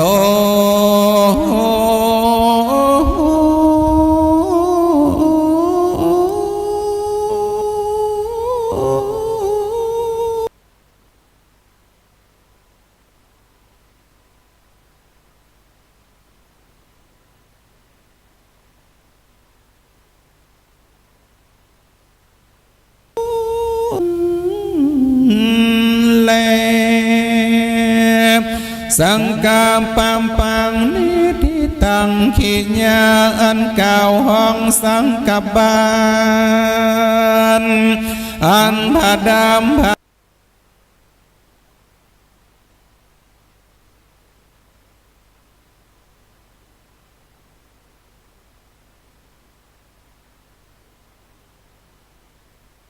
ดาบวัดได้43พรังกาถาก็บังกรมสมเลศเสด็จสาธุ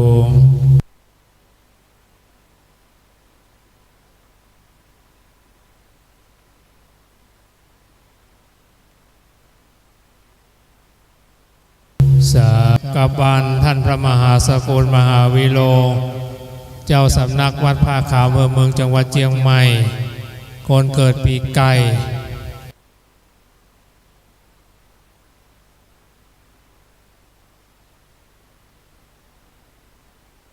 ขีญาอันเก่าห้องสังกับบานะครับปูจาธรรมบทนี้เผยที่พยาสมบัติ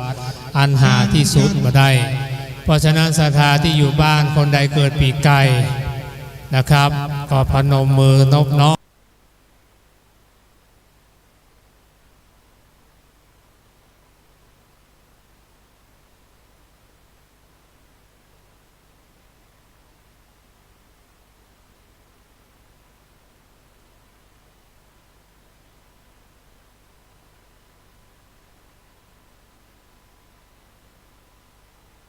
มตั้งแล้วก็ขอไปท่านใดจะบูชากันเทศกันธรรมบูชาชะตาปีเกิด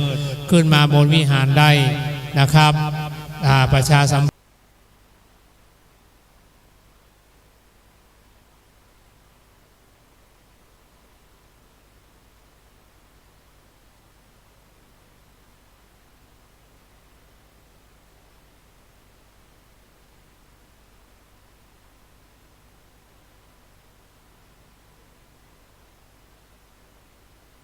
ันธ์แล้วก็ข้างในจะบูชาโคมแขวนอยู่วัดผ้าขาวนะค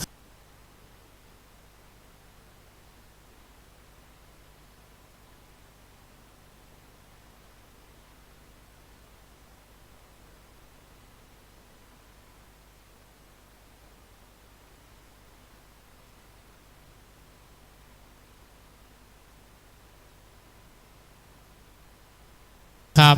เป็นนักเทศไก่แล้วจะได้ยกขึ้นประเคน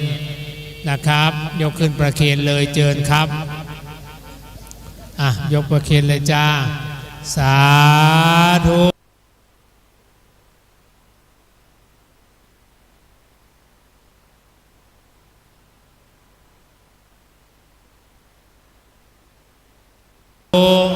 ขึ้นมาจะร่วมบูชากันเทศเรียนเชิญเลยครับเข้ามาได้เลย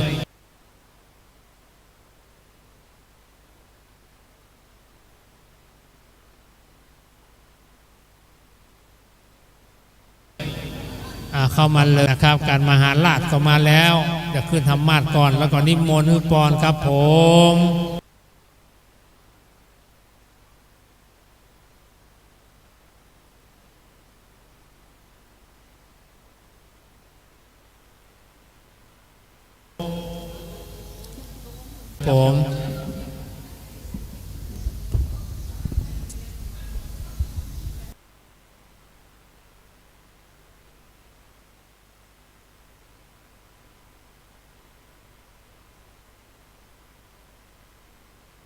เกิดปีไก่เรียนเชิญขึ้นมาตั้งหน้าเลยนะครับเรียนเชิญนะครับคนเกิดปีไก่นะครับยกขึ้นประเคนเลยเชิญครับยกประเคนเลยจ้าสาธุสาธุสาธุเดินปารีไปเมื่อเกณฑ์แล้วก็ปิกนั่งที่เดิมสำหรับนักท่องเที่ยวแขกผู้มีเกียรติท่านใดขึ้นมาจะร่วมบูชากันเทศเรียนเชิญเลยครับเข้ามาได้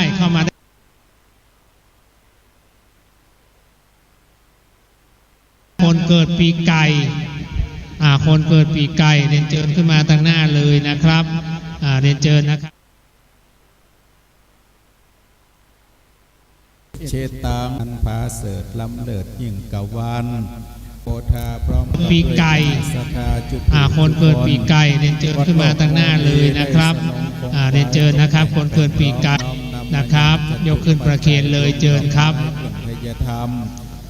ยกประเคนเลยจ้าสาธุสาธุ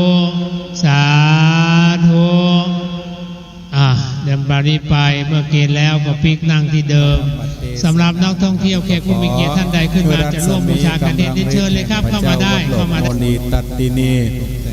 สลีมหาธาตุจงปกป้องคุ้มครองรักษาขณะศรัทธาจุกุจุกรนำมาทะปนาถวายปุจจาพระธรรมเทศนามหาจารเวสสันดรจาดกชื่อว่าการสักกบัน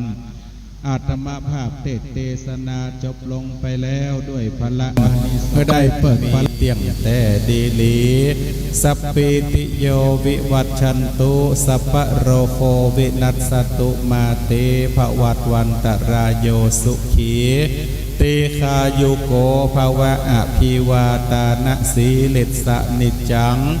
บุทธาปจายิโนจัตตารโอธรรมาวัฏันติอายุวันโนสุขังปะลา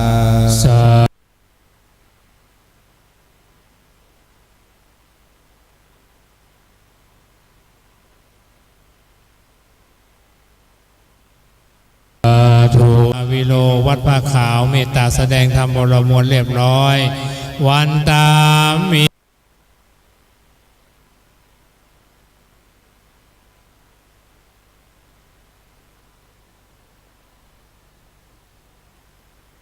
พันเตสัมปังอาปะปุญญังไมหังตาตาปังสาธุสาธุอนุโมตามิจัตตารโอธรรมาวัฏันติอายุวันโนสุขังปะลาสาธุสาธุสาธุการมหาราชคนใดเกิดปีหมาคนเกิดปีหมาขึ้นมาได้เลยนะครับเข้ามาในซุ้มจัตตาเข้ามานั่งตั้งหน้าเลยนะครับเจ้าจะร่วมทำบุญอันทำบุญเด้อเอาใส่ขันนั่นก็ได้ใส่ขันดำเอาจะได้อันทำบุญเด้อเอาใส่ขันนั่นก็ได้ใ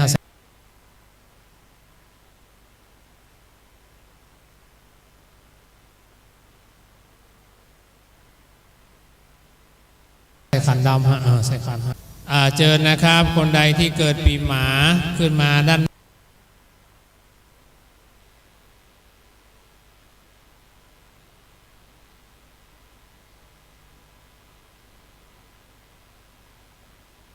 หน้าเลยจะได้จุดเทียนซองธรรมครับนะครับย้ายเลยคนใดเป็นเจ้าของรถด้านหลังเอาคนเกิดปีหมาขึ้นมาเลยครับจะได้จุดเทียนซองธรรมเชิญเลยครับผมเชิญเลยศรัทธาเด้อคนที่อยู่บ้านฟังธรรมกันปีหมาการคนเกิดปีหมา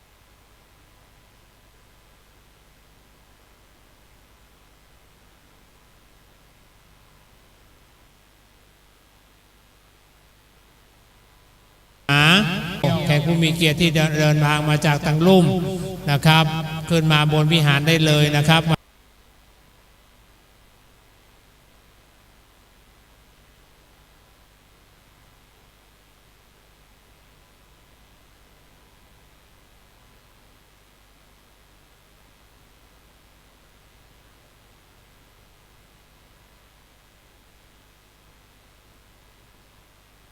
บูชากันเทศกันธรรมบูชาตุ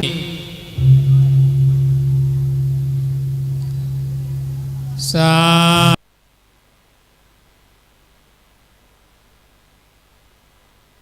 ใหญ่กว้าง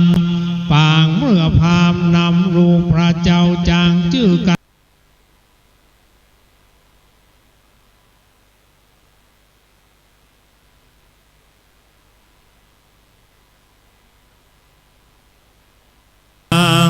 เมื่อพามนำรูปพระเจ้าจางใส่แก้วไถ่ออกแล้วได้เป็นไทยนะ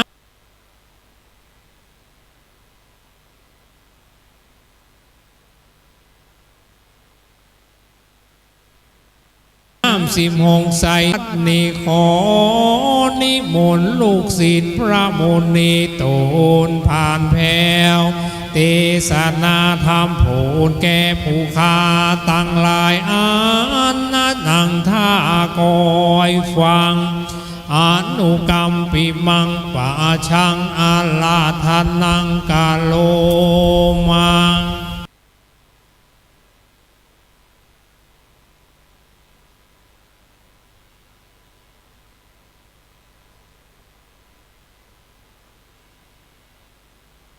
สัพพะ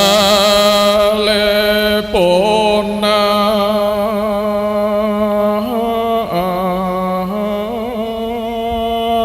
โส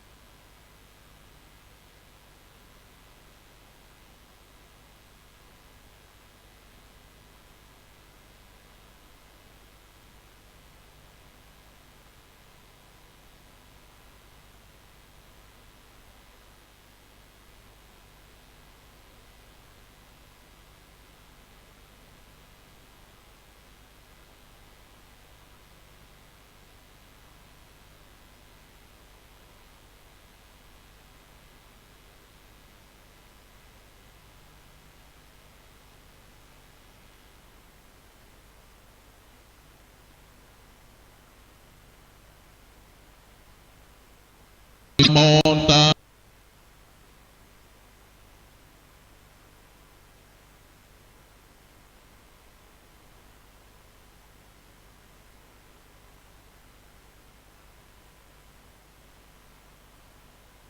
มัจจันดาบังคังปันติปันเจนเตปันตังกุมบาลนังอาลังขังกันเลงสุลำดำธรรมเตสนา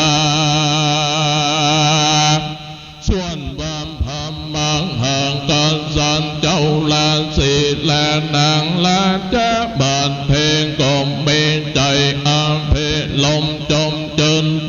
ตื้อตุนเย็นดีกันไปมาแล้ว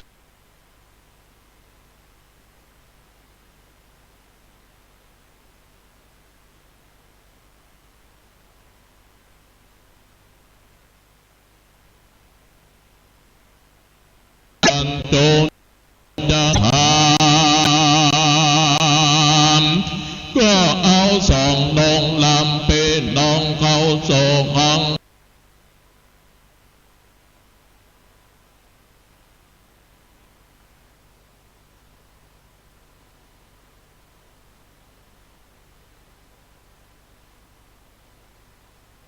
บอก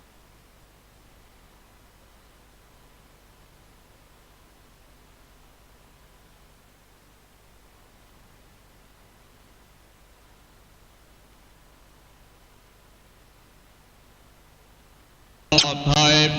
กำกลมไม่เกิดนอนเนื้อเด่นได้ว่าตัวมันกว่าตายแต่เนื้อเบือกมันบอดดูได้ลูกโพทอนก็แม้เกินนอนเนื้อ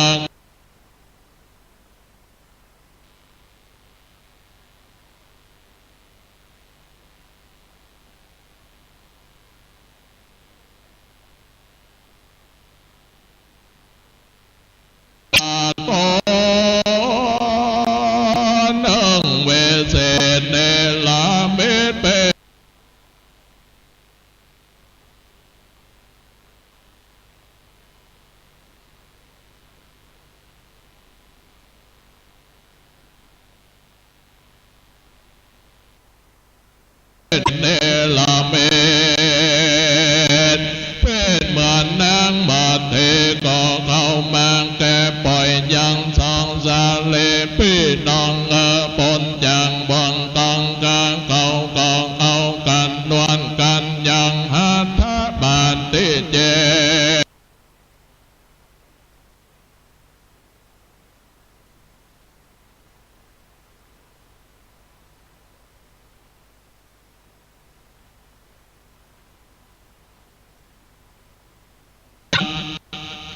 อันเมลอนนายหลากแล้วเฮินนานเดืออาสันดาเป็นสุขาลำยิงบอก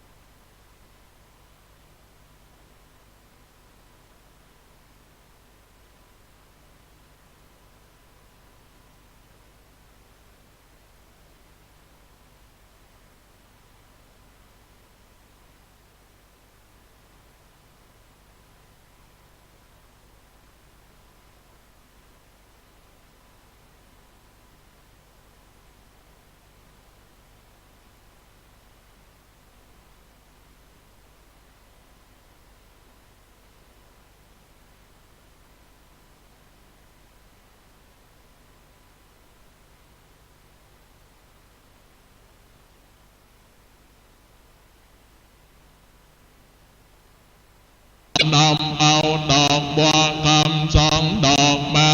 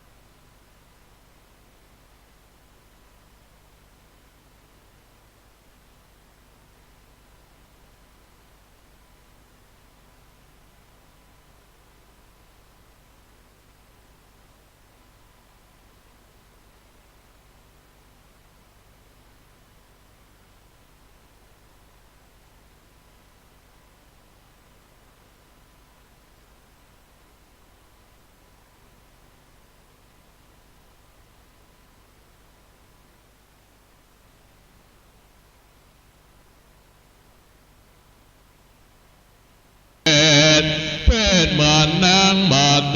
ก็เข้ามาแก่ปล่อยยังสองสาเลพี่น้องปนยังบังตังกาเขากองเอากันนวลกันยังหัตถบาทที่เจอันเมลอนนายหลากแล้วเฮินนานเดืออาสันดาเป็นสุขาลำยิงบอกนำเอาดอกบัวคำสองดอกมาตั้งต้นสารวางการแดดสมบนเตว่าเป็นเจ้าพญาเว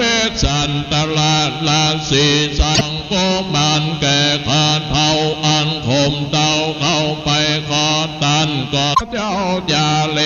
ต่อน้องอาจเจ้าจริงภายเสียงอาจนาดเก่ากำโอกาส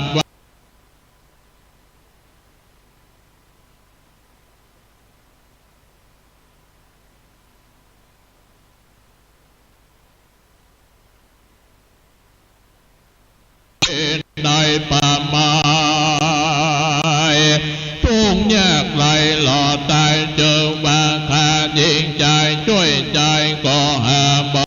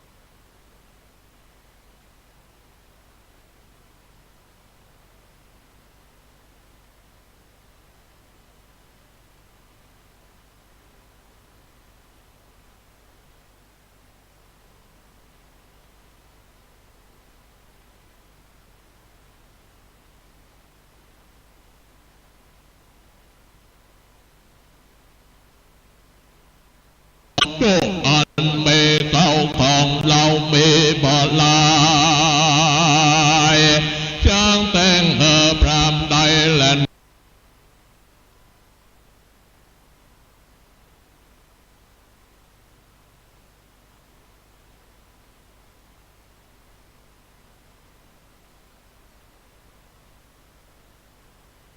ดาวจมจุนยาวบ้านใจจริงต้นสร้างกลมเก่าเพื่อ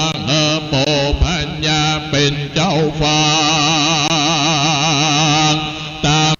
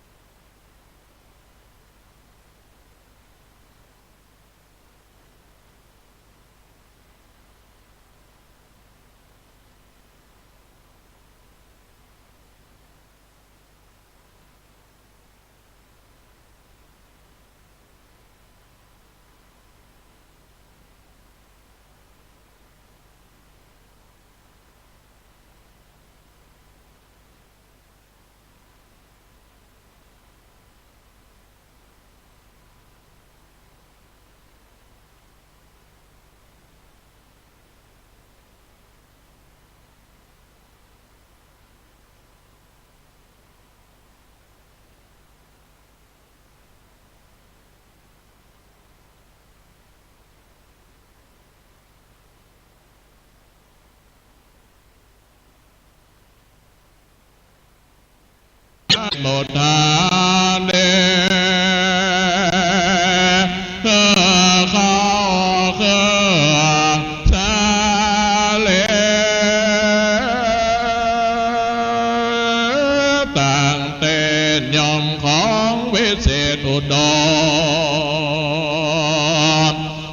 เวลมตัวเต่าหดส่องเจ้าสันเลเก่ากำเดวาดูลาเจ้าจะเลสเลลานลังแก่โปเฮ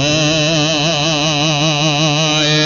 อันว่าพ่อแม่ทรงลานยา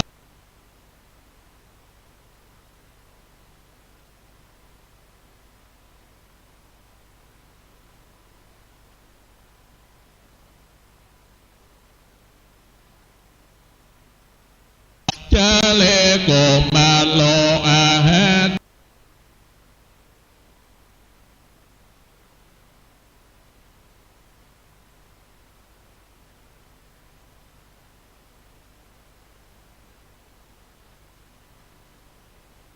ปาไม่หาพัญญาเทบาดใดบาดตุกแยกไหลปานใดและโปเฮยที่นั่นตามบอลลมมาสนใจนาเล่นได้ยืนกำเจ้าญาเลโกมานอันไขสารแจ้งโจทย์ยังแก่โทษอันตนก็ทำเป็นอันบ่พิษบ่ตันได้พิษจา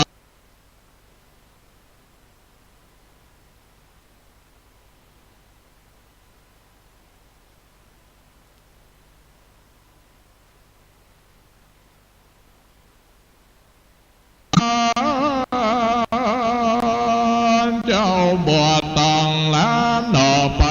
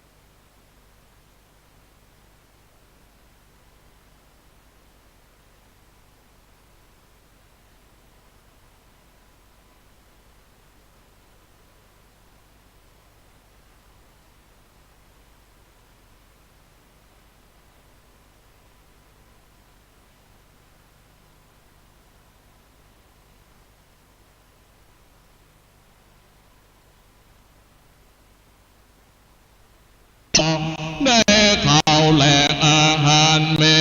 ลดหวานลายยิงมาเกณฑ์เสียงทุกสิ่งละพมานตามอันกันอันอยากต้องพรำพังมานานมากินอาหารตามมันมังอาหารมากัดกังในใส่ไฟต้องไม่บาดตาต้องก็มาเต็มมา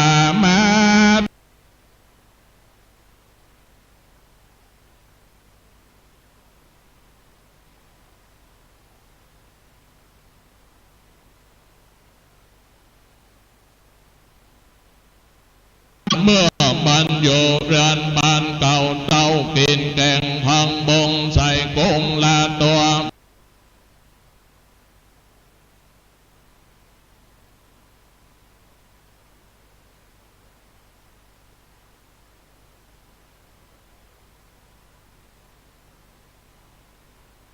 บันพรามมันยะเบินตา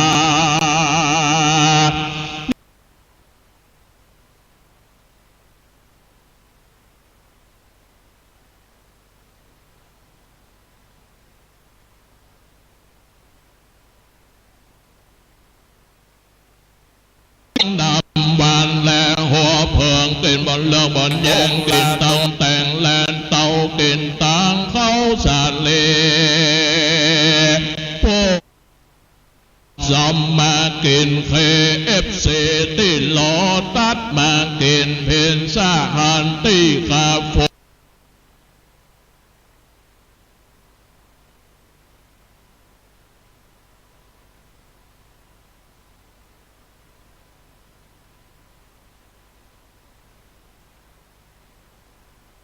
มันวานต้องกินเตซุปเปอร์มาร์เก็ตกินแล้วทงทรงคาอนามัยเด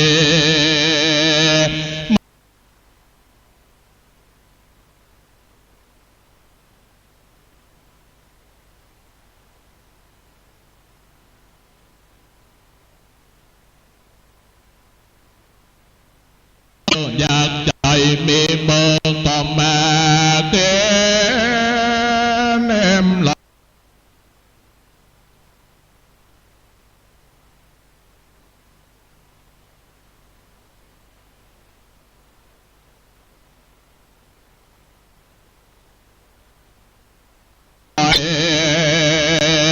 เป็นกำเต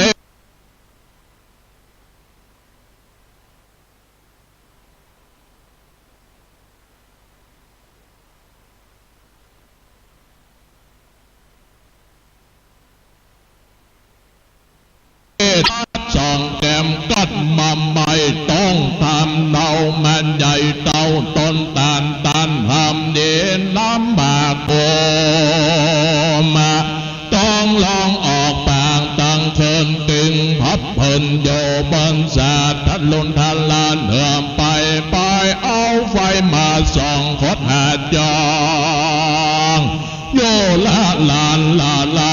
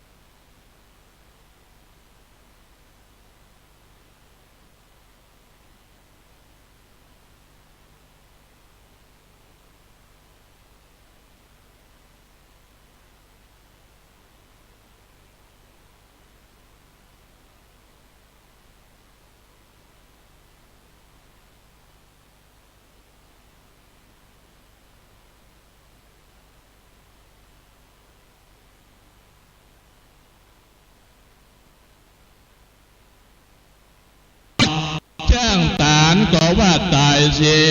ยแล้วไปสู่หมอจ้างแก้ก็ว่าพิษเมียมันไปสู่หมอคำปานก็ว่าไปการแขกไปสู่หมอหัวแต่ก็ว่าไปสร้างส่วนมันไปสู่หมอขวัญก็ว่าเป็นปัญญา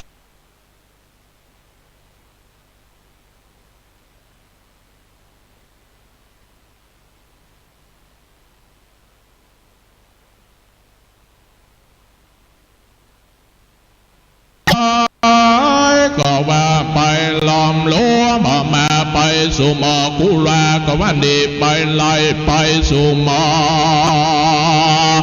ไส้ก็ว่าดีไปนะไปสู่หมอโห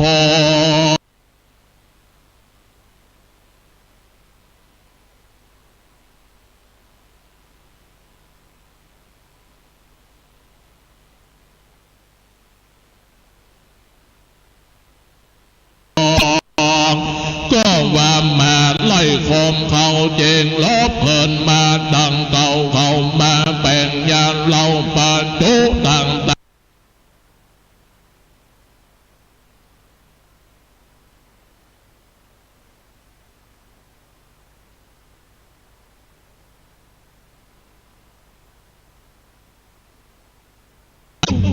ฟงคนนั้น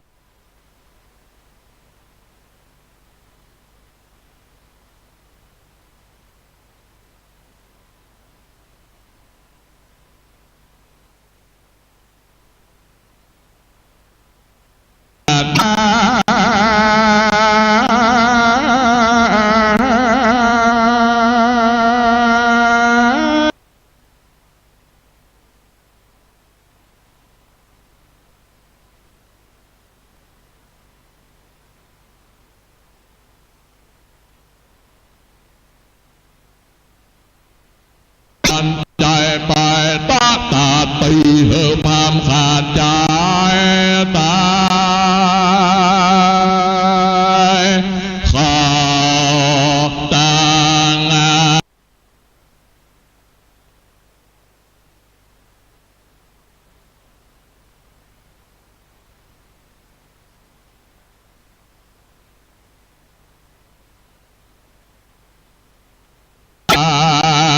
ง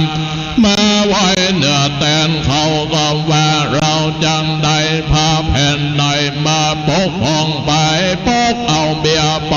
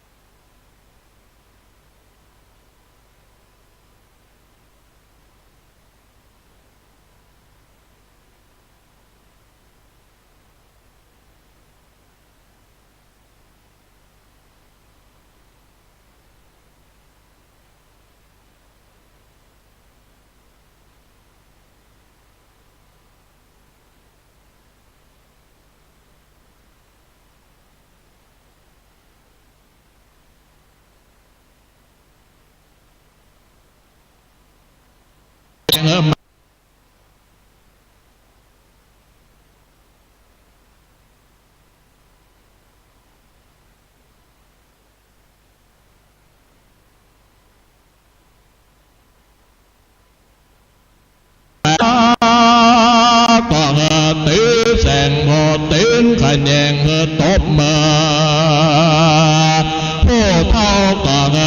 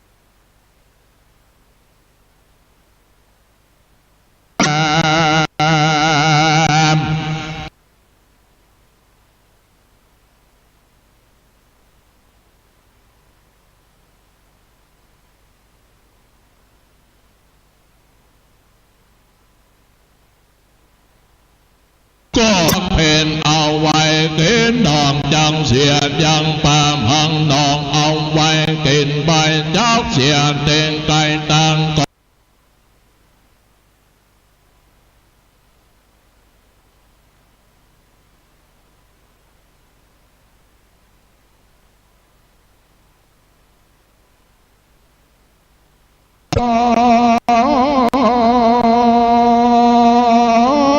ก็เอาไว้ไต่ตาเจ้าเสียไก่ตนเปล่าก็กว่าเปล่าบอกวันเจ้าเสียไก่เก้าตานก็กว่าตานบ่อนใหญ่จังเสียเต็งไก่เก้าไผ่ก็ไว้กินหางเจ้าเสียตี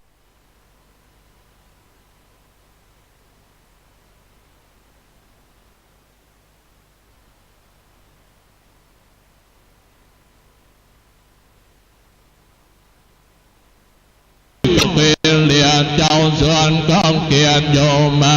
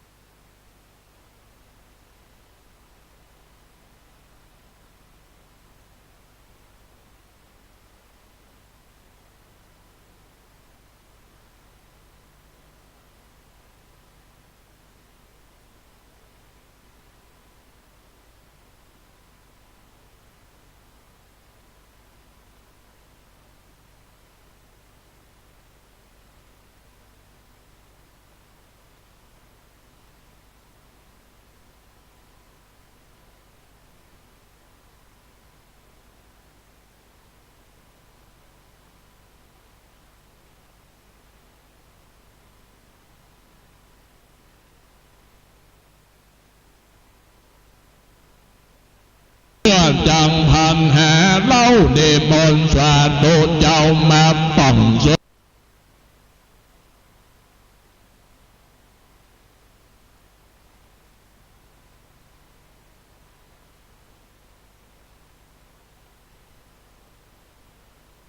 ตุเจ้าวัดไตก็ว่าเราบอก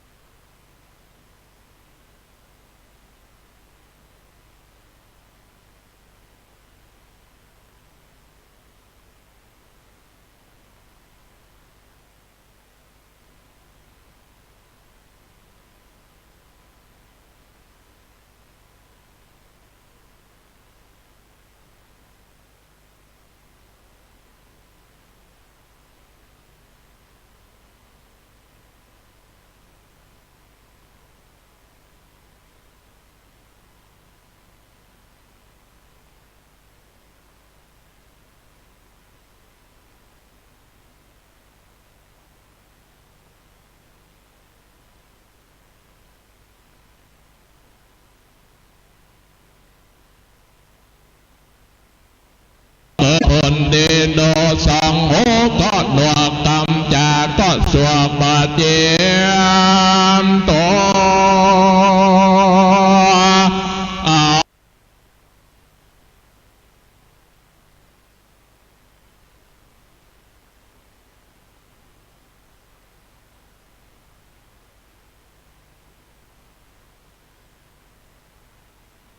ย ยอ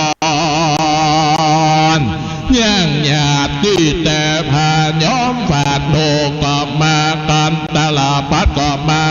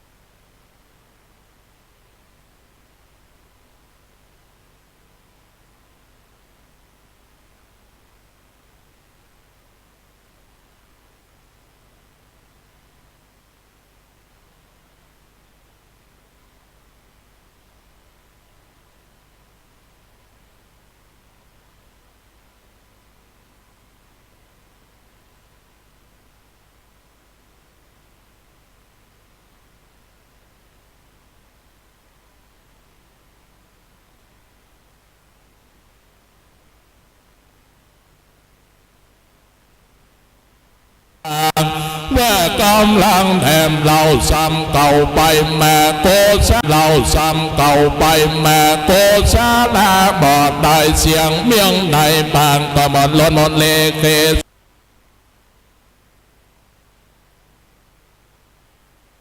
ชาก็บางทองโตว่าเธอ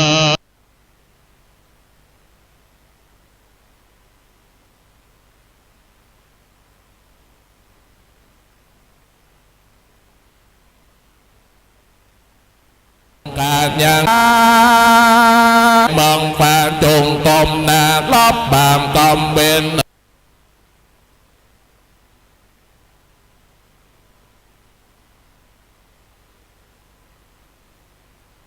ไปโยก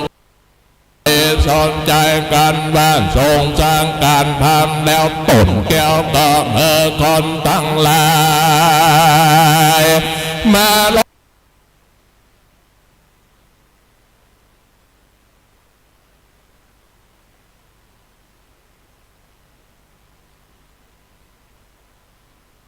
เปล่าทำหา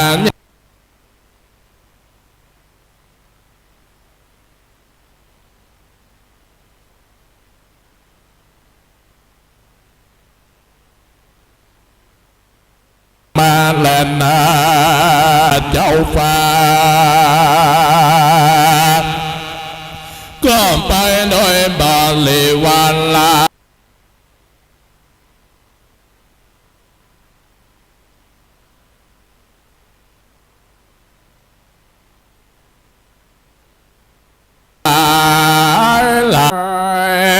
จังมาราชาโล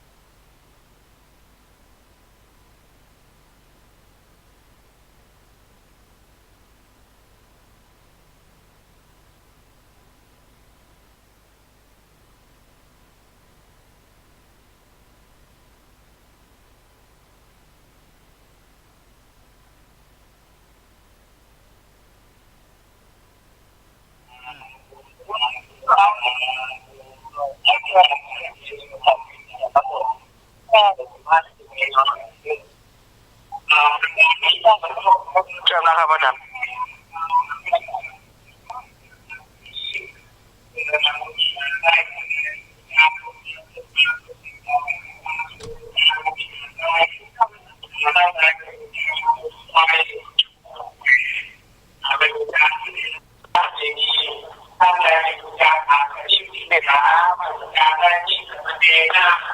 ด้านหน้าประตูทางเข้านะครับเพื่อบูชาพระศิวะบูชาเอาได้ของพระเจ้านะครับเราจะรีบไปก่อนนะครับที่สถานท่านใดเกิดดีมุขผู้ที่ว่าในสองแบบพอกับทางผู้ชนเป็นวันช้าหรือว่าผู้ใหญ่ขอพระองค์นำเรื่องนี้แม่ทำแม่จะอยู่นะครับเดี๋ยวเราแม่ทำยังไงจะดูเตียงด้วยนะครับการงานที่มองนะครับพระพุทธเจ้ามาแล้วขอการทำงานที่มองนะครับพระเมตตาพระราชิโยพระปัญญาเอดีนะครับพระเอกเมืองภูมิเมืองภูที่มาแล้วมาแล้วที่มองนะครับคนที่เกิดพยายามอย่ากระโดดใส่เหตุการณ์ต่างๆเลยเด้อคนพูดเป็นตับเลยคนใดที่มาห้ามที่เดียวกันคนใดระบายเลยคนใดมีความพอในตัวคนนี้ที่มาวันนี้อ่านได้เลยนะจ๊ะอ่านเจอนะเจอเลยเอาเวลาตอนแล้วนะก็จะมีการมีเวลาที่ทำเราจะได้รู้เลยนะลงไปมันเนี่ยนะครับเราจะรีบไปในเรื่องที่วิไล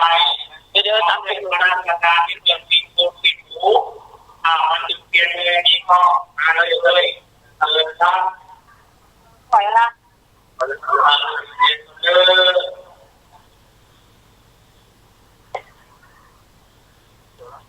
เดินทางเดินขึ้นมาตรงที่อ่านได้ครับเป็นการทำเดินครับเจอเลยครับ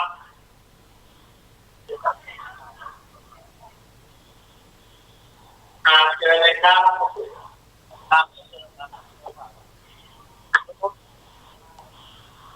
นั่งตรงนี้นะครับผมไม่ทำอะไรก็ยังเดินมานะครับเจ้าหน้าที่นั่งก็เองก็เตรียมมาได้ให้ตาเสื่อมบ้านเสื่อมวางเสื่อมบ้านเสื่อมเมือง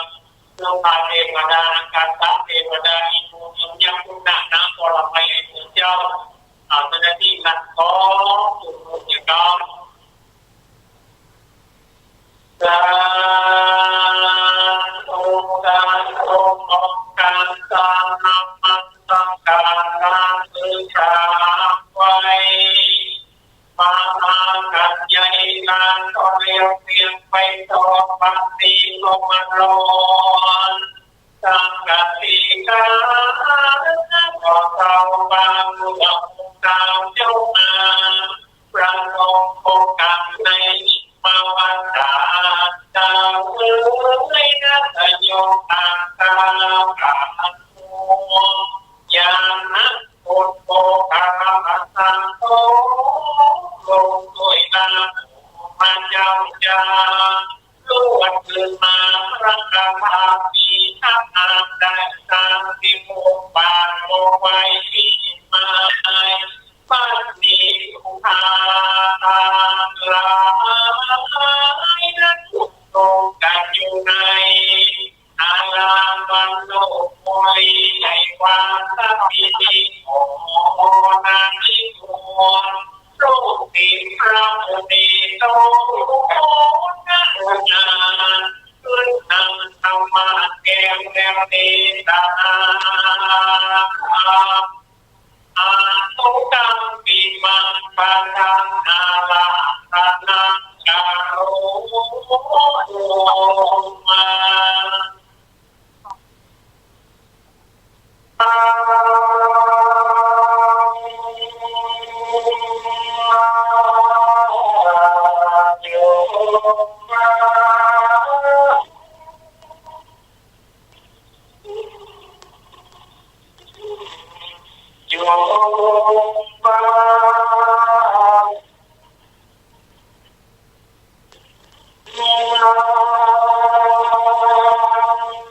โม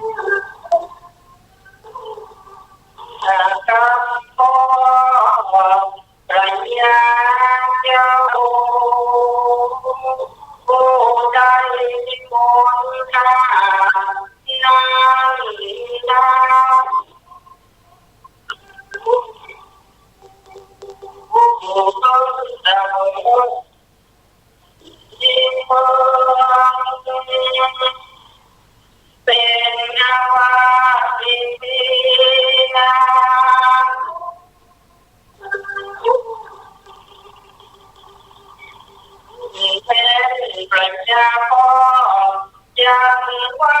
ดีจันได้บอกหัวเจ้าดีดีใจเก่าโตว่า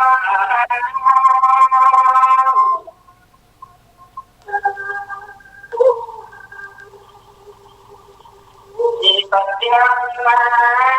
จำละกายออกอย่างดวงตาการยังดี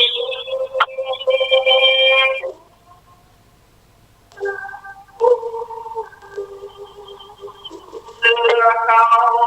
ตาน้อยนาอยู่ตุ้งแล้วเล่าลายโอ้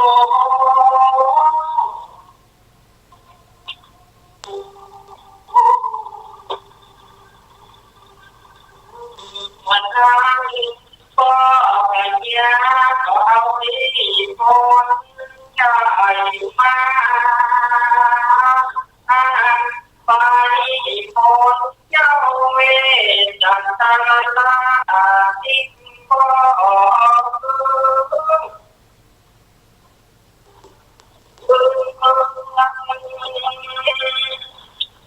มาเนมุลาสัตนาปะกันมา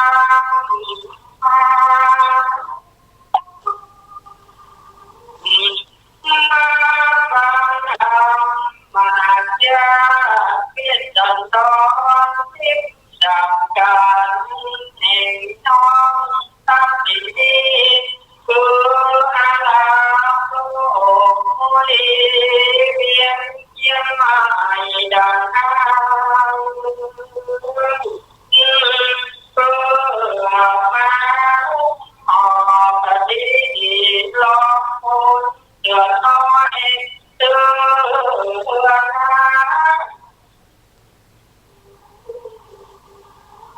เตือนร้อนเจ็บตัวใจเป็นก้อยหนอเยอะ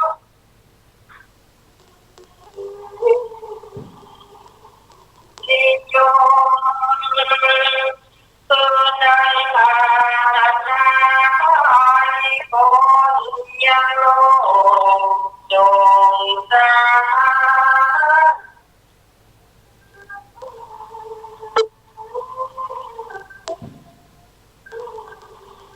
ปัตตา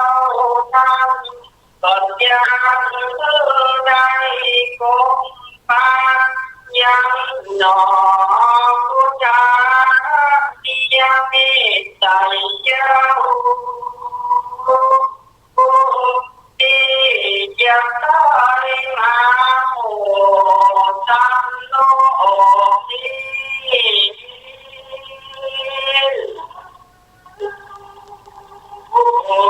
ก็เป็นก้อยหนอยาผู้ไปผู้โดนฟังธรรมมาเจอนี้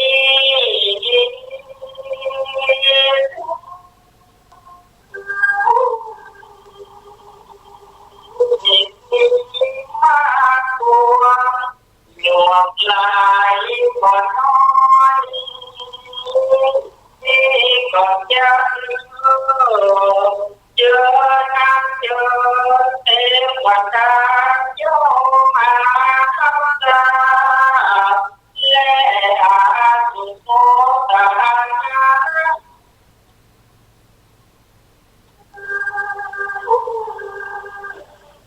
ตาตาเอ็งโมลาตาตา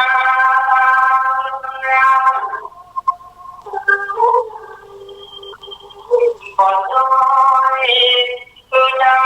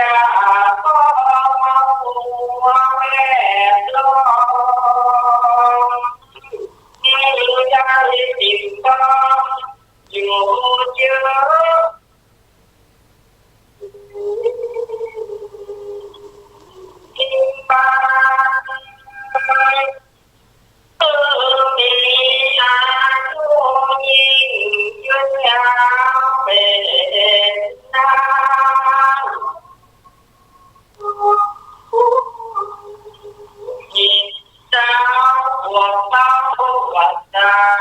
งพละกำลังยังนาคาเฟ่อยู่มีอยู่พันวันนั้น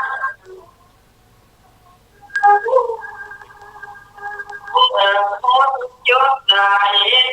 ยุดจะดังท้อมีตามีโอกาสตกตาอย่าได้มองตุ้งยากการมีจังปฏิมาตัวหลงลายใจก็คิดก็ใจใจหนอเต้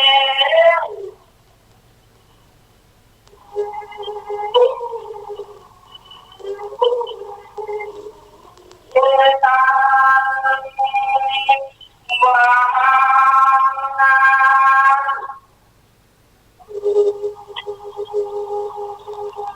เดินนะ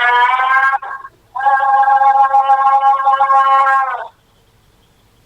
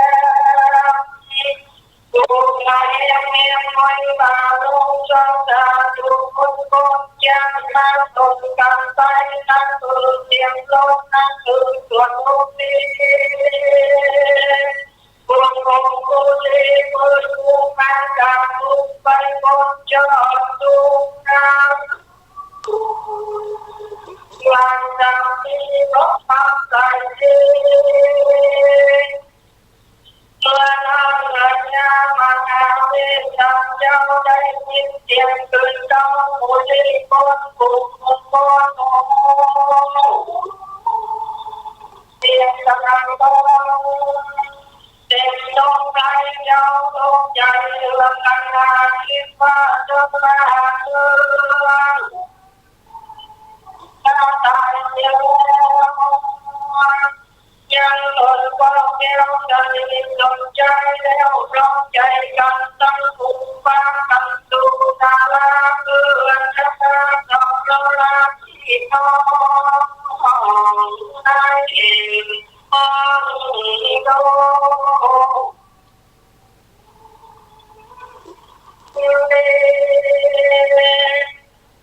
ปลาลาเทเลจังตะละลาจิงจวงปานกันนาตุงเราจุดดูจงเราจุงยันดอกจงคอยตันมุตโต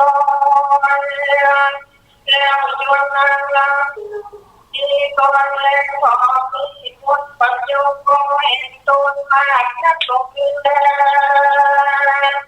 จามาการปาดาเตโตสังฆาเตสังตัวนิโกตา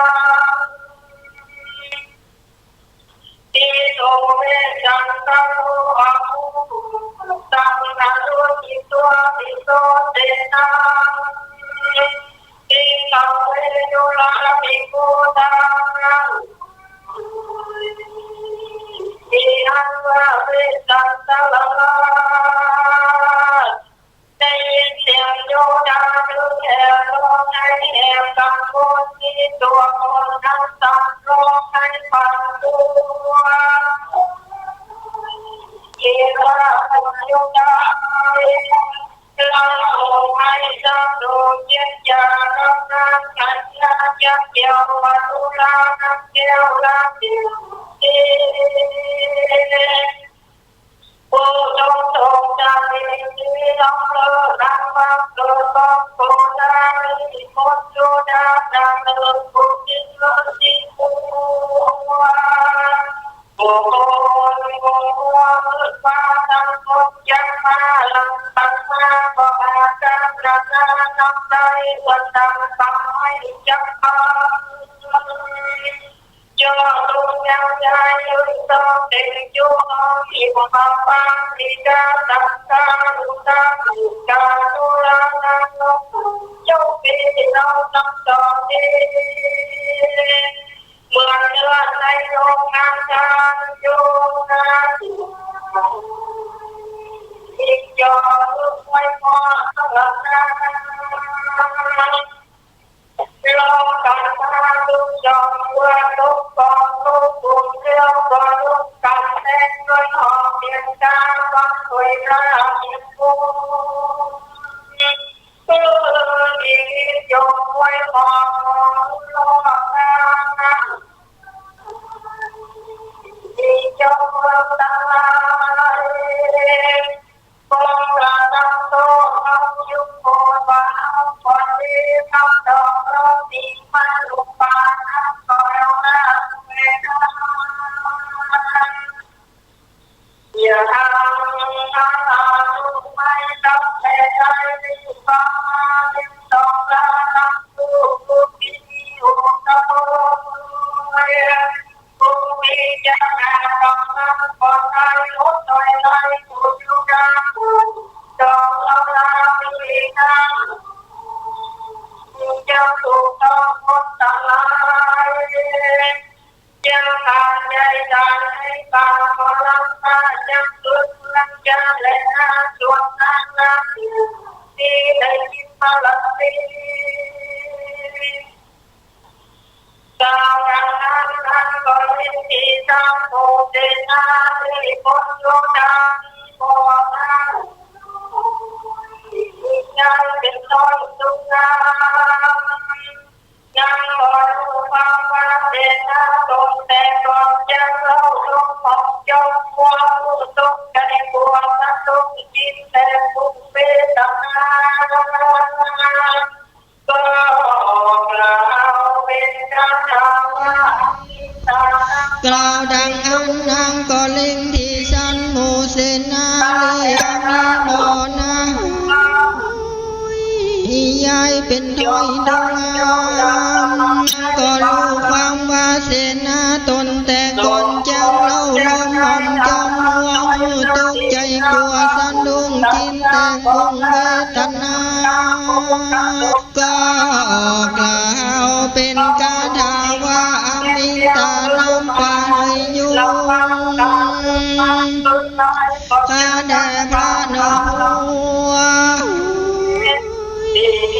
จอมไตเจ้าอย่าสลังในปาลมีตนจังได้ทาลานซอยสลิญญาณบ่พลากจากนำข้ามโอกาสงสารเข้าสู่นิพพานเมียงแก้วคือมหานิลำปานขาศึกมันกึดลายก่อนจากการไปปาลมีที่เหียบดังอังคีน้อยหนึ่งจังมาเผาซึ่งน้ำมหาสมุทรก็บ่หลอนลุดแห่งใดไฟอันนั้นยอมดำไปกูจั่วเจ้ากูมีกุลเนลนาดดุดดังสินเนนุลาดปาปตาและนา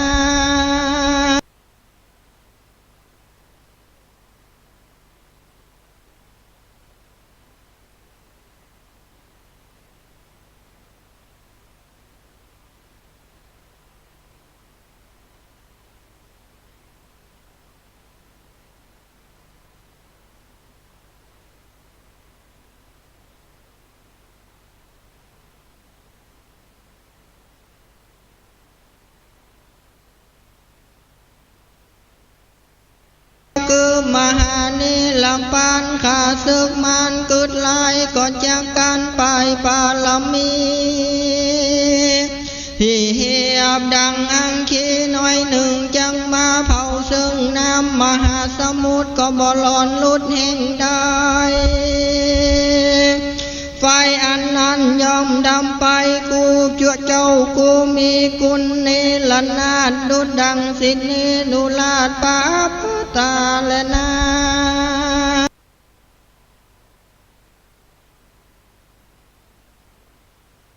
คือมหานิลำปานขาศึกมันกึดลายก่อนจากการไปปาลมี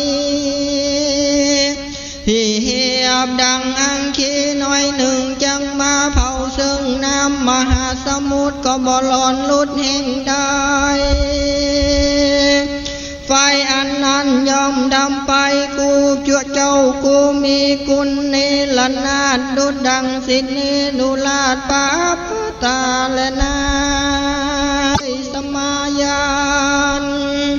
พระผู้บานสนใจพันแผ้วก่อนจะกับนางแก้วลาเจ้าผู้สันดีว่าเฮาตั้งสามจังเข้าไปหาละสี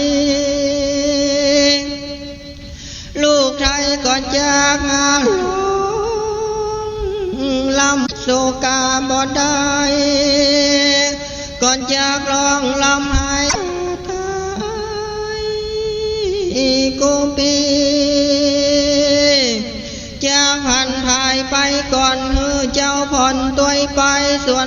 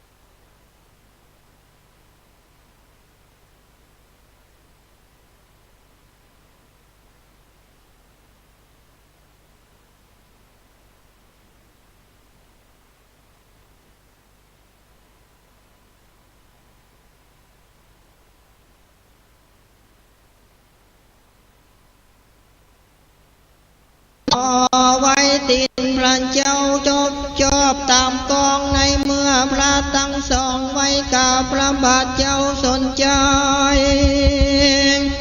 ยินดีใจหักลูกเต้าไทยก็ลูบหลังบุตรตานามาน้องไหลต่อลูกทักปอ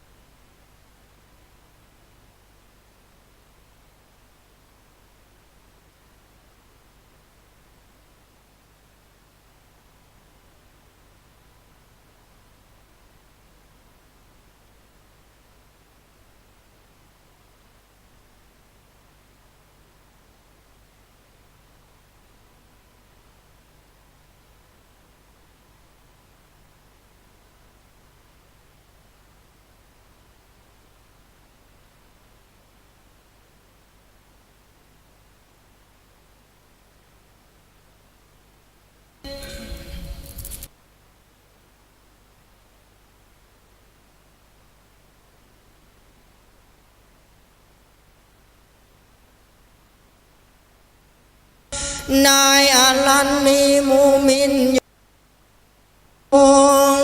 จังเราแต่เก่ากำมาแก่พญาตนปอตนเต้าต่อกาทาย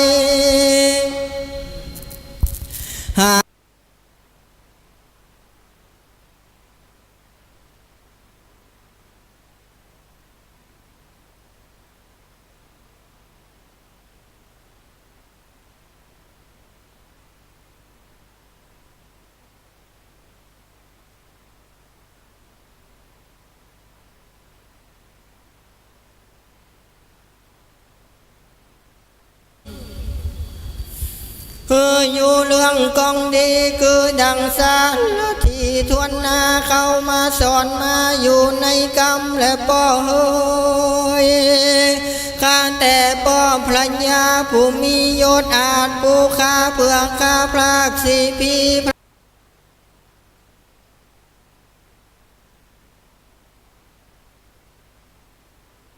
ไอ้ครับนี่มาอยู่เต้า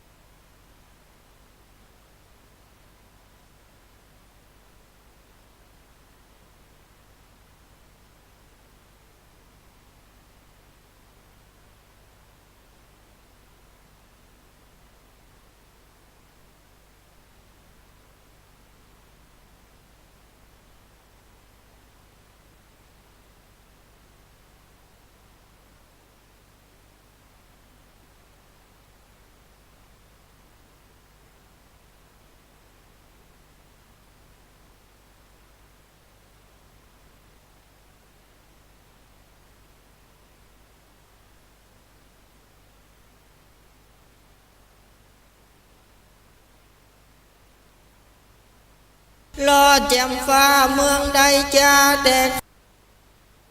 ลีจุงเอาข่าวสารดีมาเล่าลูกเต้าป่อสัมปันเพื่อข้า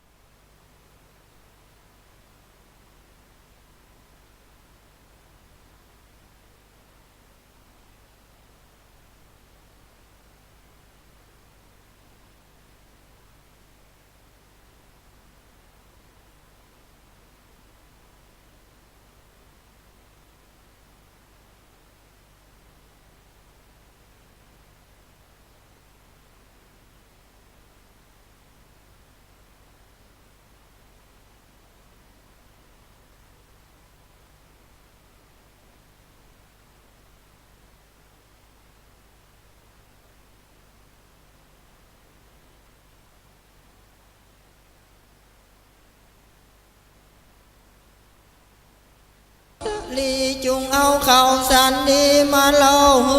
ลูกเต้าป่อสัมปันเพื่อข้ายังกองหันบอดไป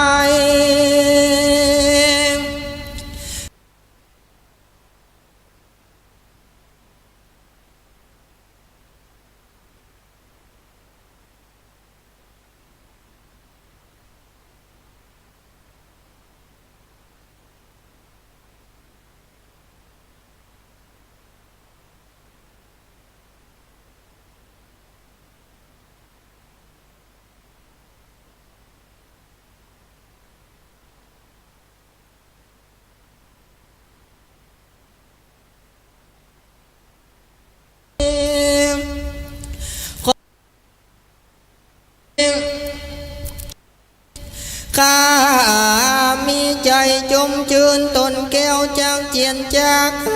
พยาตนปอเต้ากองกล่าวกาดาว่ากันจีนุตาลากุสลังกันจีตาตาอานามายังกันจีตาตัมเม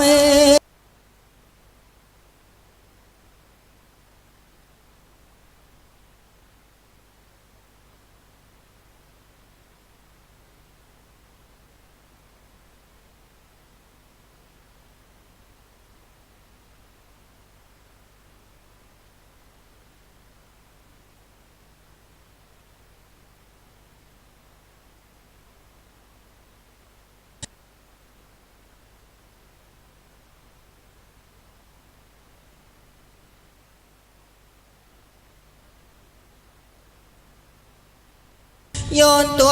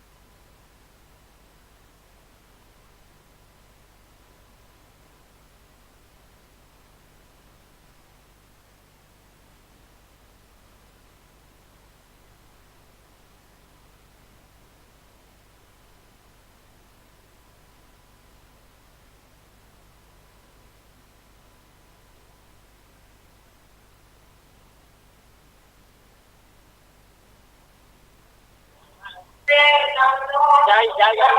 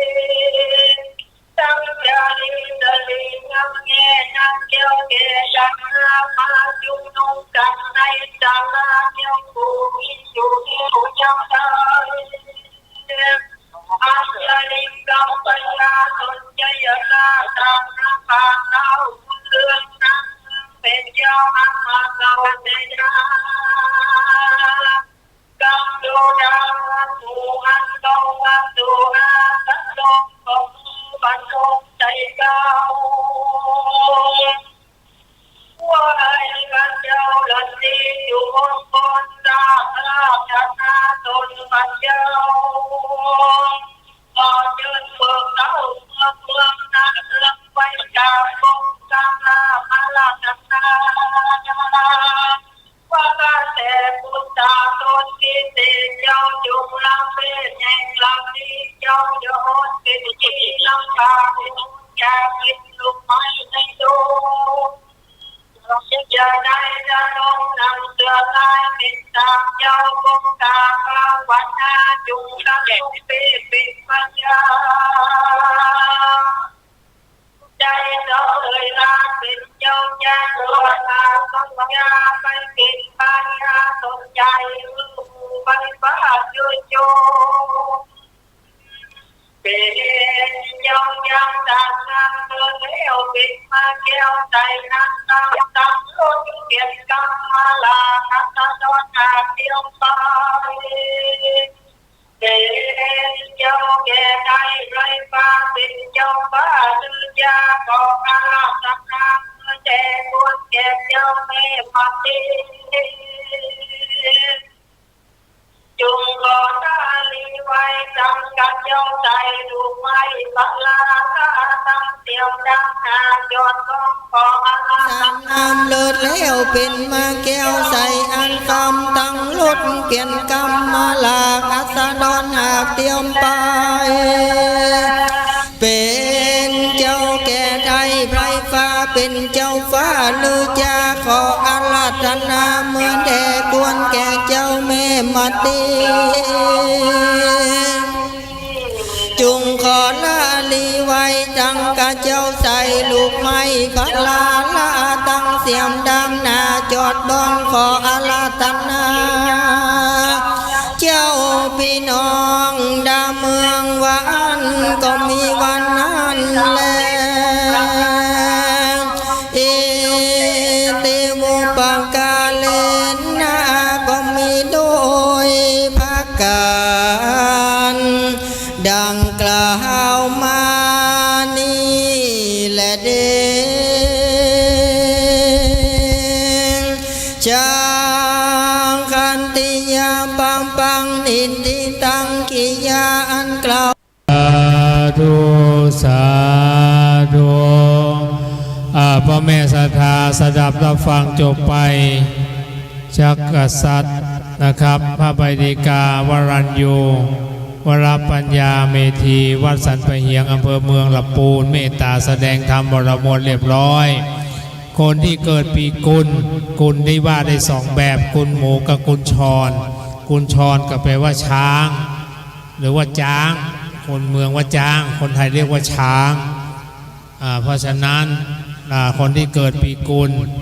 นอบน้อมมาขึ้นมาตั้งหน้าจะได้ถวายกันเทศกันธรรมแล้วในเรารอพระคุณเจ้าจะได้เล่าศรัทธาฟังว่าบุคคลตัวละครในพระเวสสันดรเมื่ออยู่ในพระเวสสันดรอย่างเช่นนะครับพระเวสสันดรปีกับชาติมาเกิดมาเสวยพระชาติเป็นไผ่นางพุทธดีเป็นไผ่นะครับเพราะฉะนั้นเดี๋ยวจะได้เล่าบอกกล่าวประชาสัมพันธ์เล่าไปเป็นอย่างให้ศรัทธาได้ฟังได้หูตัวนะครับบัดนี้ไปคนใดที่เกิดปีกุลเนี่ยเชิญมาด้านบนเลยนะครับศรัทธาที่อยู่ทางบ้านฟังคลื่นก็นอบน้อมจิตนอบน้อมใจแล้วก็นักท่องเที่ยวแขกผู้มีเกียรตินักท่องเที่ยวจากต่างบ้านต่างเมืองต่างอำเภอนะครับเข้ามาจะมาบูชาจุงชะตาปีเกิดขึ้นมาบนวิหารได้เลยนะครับบูชาชะตาปีเกิดชวดชะโลคานทองมาลงมาเสงมาเมียมาแมวบอกละกาจอกุลเจิญเลยนะครับมาบูชาการเทศการธรรมบูชากุลเจิญครับเจิญเนอปอศรัทธาแม่ศรัทธาเจ้าข้านักท่องเที่ยวแขกผู้มีเกียรติแขกผู้ทรงเกียรตินะครับเดี๋ยวรอคุณแม่มณีเวลาแห่งกรรมช่วยการร่วมด้วยช่วยกันวัดจะสวยพอศรัทธาช่วยปัดกวาดวัดสะอาดสวยสดหมดเศร้าหมองวัดจะเด่นเพราะประชามาประคองหากทั้งสองช่วยกันวัดมั่นคงสาธุสาธุสาธุเสร็จแล้วปีกไปนั่งที่เดิมก่อนแล้วจะได้หยาดน้ำไหมตาลอุทิศะบู บุญกุศลไปถึงเทพเทวาพระอินทร์พระพรหมพยมพการเท้าจตุโลกบาลทั้งสี่เสื้อวัดเสื้อวาเสื้อบ้านเสื้อเมืองณบัดนี้กราบนิมนต์ครับ ยะถาวาริวหาปุลาภลิปุเรนติสาคลังเอวะเมวะอิโตทินังเปตานังอุปกาปฏิอิจิตังปฏิตังตุมหังคิปเมวะสมิงจันตุสัพเพปุเรนตุสังกปาจันโทปนารสโสยะถามณิโชติรสโสยะถากัมมะกัมภาธนาแห่งเจ้ามูลาศรัทธาทั้งหลายมีด้วยประการจันใดดังอันก็ดีสมิชันตุก็ขอปานอุดมสมฤทธิจุเยี่ยงจุปการจยสิทธิทานังลาภังโสธีภะคยังสุขังพลังสิริอายุจวันโนจะโพคังบุตรีจยสวาสตวัสสาจะอายุจะชีวสิทธิปวันตุเตสปิติโยวิวัชชันตุสัพพโลกโควินาชันตุมาเตภวตันตรายโยสุขีทีคายุโกภวะอภิวาทานาสิริสนิจังพุทธาปัจจายโนจัตตารโลธรรมาวัฏันติอายุวันโนสุขังภะลังสาธุสาธุสาธุในนามคณะกรรมการจัดงานเทศมหาชาติวัดโรงโมลีก็ขอพระคุณเป็นที่สุดพระใบดิกาวรัญยูนะครับวัดสันปะเหียงอำเภอเมืองจังหวัดลำพูนด้วยเมตตาธรรมแสดงธรรมบรมวลเรียบร้อยขอบคุณครับวันตา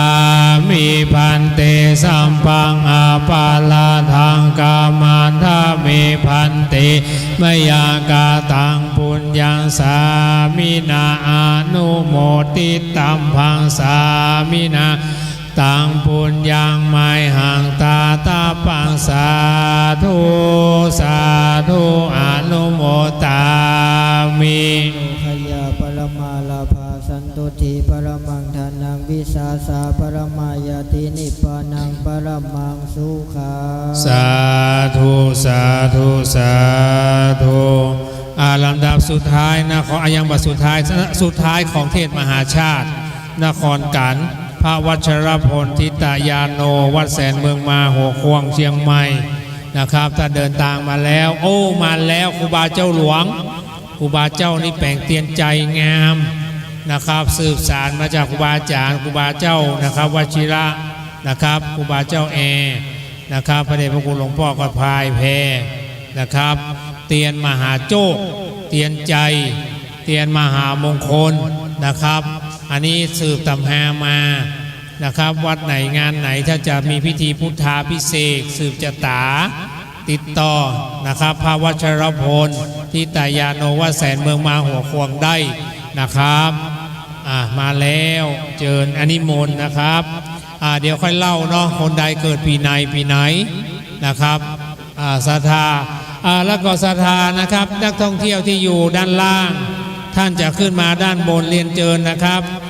ขึ้นมาได้มาฟังธรรมมหาจารย์มหาเวสสันดรชาดก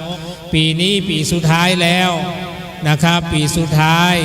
รวมชะตาปีเกิดรวมทั้งภพชะตา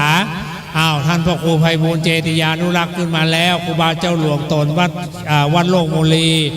จะได้มาใส่กันเทศเป็นเก้าเป็นกันนะครับบูชากันสุดท้ายรวมชะตาปีเกิดแล้วก็จะนบน้อมบุญกุศลคือกับเมตโลดแสนยอดนะครับศรัทธาเจิญครับผมศรัทธาทุกท่านเลยตอนนี้เป็นเรื่องของศรัทธาทุกคนเลยนะครับเรียนเชิญครับศรัทธาลูกมันนครการรวมชะตาทุกปีครับอันนี้รวมหมดเลยศรัทธาลูกมาก่อนมาช่วยกันจุดเทียนส่องธรรมครับผมมาคุณแม่เชิญครับเรียนเชิญครับทุกท่านเลยทุกท่านเลยนะครับปูจาเตียนชะตาปูจารวมชะตาปีเกิดชวดฉลูคานทองมาลงมาเสงมาเมียมาแม่วอกละกาจอกุลนะครับศรัทธาที่อยู่บ้านก็ตั้งใจนะพุทธังประสิทธิธรรมังประสิทธิสังฆังประสิทธิพุทธังอธิฐามิธรรมังอธิฐามิสังฆังอธิฐามินะครับสิทธิกิจจังสิทธิกัมมังสิทธิกาลิยะตถาคโตสิทธิลาโภชโยนิจัง สัพพะกัมมะประสิทธิสัพพสิทธิประสิทธิเมนะโมพุทธายะบัดนี้ทุกท่านพนมมือขึ้นตั้งโสตาประสาทพันสุดท้ายแล้วเจ้าหน้าที่ลั่นกองเจ้าหน้าที่กี่กองอย่ากรรม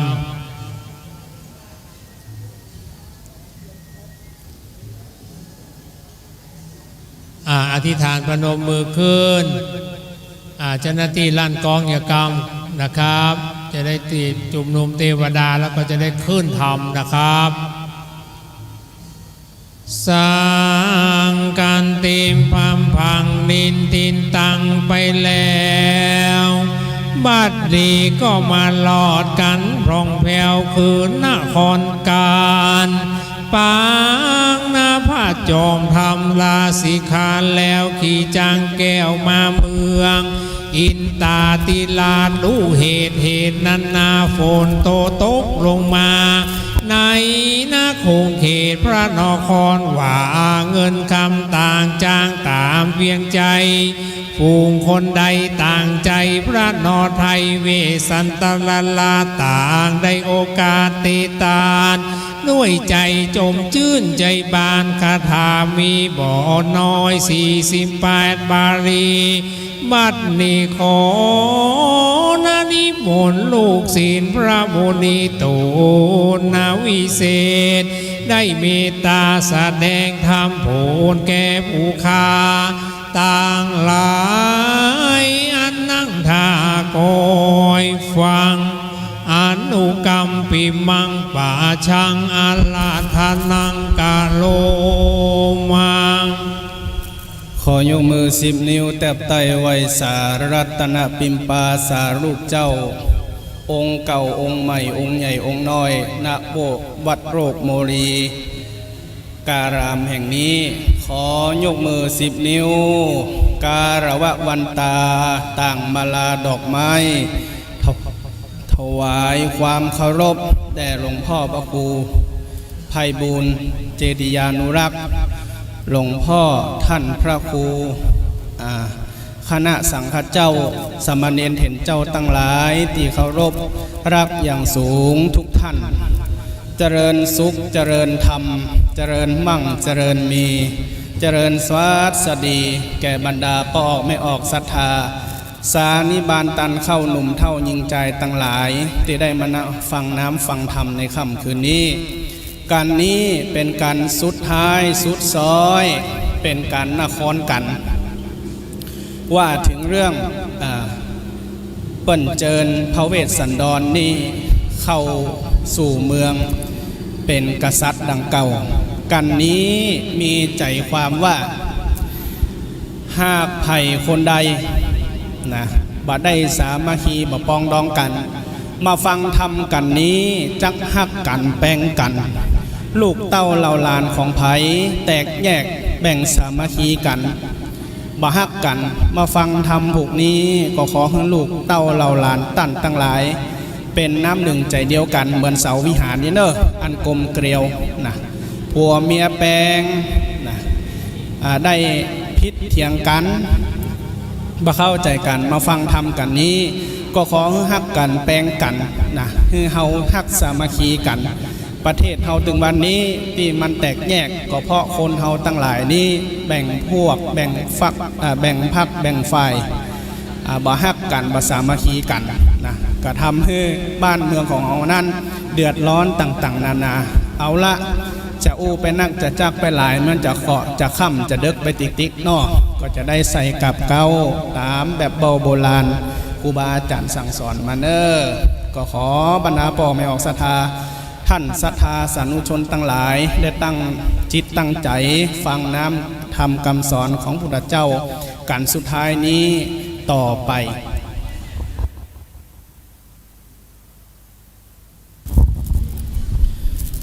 พุทโธ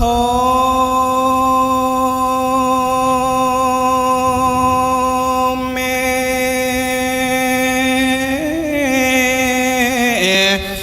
นะโธ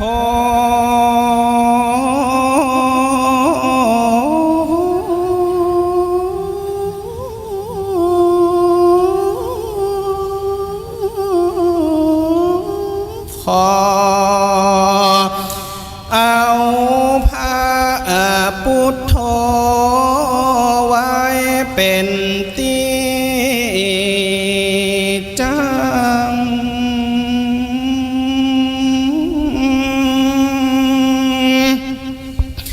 กับตังพระธรรมอันเจืองนาจ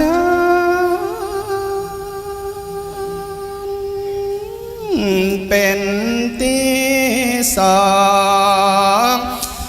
ตัว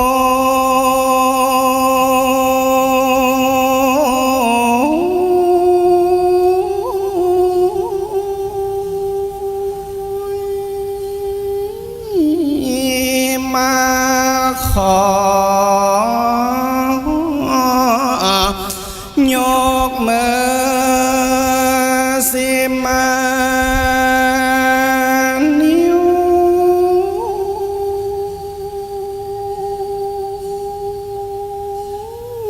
ใส่กล้าวแก่ส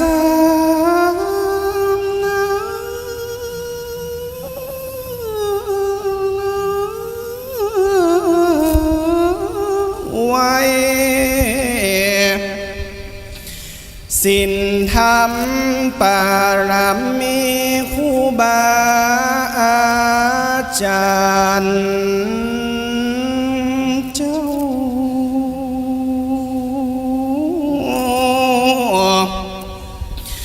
ไว้สา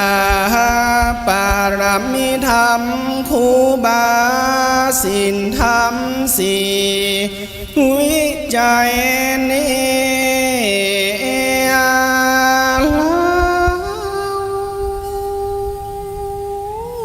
พร้อมสมปานพระภิกขุสามเณรเจ้าจู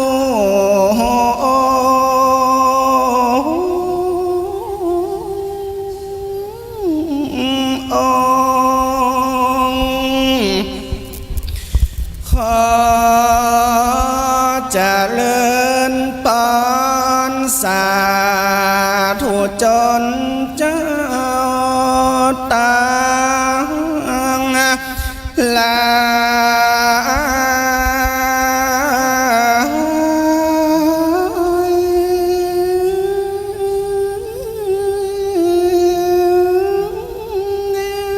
ตางแดงยิ่งใจหนุ่มเท่า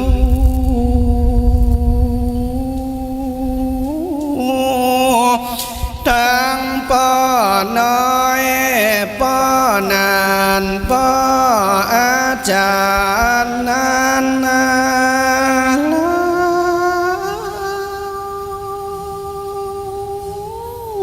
ตั้งแก่เท่า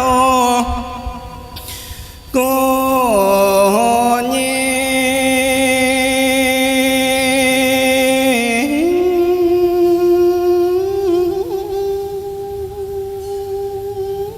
่งใจ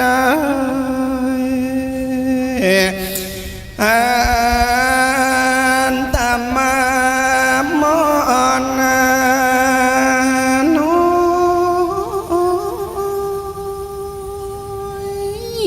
จากเล่าจากข้า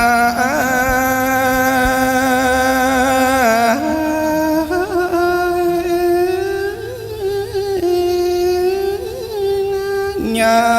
งขี้ยังความในธรรมนครเจ้าตามแบบโบราณครูบาอาจารย์ก่อนหน้า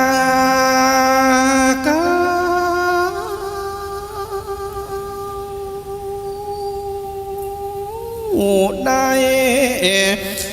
ลิขิตแต่ มเล่าเสิบกานมาแม่เพพาดนาภา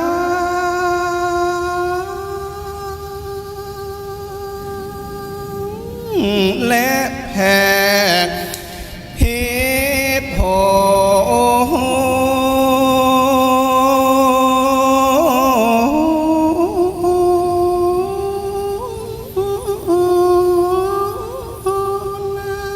บสมเปิงกวนตามโนธรรมผาดเจ้า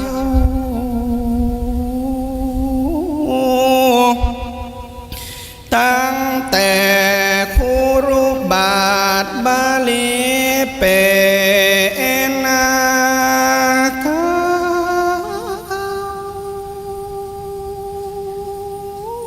อาตมภาพมีเล่าก็ขอสุมาอาภัย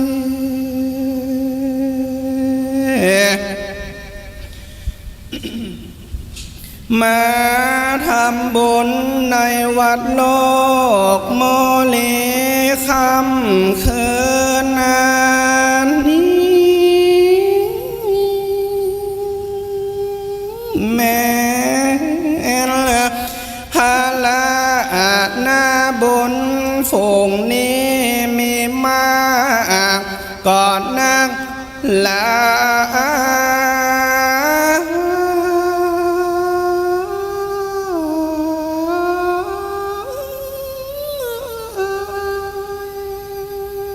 ก็ขอ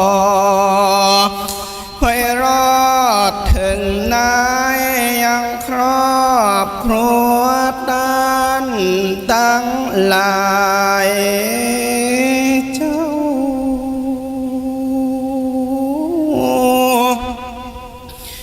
มาว่าหน้าที่การงานกิจการนั้นนา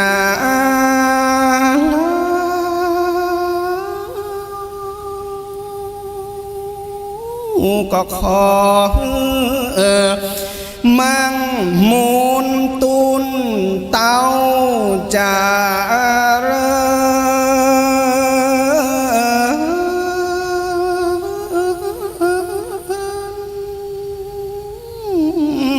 ดีทั้งทรงข้าภาพตานนา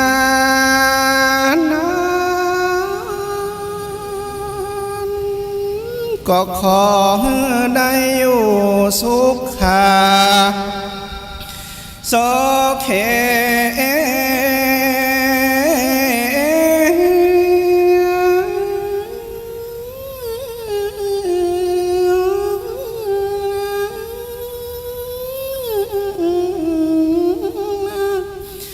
โลกภัยไข้เจ็บอย่าได้มากวนมาคุยการญาตานเจ้า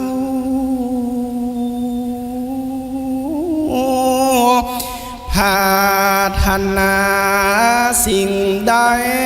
ประสงค์สิ่งใดก่อนนา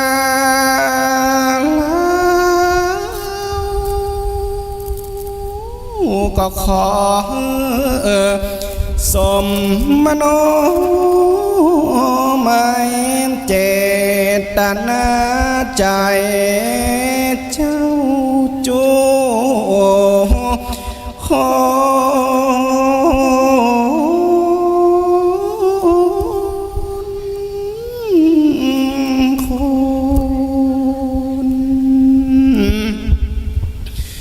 ว่า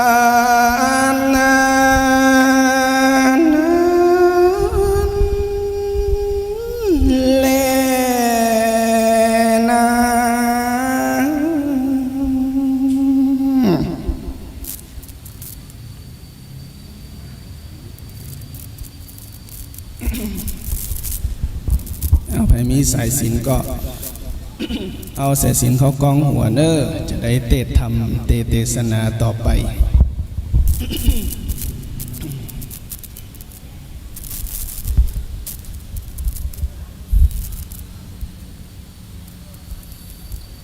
นะโม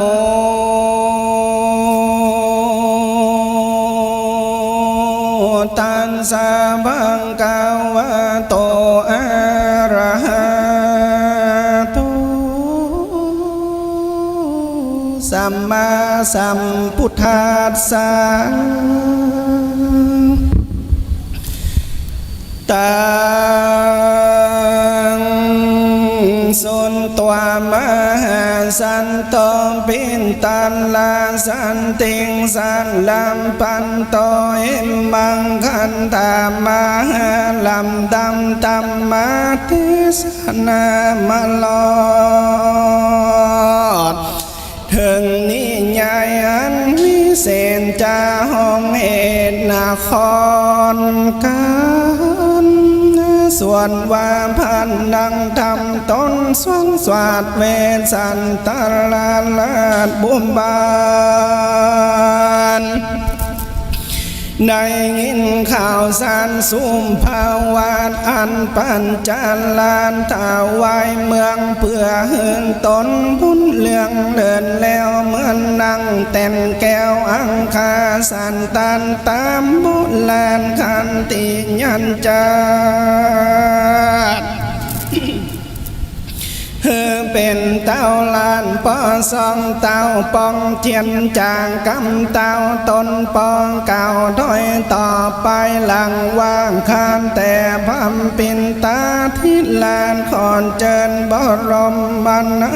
ดาฟังปางเมื่อคาสาเวยลานตามคันติญาณจานกองทำตามผู้ลานกำอันจอมบ่ลังเลี้ยวหลอบแต่ดีลีอยู่วาดต้นขมี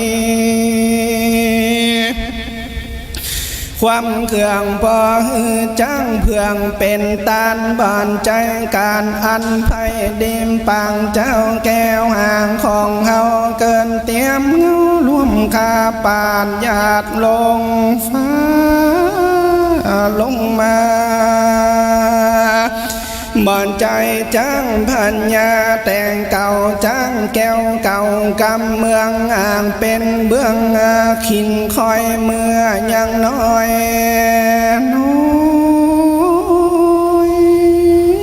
เกิดกา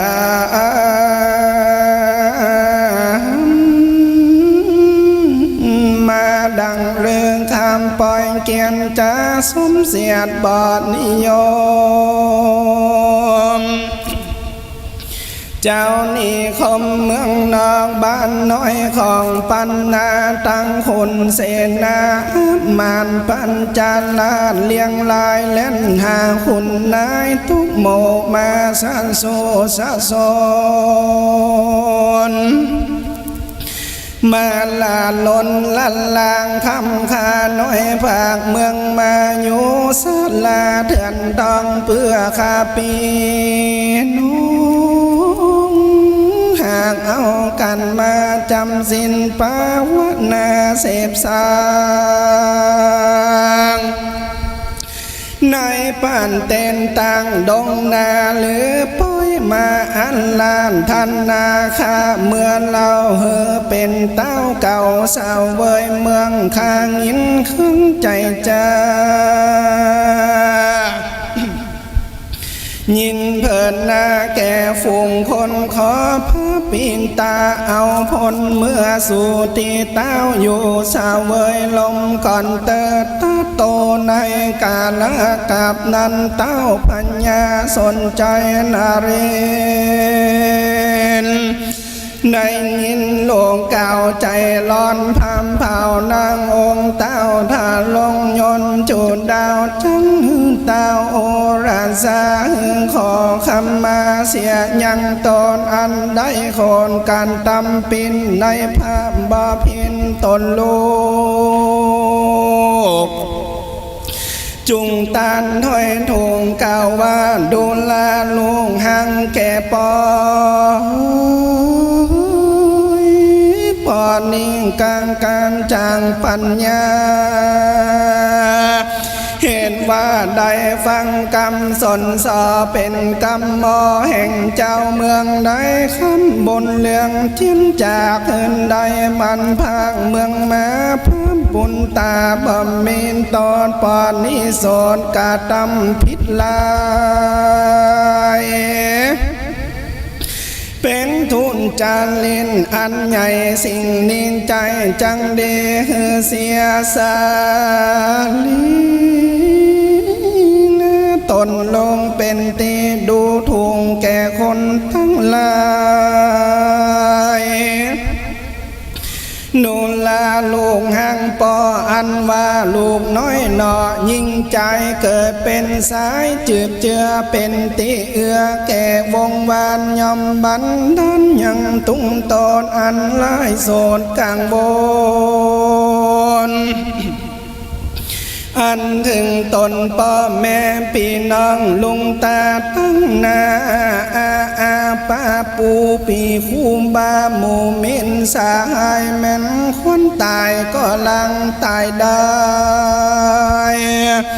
ลาบพ่อแม่เป็นกุญเจินเจ้าตนบุญลุงปอสิงสังก่อไปกินเมือง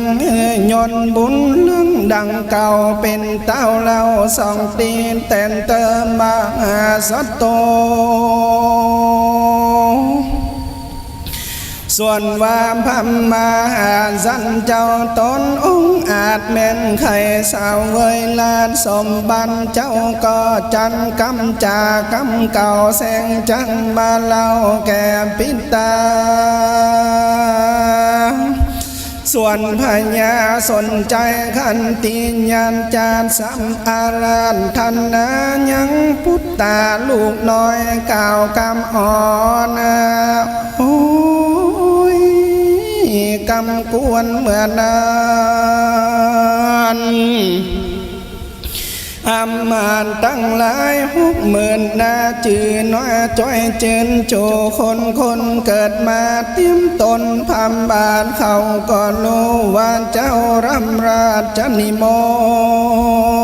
นต์อันเป็นมงคลวิเศษสังเก้าเกตลาจาส่วนพระบุญตนสวงสวรรค์ของเก่าสีนาดวาดุราเสนาลายจืนจอยสู่จุงยังก่อนทันลาอันว่าปันสาลานิวิเศษปันเตนต้องวงกลเป็นที่กูมาอดอยู่สังมังกิเลสภาวนาเจนเดือนทันลานานสาลัมอยู่สร้างพัมปาลัมมียานหือตันเจ้าจาลีสลีสะอ่านกำนังกันหานาดดวงดีตั้งนางมาทีสลีอ่อนนาแก่เจ้าฟ้าคุณอีตาแผ่นดินนาไว้วันสันตันลันไปมาพันลันจาเท่าไว้แล้วเต้าต้นแก้วนาลินกอมปันตังสิน3 รอบ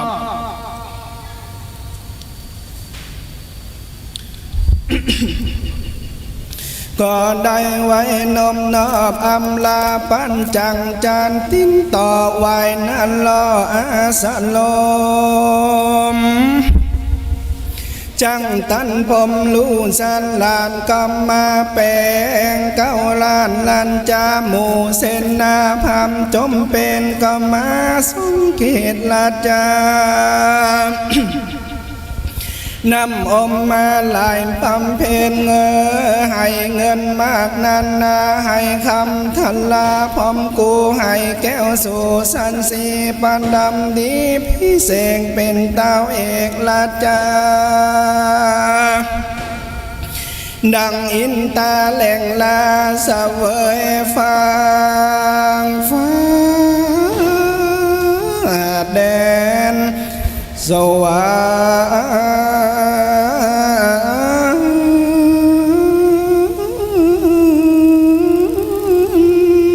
นั่นแลส่วนอันว่าพญาเวสันตลลาดบัวบานจำลาองค์การเข้าเกตทันลงเป็นผืนการเครื่องอลังการสุบสอดแล้วสามไปดาบแก้วสาเลงกันใจลังสีใสเมื่อมาคาซึ่งความขืนวานขี่จางสารตัวใหญ่งามแต่ใจสามานอามาตหาน60,000น้ำจ้อยจืนเจียงกันเป็นพระนิวานเบ็ดล้อมแห่แห่นอ้อมอวยพรว่าเผ่าเวรสันดอนตนสวนสวานจุงเป็นเจ้าจ้างอ่านเสวยเมืองยิ่งกว่าเก่าแสนตีนเตออีตันจาปัญจยังลัทธา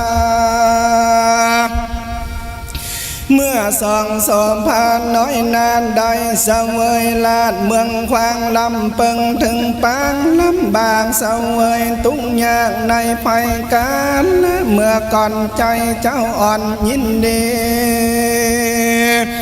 สวาสมบัติมีสันเลอันตนใดเจ้าจริงใช้ไปตีกองใจ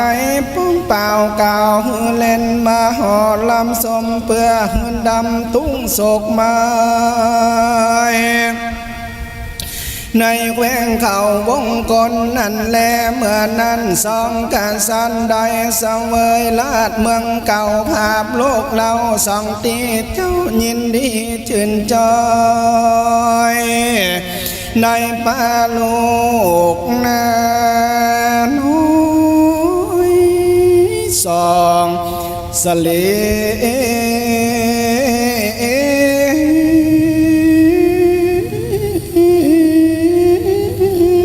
ส่วนวันนางราชมาที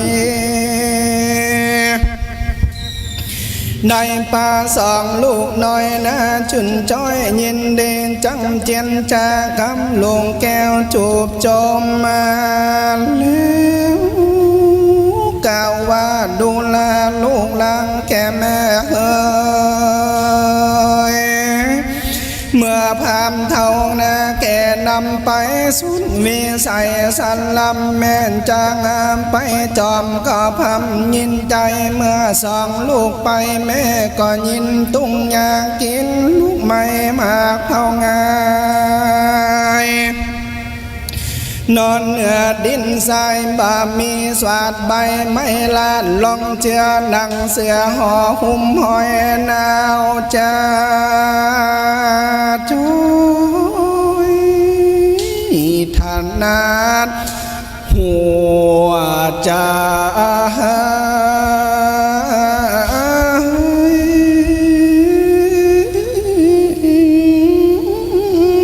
ลูกใส่ใจเอ่ยเมตเจ้า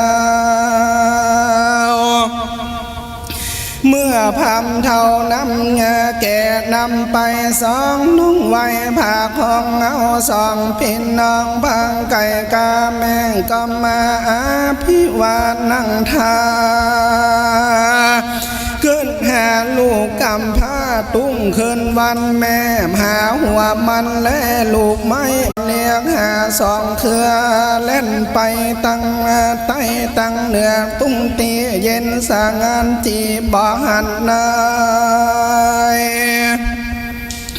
องค์แม่ลงเป็นไฟเผาบ่ลูกข่าวว่าลุงลังอยู่หนใดแม่เหี่ยวว่าตายเสียแล้วว่าอันแม่จริงตาง สันจาว่าด้วยพันละบุญอันแม่ได้สร้างขอให้ลูกเจ้าจ้างขึ้นมาแม่ซ้ำไปหาแถมเราก้อยที่เก่าหลายตีก ก็ขึ้นมาสู่ร้องไห้ยกมือไหวเต้าพัญญาน้ำตาแม่นี่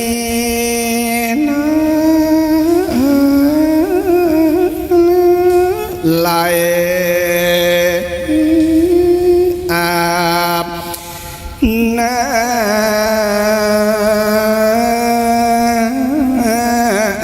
ำตุกเต้าฟ้าแม่ก็หอบมาไหลนอนกลางคืนไหลขันกลางให้หาลูกกำพร้าเมื่อยามนอนเต็มไม่ลองให้หอดหิวตายสองใส่ใจเอ่ยพำแม่ขอลายแก่หายสูญฮัลละบุญอันเกิดจากป้อมแม่ได้สร้างแผ่สองเราละอย่าได้มีลูกอาสงเศร้าอายุยืนเตียงเต้าตีขาอย่าฟังจันละแก่เท่าเตียงเต้าแตนเมื่อตนเมืองแดดเตอพูนสันติปีโคส่วนว่านางพูนสันติตนไว้แว่นฟ้าก็เลือกแผ่นผ้าผืนแปลงค่ากำแสนกำแดงเป็นขนาดกวนแก่สามไปล้านเกยทรงแหวนทำมาลงซุ้มสอดต่างแก้วสอดดูนี่ส่องแสงสีใจจะสมแก่นาแม่มัดที่นางพุนสัตดีแม่แก้วแต่งแล้วใส่ข้าโอมคำมือสาวจำน้ำเล่นไปใจไปเฮือแก้วแก่นไทยแม่มันทินนาจริงไขวันทาพาปืนแปลงแม่จริงใจไปเท่าไว้แก่แก่นไทยมัดเทสมนึกดีใจจ้าเนี่ยถ้าลงพาก่อนเนี่ยดูงามนั่นเล่นนาส่วนว่านางพุนสาดีตนแม่ก็ใจไปถวายแก่นางมัดเทคือว่ามังพันกำดีเรียบลอยปานดำด้วยซอยสั่งวันดูเชียงคันใจจะใส่ส่องหน้าจำนำเกิดคำลองรับบาทกวนแก่นางราชอุดมส่องนางนุ่มคำขาดแก้วมุ่งมาดสะแอวเป็นของแป้งของนางนานอันลูกซ้ำไปห่างเคยส่งปาดับองค์หืนตลอดอย่าได้ข้างลอดหลอดเลยตามเพิ่งใจจันใจแก่ลุงสามไปมันตีส่วนเต้าสีสนใจบารมมันนานก็องค์การแก่มนทีสิมสองอังโคเป็นนี้สวนสวานเต้าก็เฮือราชรางวัลแบ่งปันกันหลายสิ่งเล่นมาห่อสมล้านยิ่งเมืองสวรรค์นั่นแหละนาส่วนอันว่าหมู่มิกามุนมาเต็มตุ้งบางหิมมามปานก็มีใจบ้านย่อเยินตัวใหญ่น้อยชื่นยินดีหมอนแล้วมีเกียรติกาบองการตำต้นคาเบียนกันโดยเตจะทำเต้าตอดไม่ที่ลอดตุ้มจมละเขายินดีห่มกว่าเล่นตัวป่าหิมมาวานนุ่งตั้งลายมุนหมู่ลองสาสู่สาสนจำสร้างขามไปบนจิมกิ่งไม้เหนือหมู่ไม้นานาด้วยมีตาทำมนมาตุงตัวห่างสั้นเดียนบ่เบียดเบียนเกียนกาบ่กาตำลายล่าหิงสาปังเมื่อพัญญาเวทสันตันลาเทียนจากอาวาสมาเมือง ตนบุญเลี้ยงสักใหญ่ก็แต่งใจไปหายังหมู่เสนผู้จัดลาดอันเต้าลาดใส่ไว้เต้นตาวาดดุราเสนาตันจุงลีบลีลาไปก่อนเราจังผ่อนไปตามคนตีนจำไล่หลังหมู่มาทางแถวไปหมู่จังใจเลิศแล้วหมู่ล้นแก้วแก่งกว่าแก่งควันไปตามจังลำแห่งหนขุนนางแวดต่ำกลาง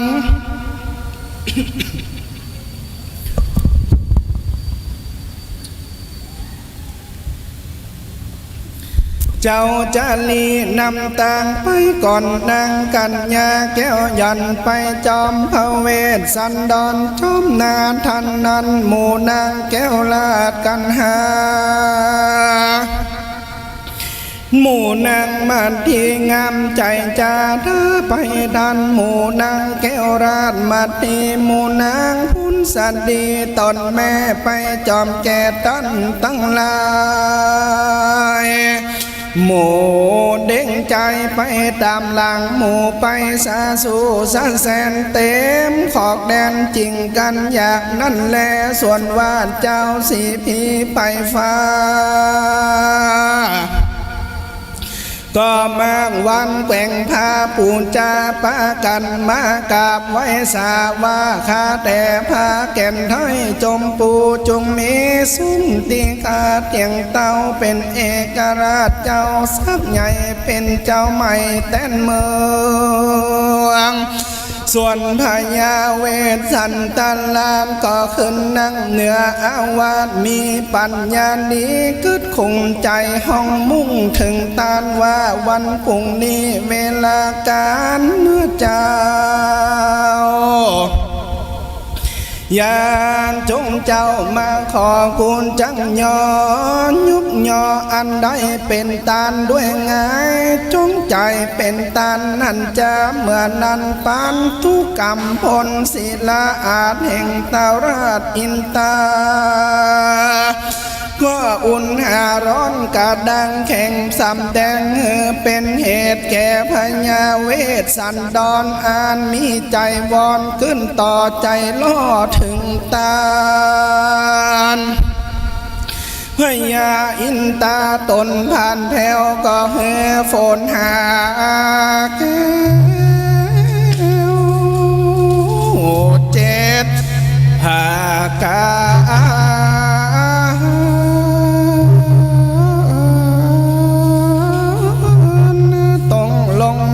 สะอ่านตรงลงละลาละลอละเป็นแก้วโอนดมทานยิ่งบาดใจแก้วขิงจันแหงย่อมเป็นแก้วเมืองกวนกามตุ้มแต่ฟ้าลงมาตุ้มในลานจันนิเวศคุมน้อ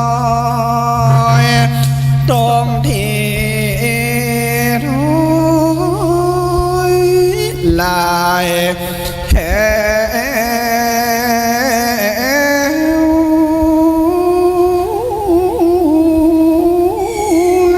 ตรงเปียงแอวบ่มีวางนั่นแหละนะตันโตเวนสันตันโลลานจานตานังกันตัวนางขันติโยเมื่อนั้นพญาเวสสันตันลาดเกิดในขันติญาลาดวงศาอยู่ปั๊มเป็นปารมีทำไต่ใจใจถ้าลาบได้120 ปีก่อนดำอินทรีก็การก่อมไปเกิดบนปราสาทดิมเทวสถานการจันทวิโรจน์ก็มีแลอินติวุนตาปากาเลนะก็มีโดยภากา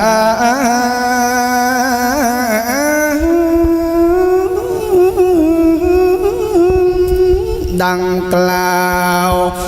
มานี้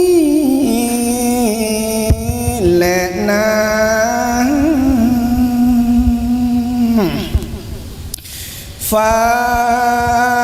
งละฟัง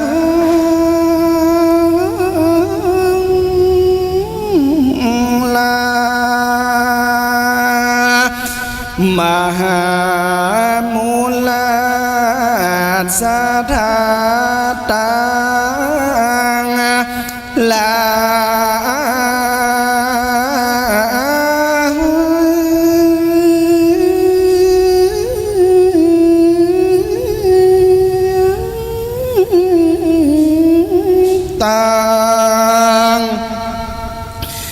เด็กยิ่งใจถาดล้ำแล้วแถวเท่าตีปากันมานั่งฟังธรรมในวันนี้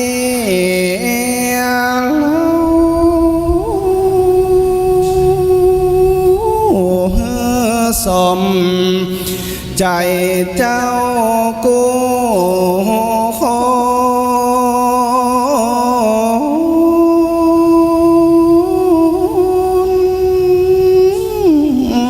คนมานั่งฟังธรรมนครกันนี้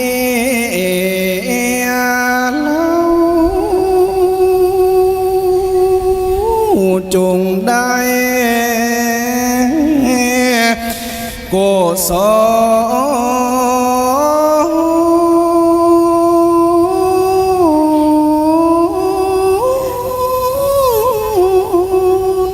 ลได้มาบันดาลผลบุญใหญ่กว่า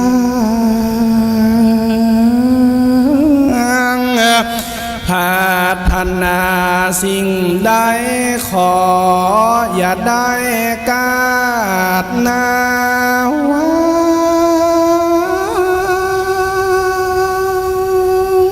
จงได้เสพสร้างก่อ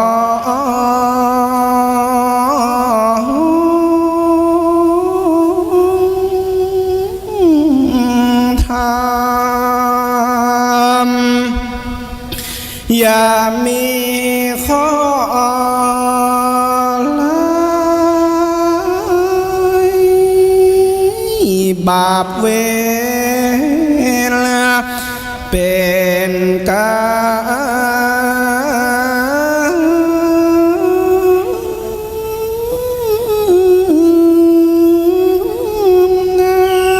จงมีพระธรรมปกครองห่อหุ้มไปปองห่มนาตุ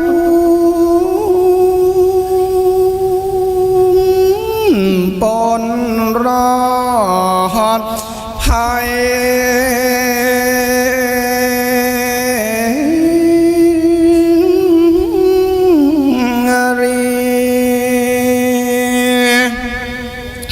สัมปะขอ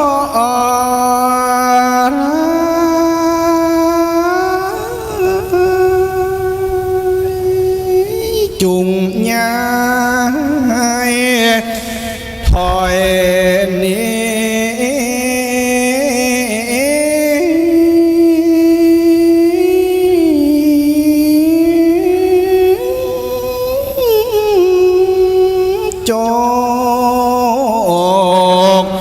ใจอันดีจุงไหลหลังเข้า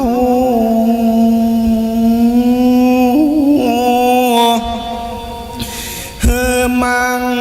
มูลตุนนาเต้าตั้งแก่เท่าโก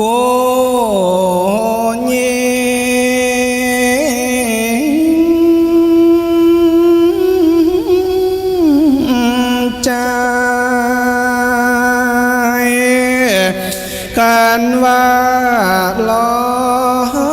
ยกระทงปุจจาพระแม่คงคาปิกับบ้านนาไปแล้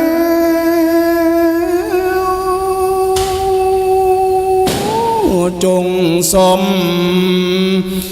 ดังใจ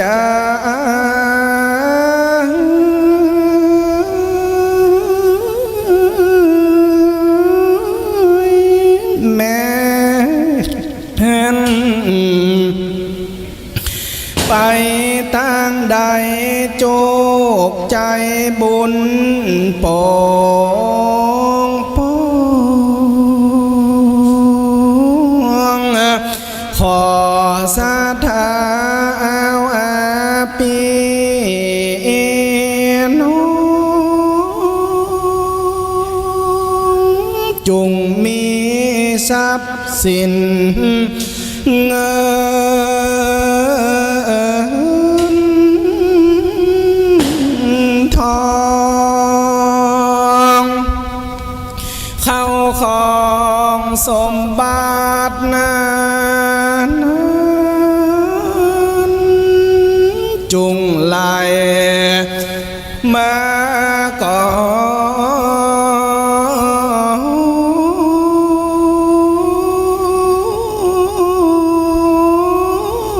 นมั่งมีเงินทองได้ล้านโกดแสนตื้อ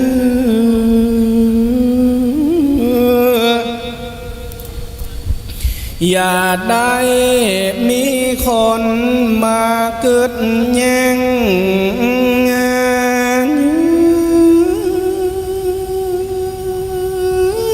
ลูกจริง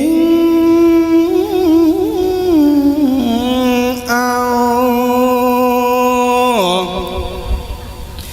การได้โจกลาบมาแล้วบ่มีมอง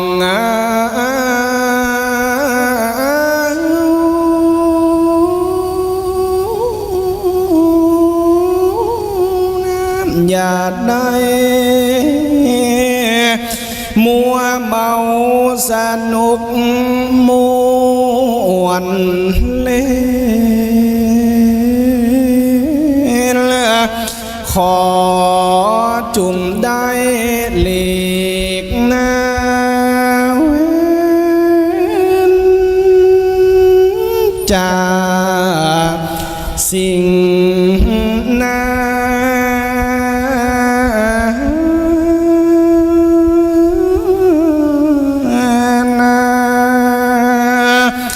วานนั้นเลนะ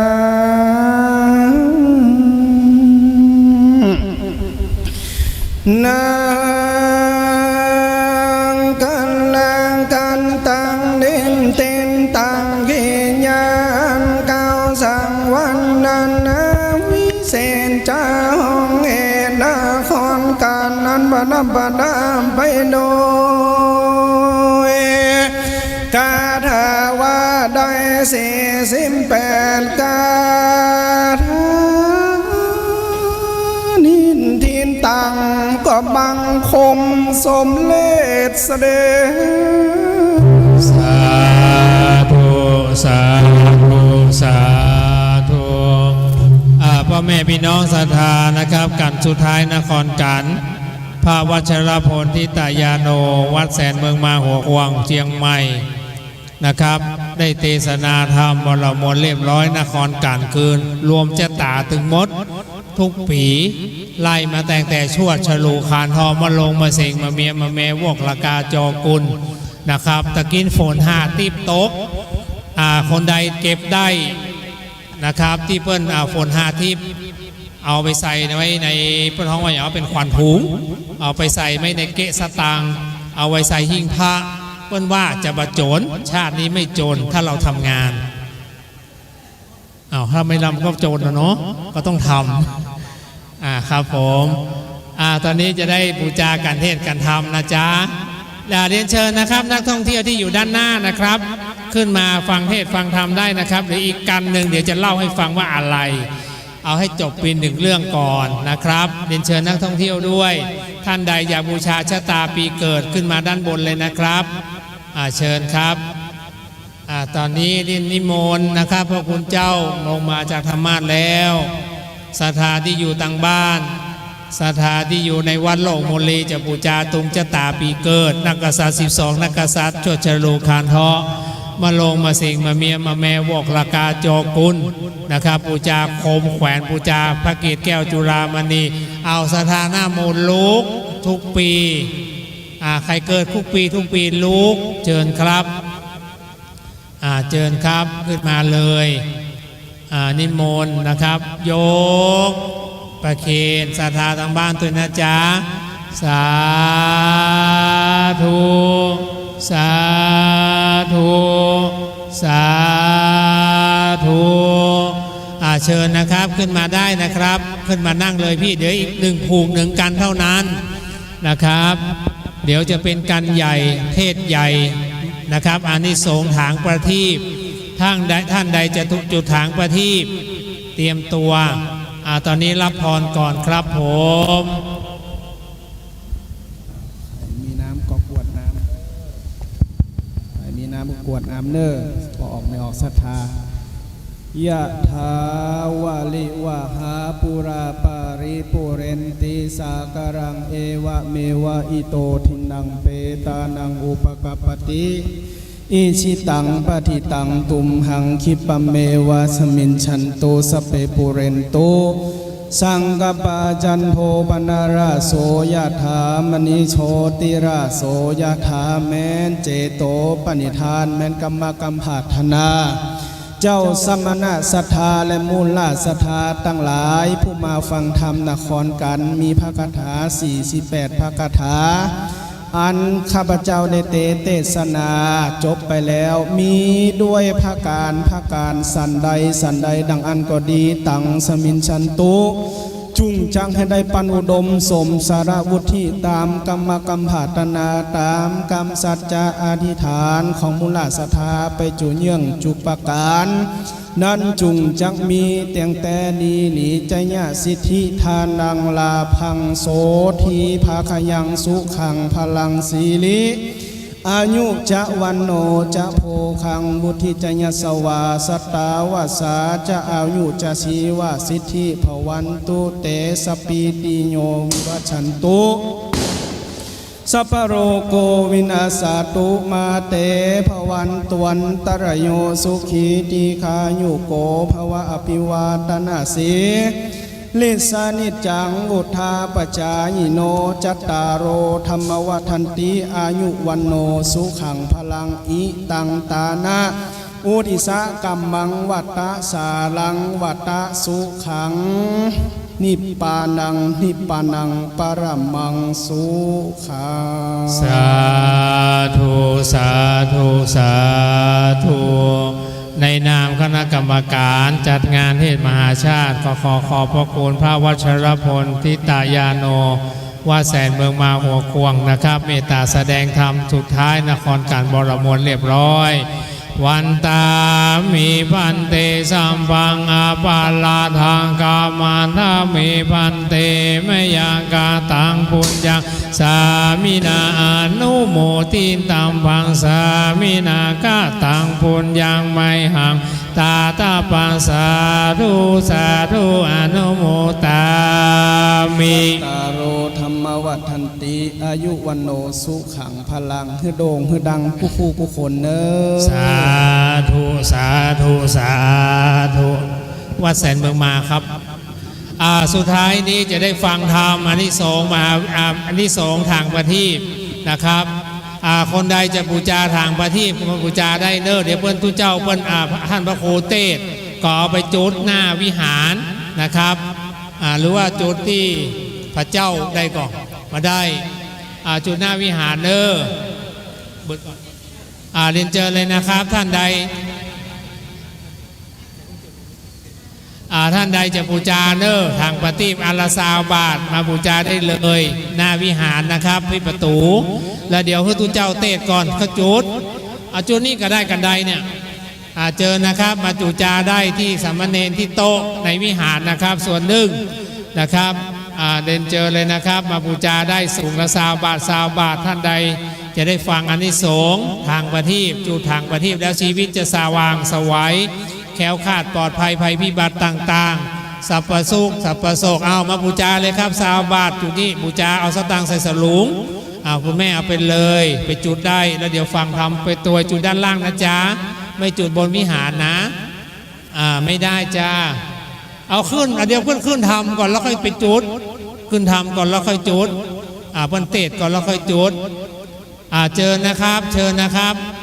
นักท่องเที่ยวก็เจอนะครับขึ้นมาเลยเรียนเชิญนะครับท่านใดจะฟังอานิสงส์มาอาวิสงส์ทางประทีปนะครับตีนกาฝากคนใดฟังจุดทางประทีปนะครับอานิสงส์เยอะชีวิตจะสว่างไสวนะครับจะไม่จนจะไม่อยากจะมีชีวิตแต่ความสดใสสว่างรุ่งเรืองรุ่งโรจน์รุ่งไรนะครับสืบไปแต่เจอตอนนี้คุณแม่มณีวิไลมหาเศรษฐีเมืองเจียงใหม่มหาอุบาสิกาวัดโลกมูลีวัดเครือข่ายวัดพระธาตุดอยสุเทพและพระธาตุดอยสุเทพจิเตียนบูชาธรรมแห่งพระพุทธเจ้าที่กัลยานางงามในเบื้องต้นคือศีลมัชเชกัลยานางงามในทางกลางคือสมาธิปริโยสานกัลยานางงามในที่สุดคือปัญญาบูชาถังพระทีปอยู่ตรงนู้นนะจ๊ะแล้วคุณพี่ก็เอาไปจุดด้านล่างเลยถ้าขึ้นทำแล้วพี่ก็ไปจุดได้เลยนะจ๊ะลำดับนี้ไปตั้งโสตาประสาทตั้งใจนะบัดนี้มหาพรหมเลยตนเป็นใหญ่ในฟังฟามตันวายนาสุลงกีมากระตำอัญชุรีครามไว้แด่พระมหาแก่นไทยยอดใหญ่ยานอ่านวาสันในโลกโอกน้ำทรงสารไตได้อมลมกุศลไว้หากยังมีบัดนี้ผู้ขาตั้งหลายอันจุมนุมกันอยู่ในอารามวันโลกโมลีใหญ่กว้างตัดตินิมบัดนี้ขอกรมกราบอาราธนาพระครูสิรินเจติยานุกูลเลขานุการพระเดชพระคุณหลวงพ่อท่านเจ้าคุณพระธรรมสีนาบดีและดำรงตำแหน่งผู้ช่วยเจ้าอาวาสพระอารามหลวงวัดพระบรมธาตุดอยสุเทพเมตตาธรรมผู้วิเศษอานิสงส์ทางประทีปโพนแก่ผู้ค้าต่างหลายจุมนุมตัดตินิแด่เติมธรรมังอาลาธนังกะโลมา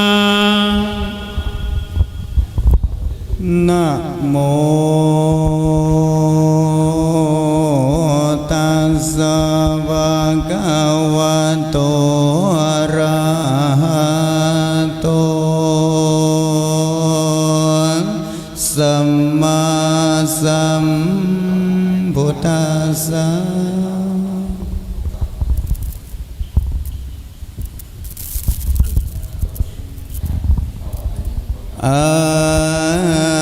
ทังโก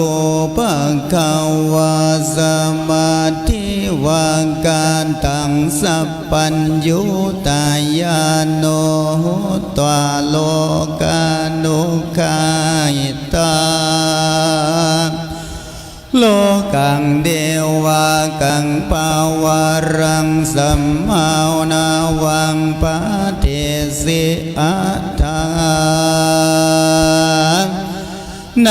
กาลาเมื่อนั้นบางกาวาอันว่าพระพุทธเจ้าแห่งเฮาก็ได้ถึงยังสัพปัญโย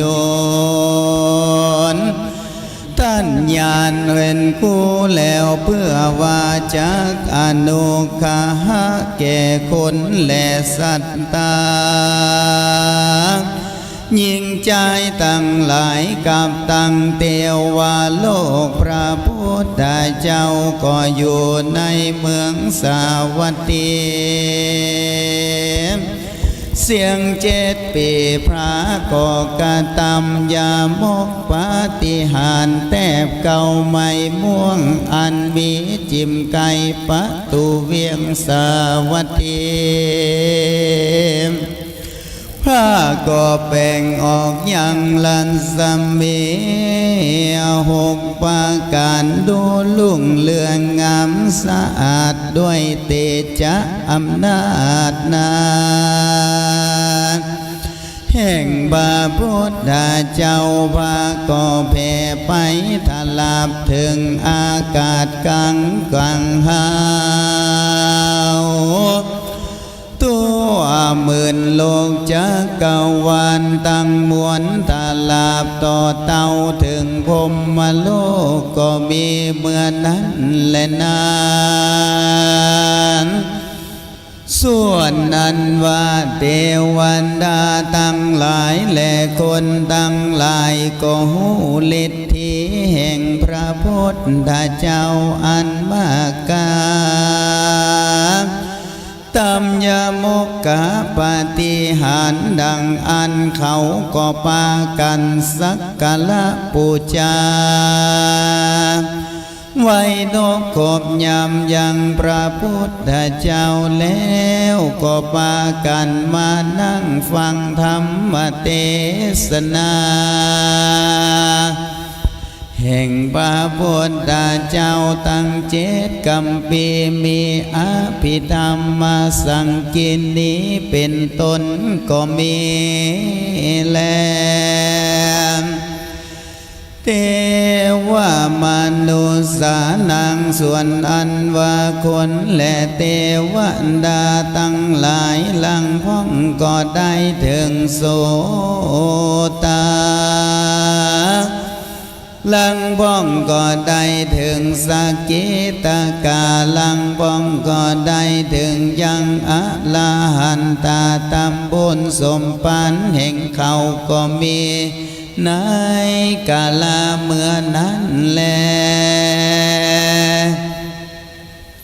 พระเขาวานว่าพระพุทธเจ้ากันสำแดงยังยมกปาฏิหาริย์แก่คนและเทวดาตั้งหลาย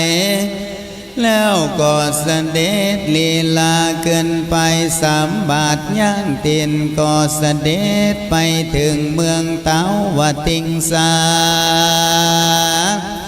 สวรรค์เทวโลกก็มีบัดเดียวนั้นแลนายามนั้นนั้นว่าฝูงหมู่เทวดาตั้งมวลอันอยู่ใน10,000 โลกธาตุจักรวาลตั้งมวลก็พากันขึ้นไปประชุมจุมนุมพร้อมกันแล้วส่วนกันว่าพระพุทธเจ้าก็เสด็จนั่งอยู่แตบเก้าไม่ปลิกาชัดนาตัดสองนานังสลีมหามายาตนนั้นเป็นแม่แล้วพระพุทธเจ้าก็นั่งอยู่เทศนายังอภิธรรมสังกินีตั้ง7 กัมปีแก่เทวบุตรเทวดาอนามิเทวดาตนชื่อว่าสลีมหามายาเทวีเป็นเก้าเป็นประธาน อันนับประมาณว่าได้แสนโกฏตนก็มีวันนั้นแลนาศรัทธาอันว่าพระสัพพัญญูพุทธเจ้าในสำแดงอภิธรรมจิตกัมปีแล้วก็ลูกจากตีนั้นแล้วก็สั่งอำลายังพญาอินตาปฏิเดลาตนเป็นใหญ่แก่เทวดาตั้งหลายว่าดังนี้ว่าเฮานาจักไปสู่จุมปูลุ่มไตพุ้นก่อนแลสักโกสาธุพันเตติสัมปติชาติอัฏฐะในกาลยามนั้นส่วนเงินว่าพญาอินตาก็ได้ไว้สาวาพันเตภกวากาแต่พระพุทธเจ้าสาธุดีนักแลว่าอันแล้วพระยาอินตาก็บังคับยังวิสุทธิกรรมเทวบุตรว่าดูลาวิสุทธิกรรมเทวบุตรตะวังอันว่าตันเจ้าจุงตะแลงกายหือเป็นคันใดหือแก่พระพุทธเจ้าตนจักเสด็จลงไปสู่จุมปูลุ่มเมืองมนุษย์ลีปันแดเตอว่าส่วนอันว่าวิสุทธิกรรมเทวบุตรก่อนตะแลงกายขันนาบันไดสามอันหัวกันได้ตั้งสามนั้นก็กายยังเขาสิเนโรรุราชแล้วก็ไว้ยังเตีนขันใดลงไปสู่เมืองสังกัสสนครนั้นก็มีแลโสปานโนมาสมปานาอันว่าบันไดสามอันนั้นเล่าลิ้นสนาด้วยฝูงอันใดนั้นจะเอ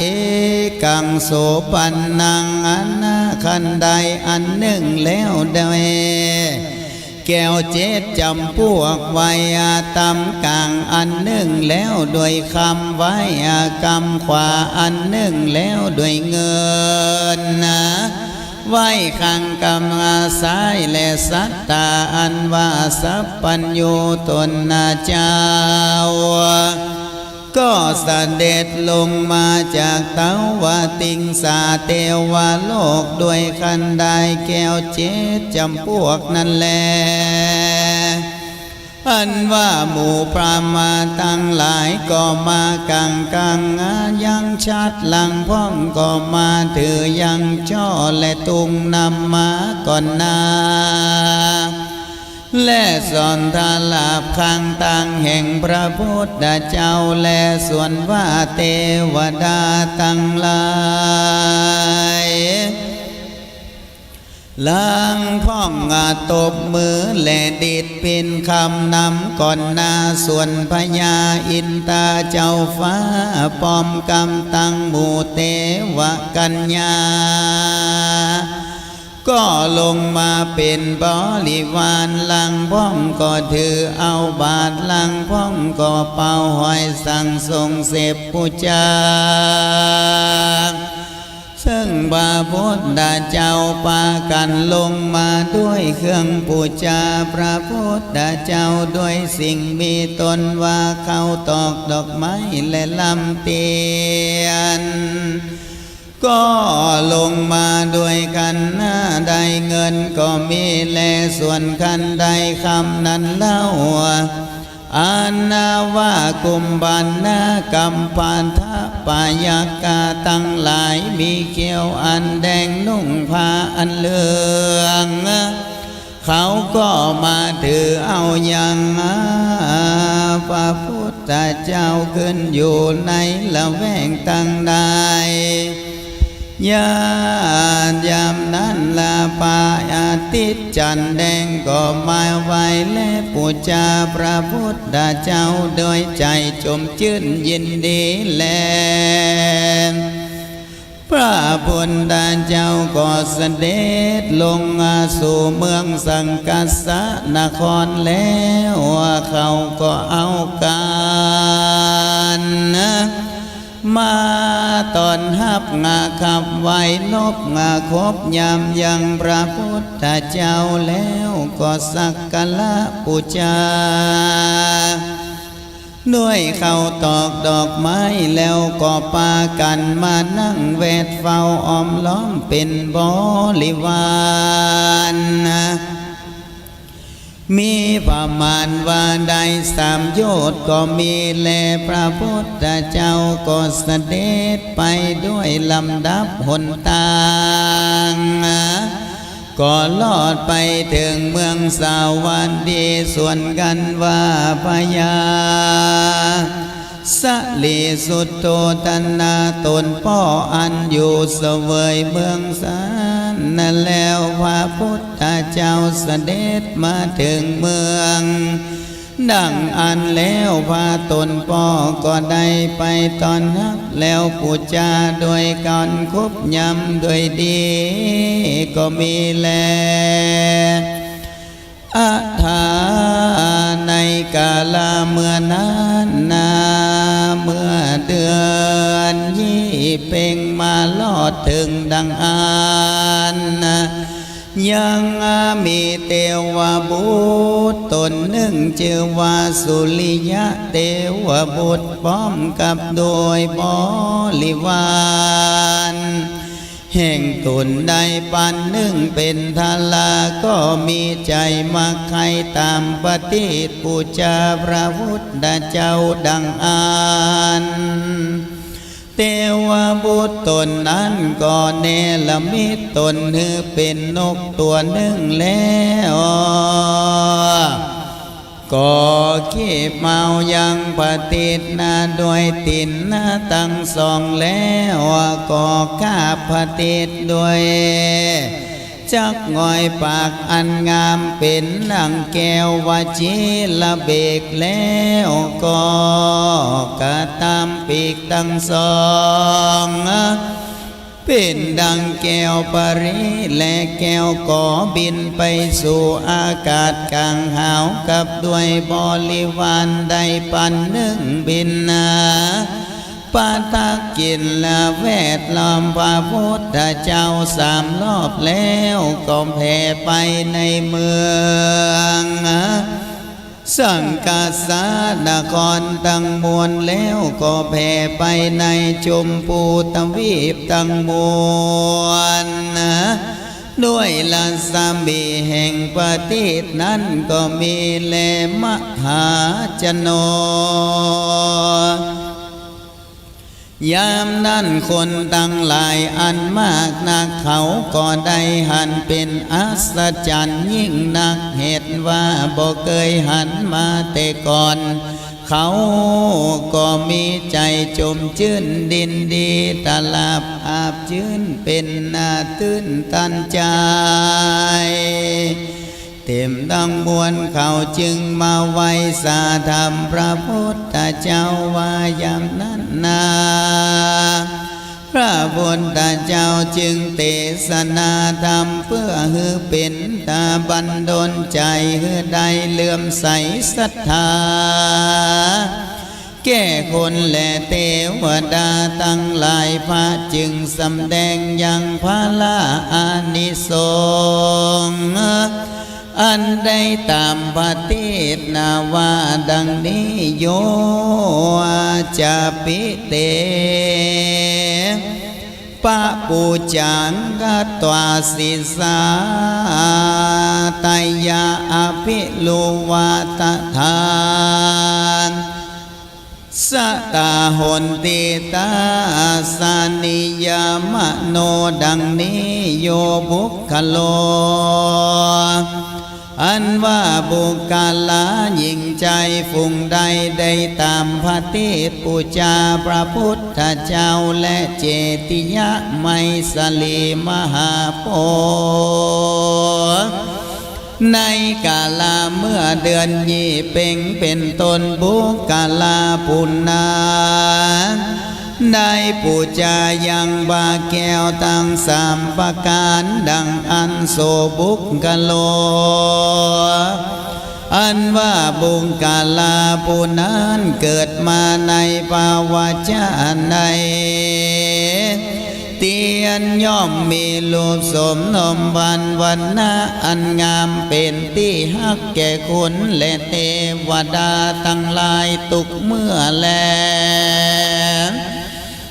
มุ่งกาลาปุ่งใดได้ตามนำมันงาอันบ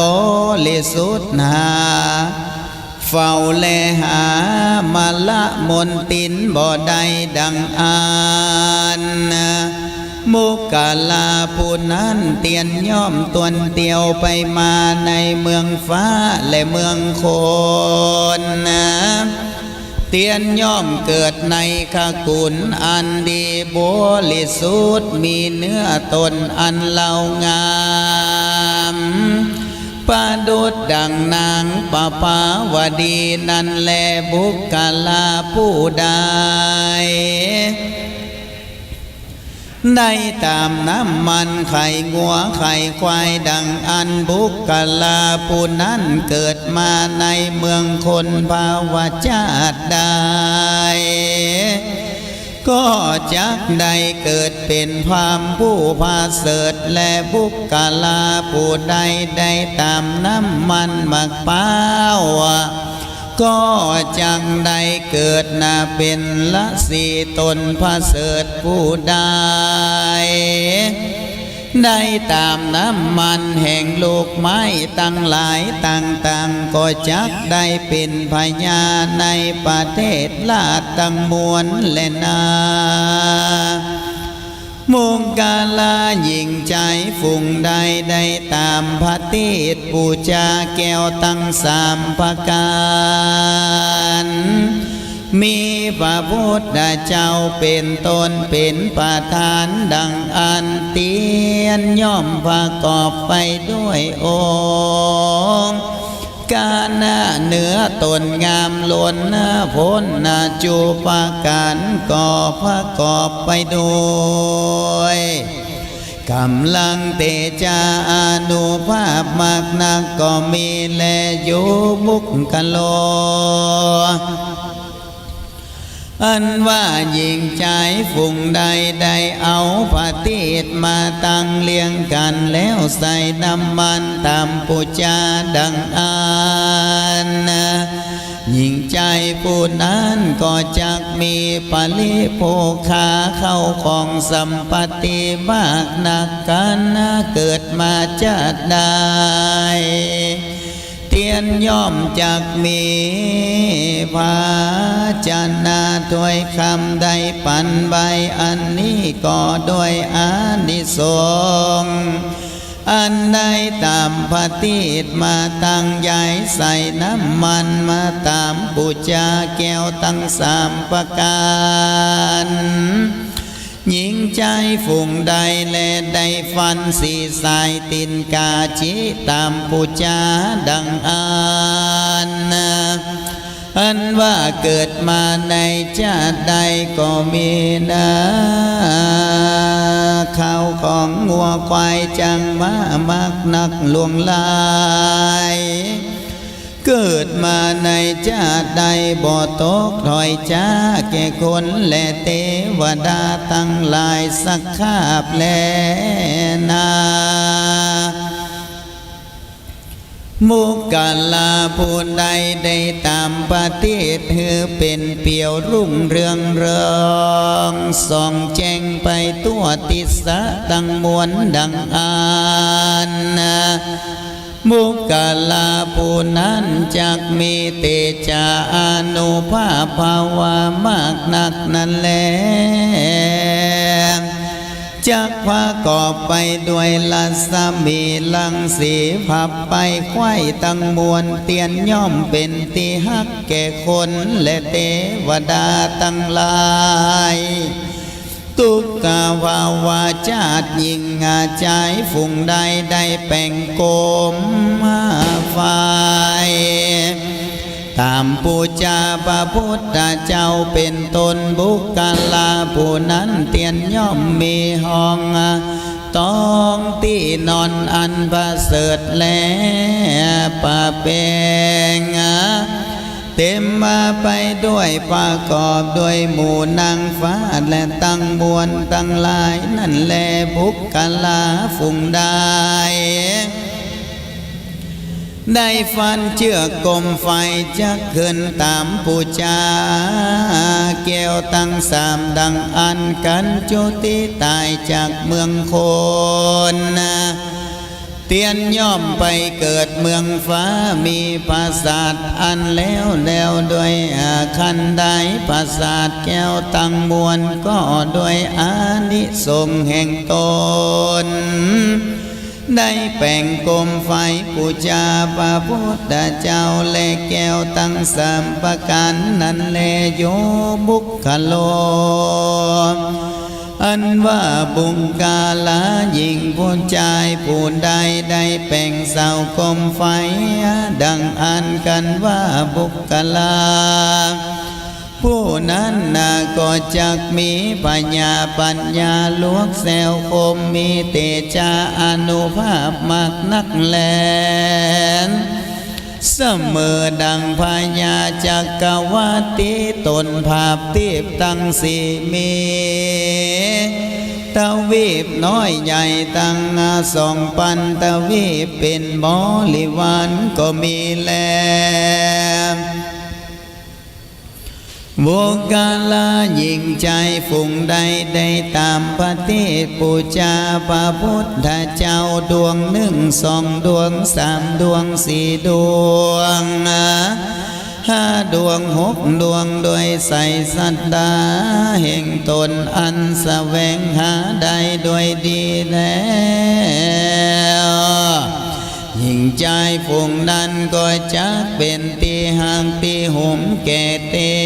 วดาตั้งหลายตุกเมื่ออันนา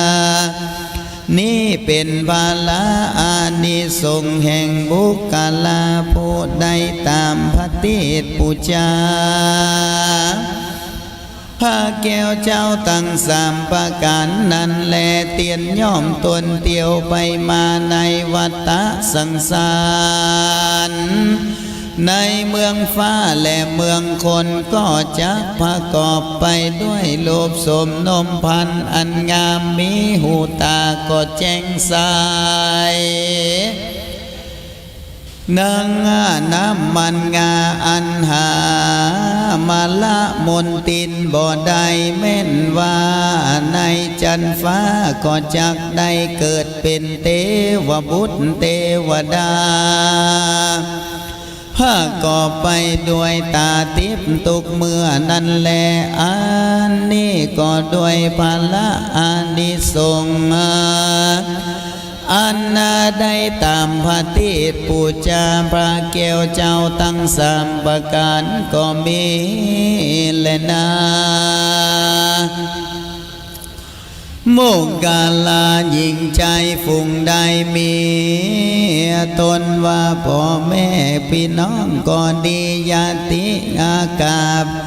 วงศาใดตามพระติตินกาปูชาซึ่งพระพุทธเจ้าพระธรรมเจ้าและพระสังฆเจ้าดังอันเป็นว่าจักหาธนาเป็นพ่อพระพุทธเจ้าแม่พระพุทธเจ้าและอรหันตปัจเจกโพธิญาณและอากาลาสาวกาเจ้าตั้งหลายฝุ่งนั้นก็หากยังจักได้เถิงเหตุภาละบุญอันใดตามปฏิตินกาปูชานั้นและนาโมกขลาผู้ใดแลได้ตามพระติดไว้เหนือจอมดอยในธรรมในดอยและหินผาเหนือเป็นคือว่าแต่งดอกไม้ปูชาก็ดีก็จักพ้นจากทุกข์ในสงสาร อานาการว่าเกิดมาก็มีรูปสมนมวันนะอันงามผ่องใสมีหูก็ตาละตาก็แจ้งใสอันนี้ก็ได้ด้วยอานิสงส์พระลาบุญอันตนได้ตามพระทิตปูชาพระพุทธเจ้าก็มีนั้นแลมุ่งกาลาฟุงใดได้จิบอกไฟดอกบอกไฟเตียนปูชาพระปาแก้วเจ้าตั้งสามประการบุกกาลาฟุงนั้นก็จักมีเตจาอานุภาพฤทธิแก่กาอันจักข่มแป้ยังศัตรูตั้งมวลและจักมีรูปกายอันงามมากนักบ่อยาจะแลอันว่าพระพุทธเจ้าตนชื่อว่ามากาลาอันเทศนาอานิสงส์อันใดตามพระทิตปูชาเจติยะไมสลีมหาโพธิ์ในกาลาเมื่อก่อนวันนั้นก็ได้ถึงยังสัพพัญญูตนหนึ่งแล้วแลด้วยอานิสงส์นิสันตละภาลาบุญแห่งตนอันใดตามพระทิตปูชาเจติยาธาตุในกาลาเมื่อนั้นก็มีและนาเทศนาวสาเนปะหูโสตาปฏิภาลาติเนในเมื่อแล้วธรรมเทศนาแห่งพระพุทธเจ้าอันเนส่วนบรรณาสาตั้งหลายมากนักลังพ้องก็ได้ถึงโสตาปฏิภาลาตามบุญสมปานแห่งตนอันใดกตาที่การมาแต่ก่อนก็มีวันนั้นแลปาติโปอานิสังโสนิติโตกิยาอันเตสนายังอานิสงส์อันใดตามพระทิตปูชาก็บังคมสมเลสเดสาธุสาธุสาธุธรรมอานิสงส์นะครับทางประทีปบรมวลเรียบร้อยท่านพระครูสิริเจติยานุกูลผู้ช่วยเจ้าว่าพระรามหลวงวัดพระบรมธาตุดอยสุเทพเลขานุการรองเจ้าคณะภาค7เมตตาแสดงธรรมบรมวลเรียบร้อยลำดับนี้ไปก่อนจะได้ถวายครัวกินครัวทานวันนี้เราจะถวายทั้งหมดกันเทศทั้งหมด13กัน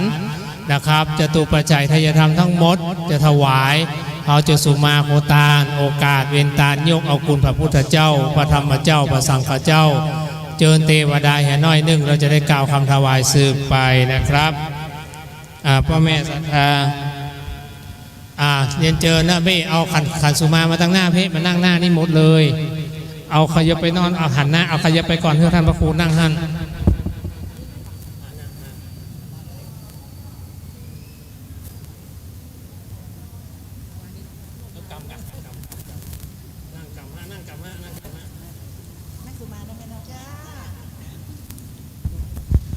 กรรมขันสุมาโคตานครับผมเอาแม่ทั้งหลายเอาเสียบได้เลยครับปัจจัยเสียบได้เลยครับปัจจัยใส่ได้เสียบได้เลย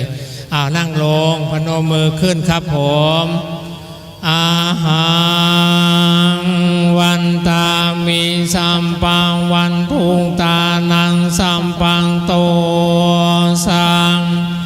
กามันธรรมิพันเตสาธุสาธุองค์การสังฆาแด่สัมพระเยืองเครื่องควรตานตั้งหลายหลากพร้อมทุกภาคนานาอัญชนาในวันนี้ก็หากเป็นวันที่31 ตุลาคมปีพุทธศักราช2563จูจอดหลอดมาถึงหน้าโอกาสการละบัดนี้ผู้ค้าตั้งหลายจูผู้จูคนจูใหญ่น้อยใจยิง อันมาจุมนุมกันอยู่ในอารามวันโลโมลีใหญ่กว้างตาตินีบัดนี้ผู้ข้าตั้งหลายได้นมได้น้อมมายังกว่ากินกว่าตาลและมาบูชาการมหาเวสันตาลลา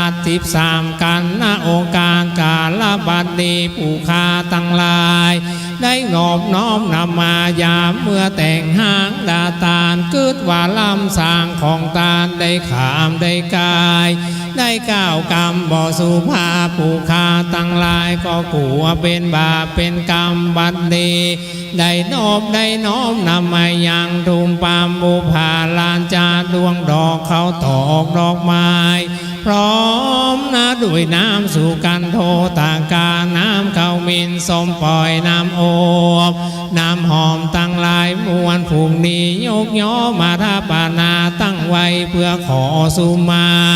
สัมปะปริวารลายเยืองอันว่าเป็นเครื่องของตานขอเครื่องวิเศษสะนานตานเจ้าโพเนื้อหายกายเป็นอาโหสิกรรมอย่าเป็นนิวรธรรมกรรมมันเก่นการจำบนบังโหนต่างไปสู่จันฟ้าและพระนิพพานแก่ผู้ข้าตั้งหลายจูผู้จูคนจูใหญ่น้อยใจยิ่งนั้นจุงจากมีเตียงแต่ดิลีกายะตัวเลวจีตัวเลมโนตัวเลสันจินจาสันจินจาอาตินตันโตสังอนาคาตันโต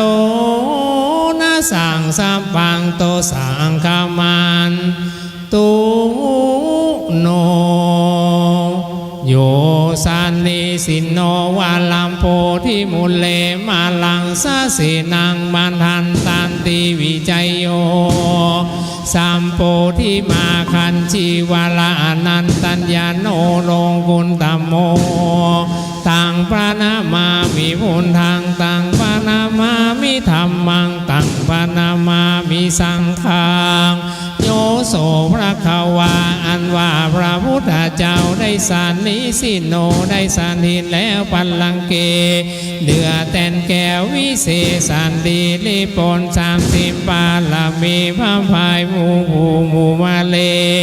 โอกาเกสูงพิโรนหงลอยโยตัวแดนดินมานาวิจัยโยได้ตัดทองแล้วพญาแก้วสัพพัญญูพระผ่านแผ่วมากัญญานานในโลกนี้บ่มีผู้ใดจะอ่านปูนปานผู้บูมานบ่มาใกล้ใดบัดนี้ผู้ข้าตั้งหลายขอนบน้อมกราบไว้อย่างพระรัตนายิ่งโยดบัมบันโตถึงเนลปานวิเวนเทนขอลงปาลากได้ดังใจจงติไต3องค์ผ่านแผ่วยิ่งกว่าแก้วในมัดดุดโลเมืองโคนแต่ว่าแก้วพ้นแสนหาก็ยังบ่เตาแก้ว3ดวงแก้วตั้งลายตรังปลวงเอามาแป่งเวนคลำกวงโคดหางก็ยังรู้มางแต่เข่งนีรากันตีใส่มุกมาดยังบ่สู่สะอาดเต้าใดนาแก้วนินหลับปะพาจมจืนแก้วโกสีแดงมรกตสว่างเขียวสีมหาดินดีคำปอดนินพระตมยอดแสงเรืองหมอกมุมเมืองกำแก่วิตูนน้ำเพิงแต่เรื่องใสยางบ่เรื่องไหลสะอาดเหมือนรัตนะมณีจา3ดวงน้ำมีผ่านแผ่วตามเฮียกแล้วแก้ว3ประการชื่อเจียงการบ่อเศร้าบัดนี้ผู้ข้าตั้งหลายอาณาจุมนุมกันอยู่ในอารามวัดโลกโมลีใหญ่กว้างตาตินีขอนบน้อมกราบไว้ยกยอกุลสุนันตุพลโตเยเตวานากาลาจาอินโตยามาลัญจาธารณีสิลิงโกตาพิธานาอวสาลังกามาตาปินตาติวาโมทานตุนาตุมเหหิอานุโมทามานาบัดนี้ผู้ข้าทั้งหลาย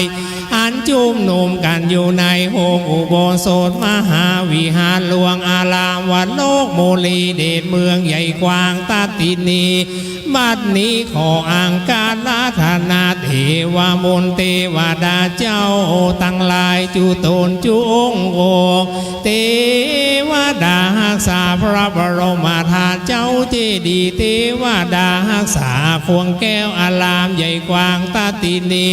ต่อถึงเสือหวานเสือว่าเสือบ้านเสือเมืองจุตูนจุองค์องค์อังการลาธนามาเป็นกราวมาเป็นประธานโอกาสการลำบัดนี้วัดโลกโมลีได้ตั้งทำหลวงเทศมหาจารย์เริ่มตั้งแต่วันที่30 ตุลาคมปีพุทธศักราช2563เริ่มตั้งแต่วันแรกได้เทศมาลัยเก้ามาลัยปลายคาถาปันและอานิสงส์มหาเวสันตลลาดมาจนถึงวันที่31 ตุลาคมปีพุทธศักราช2563ในช่วงเจ้าตั้งแต่6 นาฬิกาเป็นต้นมาแสดงธรรมเทศนากันทวนที่หนึ่งทศพรหิมมาปานต้านนาการวันนาประเวจูโชคจุรพลมหาโพนากุมารบาลมัตสีสังกบาลมหาราชกตินครการและอานิสงส์ทางประทีบัดนี้ก็ได้บรมวลเรียบร้อยดีงามผู้ค้าตั้งหลายก็มีใจนาโจมนาชื่นยินดีบัดนี้จะได้ยกย่องเงินถวายจตุปัจจัยกันเทตั้งหมดตั้งมวลอันจมอยู่ในวิหารอารามวัดโลกโมลีตาตินีนบน้อมถวายถึงพระฤทธิ์ตะไลรัตนาผ่านแผ่วขอเมตตาฮับขัวกินขัวตาดณโอกาสการละบัดนี้ยา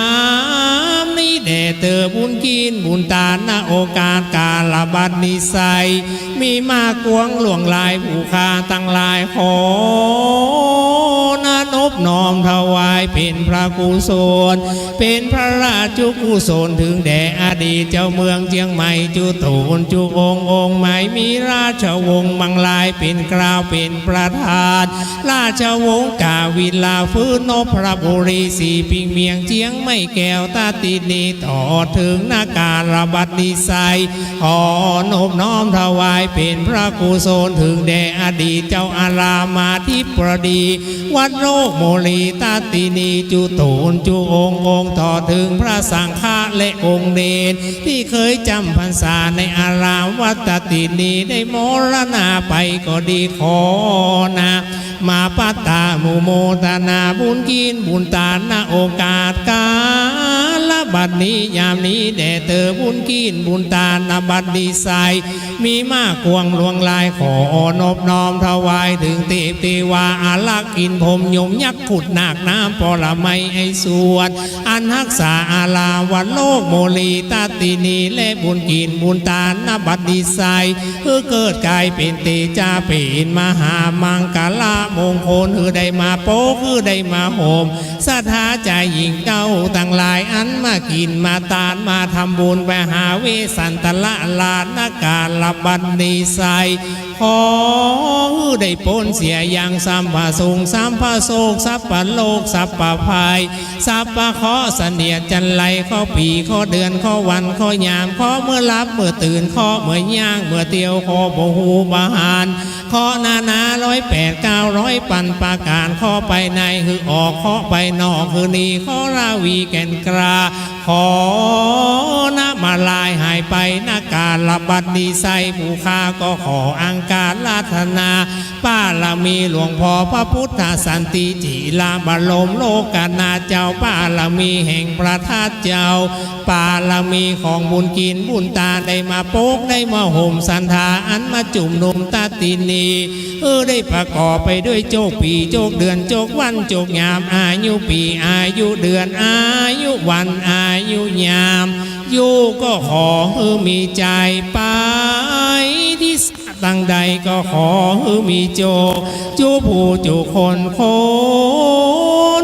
นแดนเติมนิจจังวัตตา นิปานังสาลังวัตตนิปานามปัญจโยโหนาตุโนนิจจังอารามดามนี้ไปนะครับตั้งนะโมสามจบเราจะได้ถวายครัวกินครัวตาลนะครับทุกสิ่งทุกอย่างนะครับการเทศปัจจัยทุกสิ่งทุกอย่างที่เราตั้งใจถวายนะการบัดนี้ตั้งนะโมพร้อมกันนะครับนะโมตัสสะภะคะวะโตอะระหะโตสัมมาสัมพุทธัสสะนะโมตัสสะภะคะวะโตอะระหะโตสัมมาสัมพุทธัสสะนะโมตัสสะภะคะวะโตอะระหะโตสัมมาสัมพุทธัสสะอิมานิมะยังพันเตกัปปิยพันธานิสัปริวารานิภิกขุสังคัสสะโอโนชยามะสาธุโนพันเตภิกขุสังโฆอิมานิกัปปิยพันธานิสัปริวารานิปฏิคันหาตุอัมหากังทีฆะละตังหิตายะสุขายะข้าแด่พระสงฆ์ผู้เจริญข้าพระเจ้าทั้งหลายขอน้อมถวายซึ่งกัปปิยพันธ์กับของที่เป็นบริวารทั้งหลายเหล่านี้แด่พระภิกษุสงฆ์ขอพระภิกษุสงฆ์จงรับซึ่งกัปปิยพันธ์กับของบริวารทั้งหลายเหล่านี้เพื่อประโยชน์เพื่อความสุขแก่ข้าพระเจ้าทั้งหลายตลอดสิ้นกาลนานเทินสาธุลำดับนี้ไปเรียนเชิญคุณแม่มณีวิไลและทุกท่านเลยนะครับลูกมาแต่ใกล้ๆกันเชิญครับผมเข้ามาเลยเราจะถวายกันเทศที่อยู่ด้านข้างกำแพงนะทั้งหมดเลยนะครับเพราะฉะนั้นตอนนี้เราโยงฝ้ายมาเรียบร้อยแล้วเรียนเชิญทุกท่านเลยนะครับเข้ามามีส่วนร่วมเรียนเชิญครับเรียนเชิญเลยนะครับเอาแม่ยกทุกท่านเรียนเชิญครับหรือว่านั่งท่านนั่งจับฝ้ายก็ได้ถ้าไม่ลุกมานะครับกำเลยพร้อมหรือยังพร้อมแล้ว1 2 3ยกประเคนประเคนสาธุสาธุสาธุเรียบร้อยไป1ยกที่2ประเคนวัตถุทายธรรมทายทานสังฆทานการเทศการธรรมเชิญครับศรัทธาเดียวเราเอาแล้วก็เพลเฮารับพรแล้วก็เพลเมตตาเด้อยังมาแล้วเตี้ย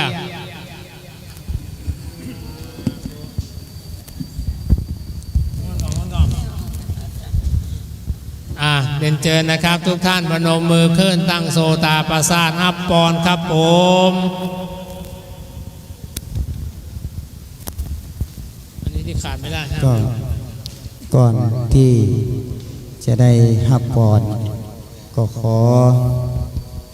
ปรารภกับศรัทธาญาติโยมสาธุชนทั้งหลายทั้งที่มาร่วมกันฟังเทศฟังธรรมที่เรียกว่าเทศมหาชาติหรือทางภาคเหนือของเขานั้นเรียกกันว่าตั้งธรรมหลวงซึ่งเป็นประเพณีที่จัดและก็ทำขึ้นในวันเดือนยี่เพ็งอันนี้เป็นประเพณีเป็นวัฒนธรรมของเขามาแต่โบราณญาติโยมท่านสาธุชนทั้งหลายที่มาในวัดโลกโมลีแห่งนี้ก็จะหันว่าประการหนึ่งการเทศมหาชาติหรือว่าการตั้งธรรมหลวงนี้ก็เป็นถือว่าเป็นกิจกรรมหลัก เป็นการลักเป็นงานลักที่เฮาทำขึ้นเพื่อจะได้ให้ญาติโยมทั้งหลายได้มีโอกาสได้ฟังธรรมได้ถวายทานแล้วก็ได้เจริญภาวนาญาติโยมทั้งหลายฟังธรรมไปตัวเจริญภาวนาไปตัวเรียกว่าทรงกระแสจิตทรงใจเอาไปตามน้ำธรรมฟังธรรมแล้วก็หูเนื้อธรรมหูว่าธรรมนั้นกล่าวถึงเรื่องอะไรยังหูว่าอานิสงส์พระบุญที่เราได้มาฟังนั้นจักได้อย่างพ้องอันนี้เรียกว่าการฟังธรรมของเรานั้นเกิดเป็นผลสำฤทธิ์เป็นประโยชน์ในมนุษย์โลกของเราฟังธรรมแล้วได้พระอานิสงส์อันประกอบด้วยศรัทธาอันที่จะตั้งมั่นในพระรัตนตรัยฟังธรรมแล้วมีใจจมชื่นยินดีก็เรียกว่ามีปิติมีสมาธิมีการได้รักษาศีลนั่งฟังธรรมอยู่นี่เฮารักษาศีลตั้งแต่ข้อ1ข้อ2ข้อ3ข้อ4ข้อ5บริสุทธิ์บริบูรณ์สิ้นเชิงก็เรียกว่าเป็นศีลที่บริสุทธิ์เป็นอริยะไปเลยนะศีลที่บริสุทธิ์กลายเป็นโลกุตละไปแล้วอันนี้ถ้าเฮาได้อย่างนี้เฮามาฟังอย่างนี้แล้วเพราะฉะนั้นมนุษย์สมบัติก็ดีสวรรค์ก็ดีนิพพานสมบัติก็ดีก็เป็นสิ่งที่อยู่ในครองในวิสัยของเฮาที่พระพุทธเจ้าตรัสในธรรมต่างๆไว้ว่า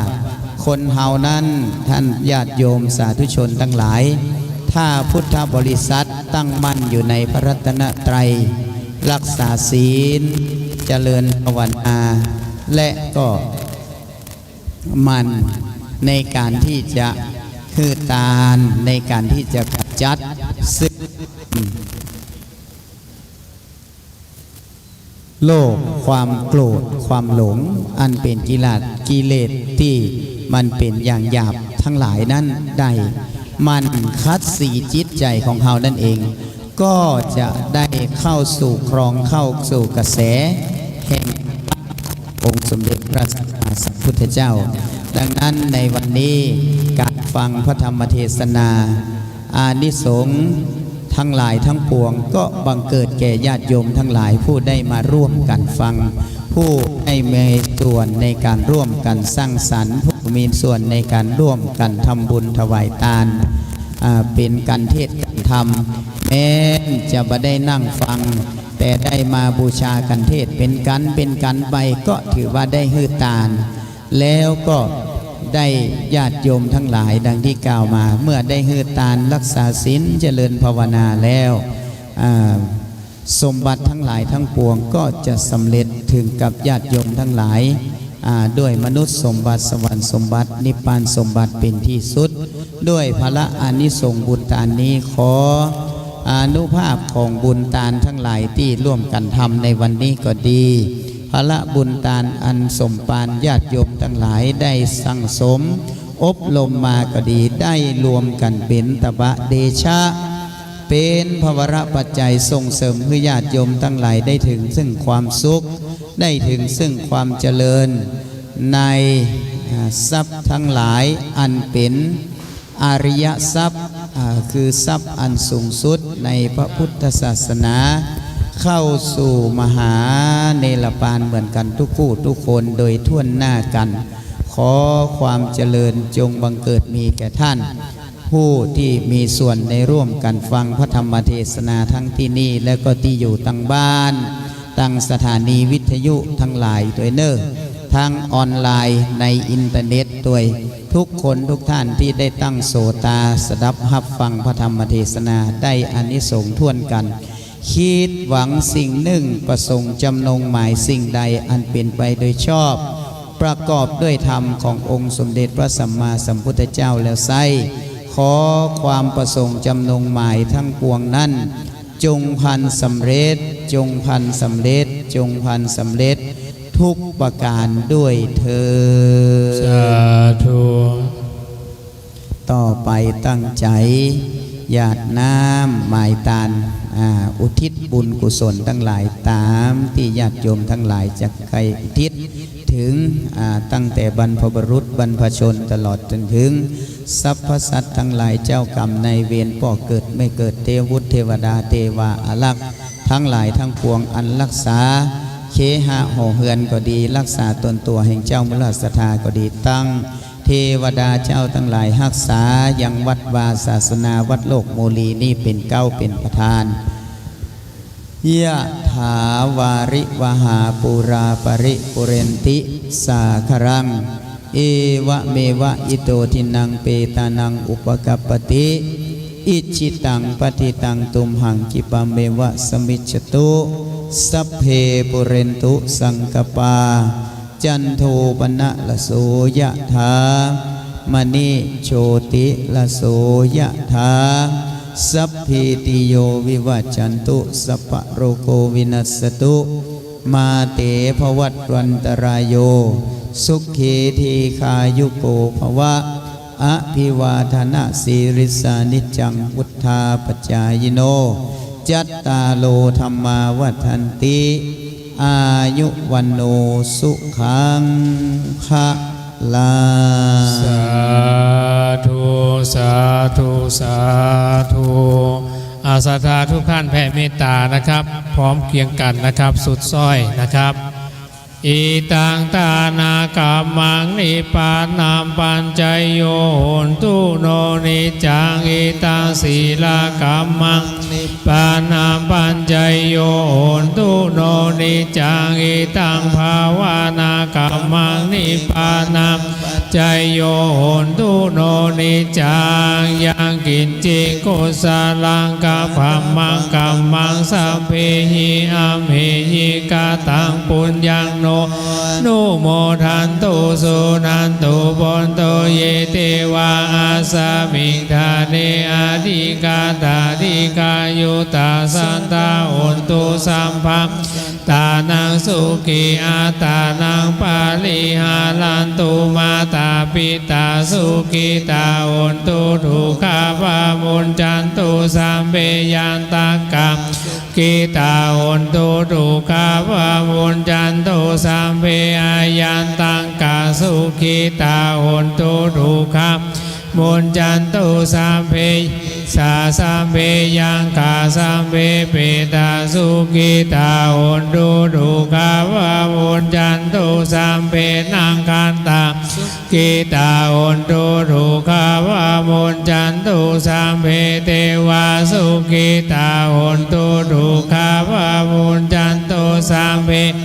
จาริโยปัจจยาสุขิตาอุนตุทุกขาวามุนจันตุสัมปะสัมปตินังสามิชันตุโววันตามิพุทธังสัมปังเมโตสังฆามานาเมพันเทวันตามิธัมมังปังเมโตสังฆามานามิพันเทวันตามิสังฆังสัมปังเมโตสังฆามัง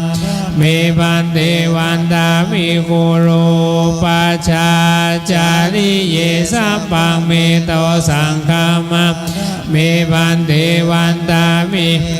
สัพพังปะมิสัพพะเมโตสังฆามานาเมพันเทวันตามิเจติยังสัมปังสัพพันธาเนสุปาติติตาสาลิลาธาตุ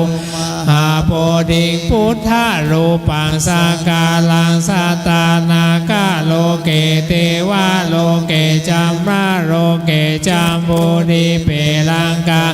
เปสาลิลาธาตุโยเกสาธาตุโยอาระหันสาธาตุโยเจติยังกันตะคุติจตุราสิติสาหัสสิมากันเดสะเพสังปาทาเจติยังอาหังวันดามิสัพพะโส ทุกท่านหันหน้ามาทางท่านพระครูสิริเจติยานุกูลนะครับ จะได้ขอขมาวะด้วยกายวาจาใจเพื่อเป็นบาปเป็นกรรมแก่พ่อแม่ศรัทธาณบัดนี้วันตามีปันเตสัมปังอาปาลาทางกามานามีปันเตมยากาตังปุญญาสามินาอนุโมติตามปังสามินากาตังปุญญังไมหังตาตาปังสาธุสาธุอนุโมตามิจัตตาโลธรรมาวัฏันติอายุวันโนสุขังพะลาสาธุสาธุสาธุพ่อแม่ศรัทธาในค่ำคืนนี้มาเพศสันดรชาดกอานิสงส์ทางประทีปกบรมวลเรียบร้อยจบสมบูรณ์แบบทุกสิ่งทุกอย่างขอทุกท่านมีความสุขมีความเจริญปราศจากโรคภัยไข้เจ็บกึศสิ่งหนึ่งสิ่งใดแล้วไซขอให้ได้สมดังความมุ่งมา่ปรารถนาด้วยเถิดท่านใดจะมารับน้ำพระพุทธมนต์นะครับได้อยู่ด้านในนะครับแล้วก็ผลไม้ก็แบ่งกันไปนะครับ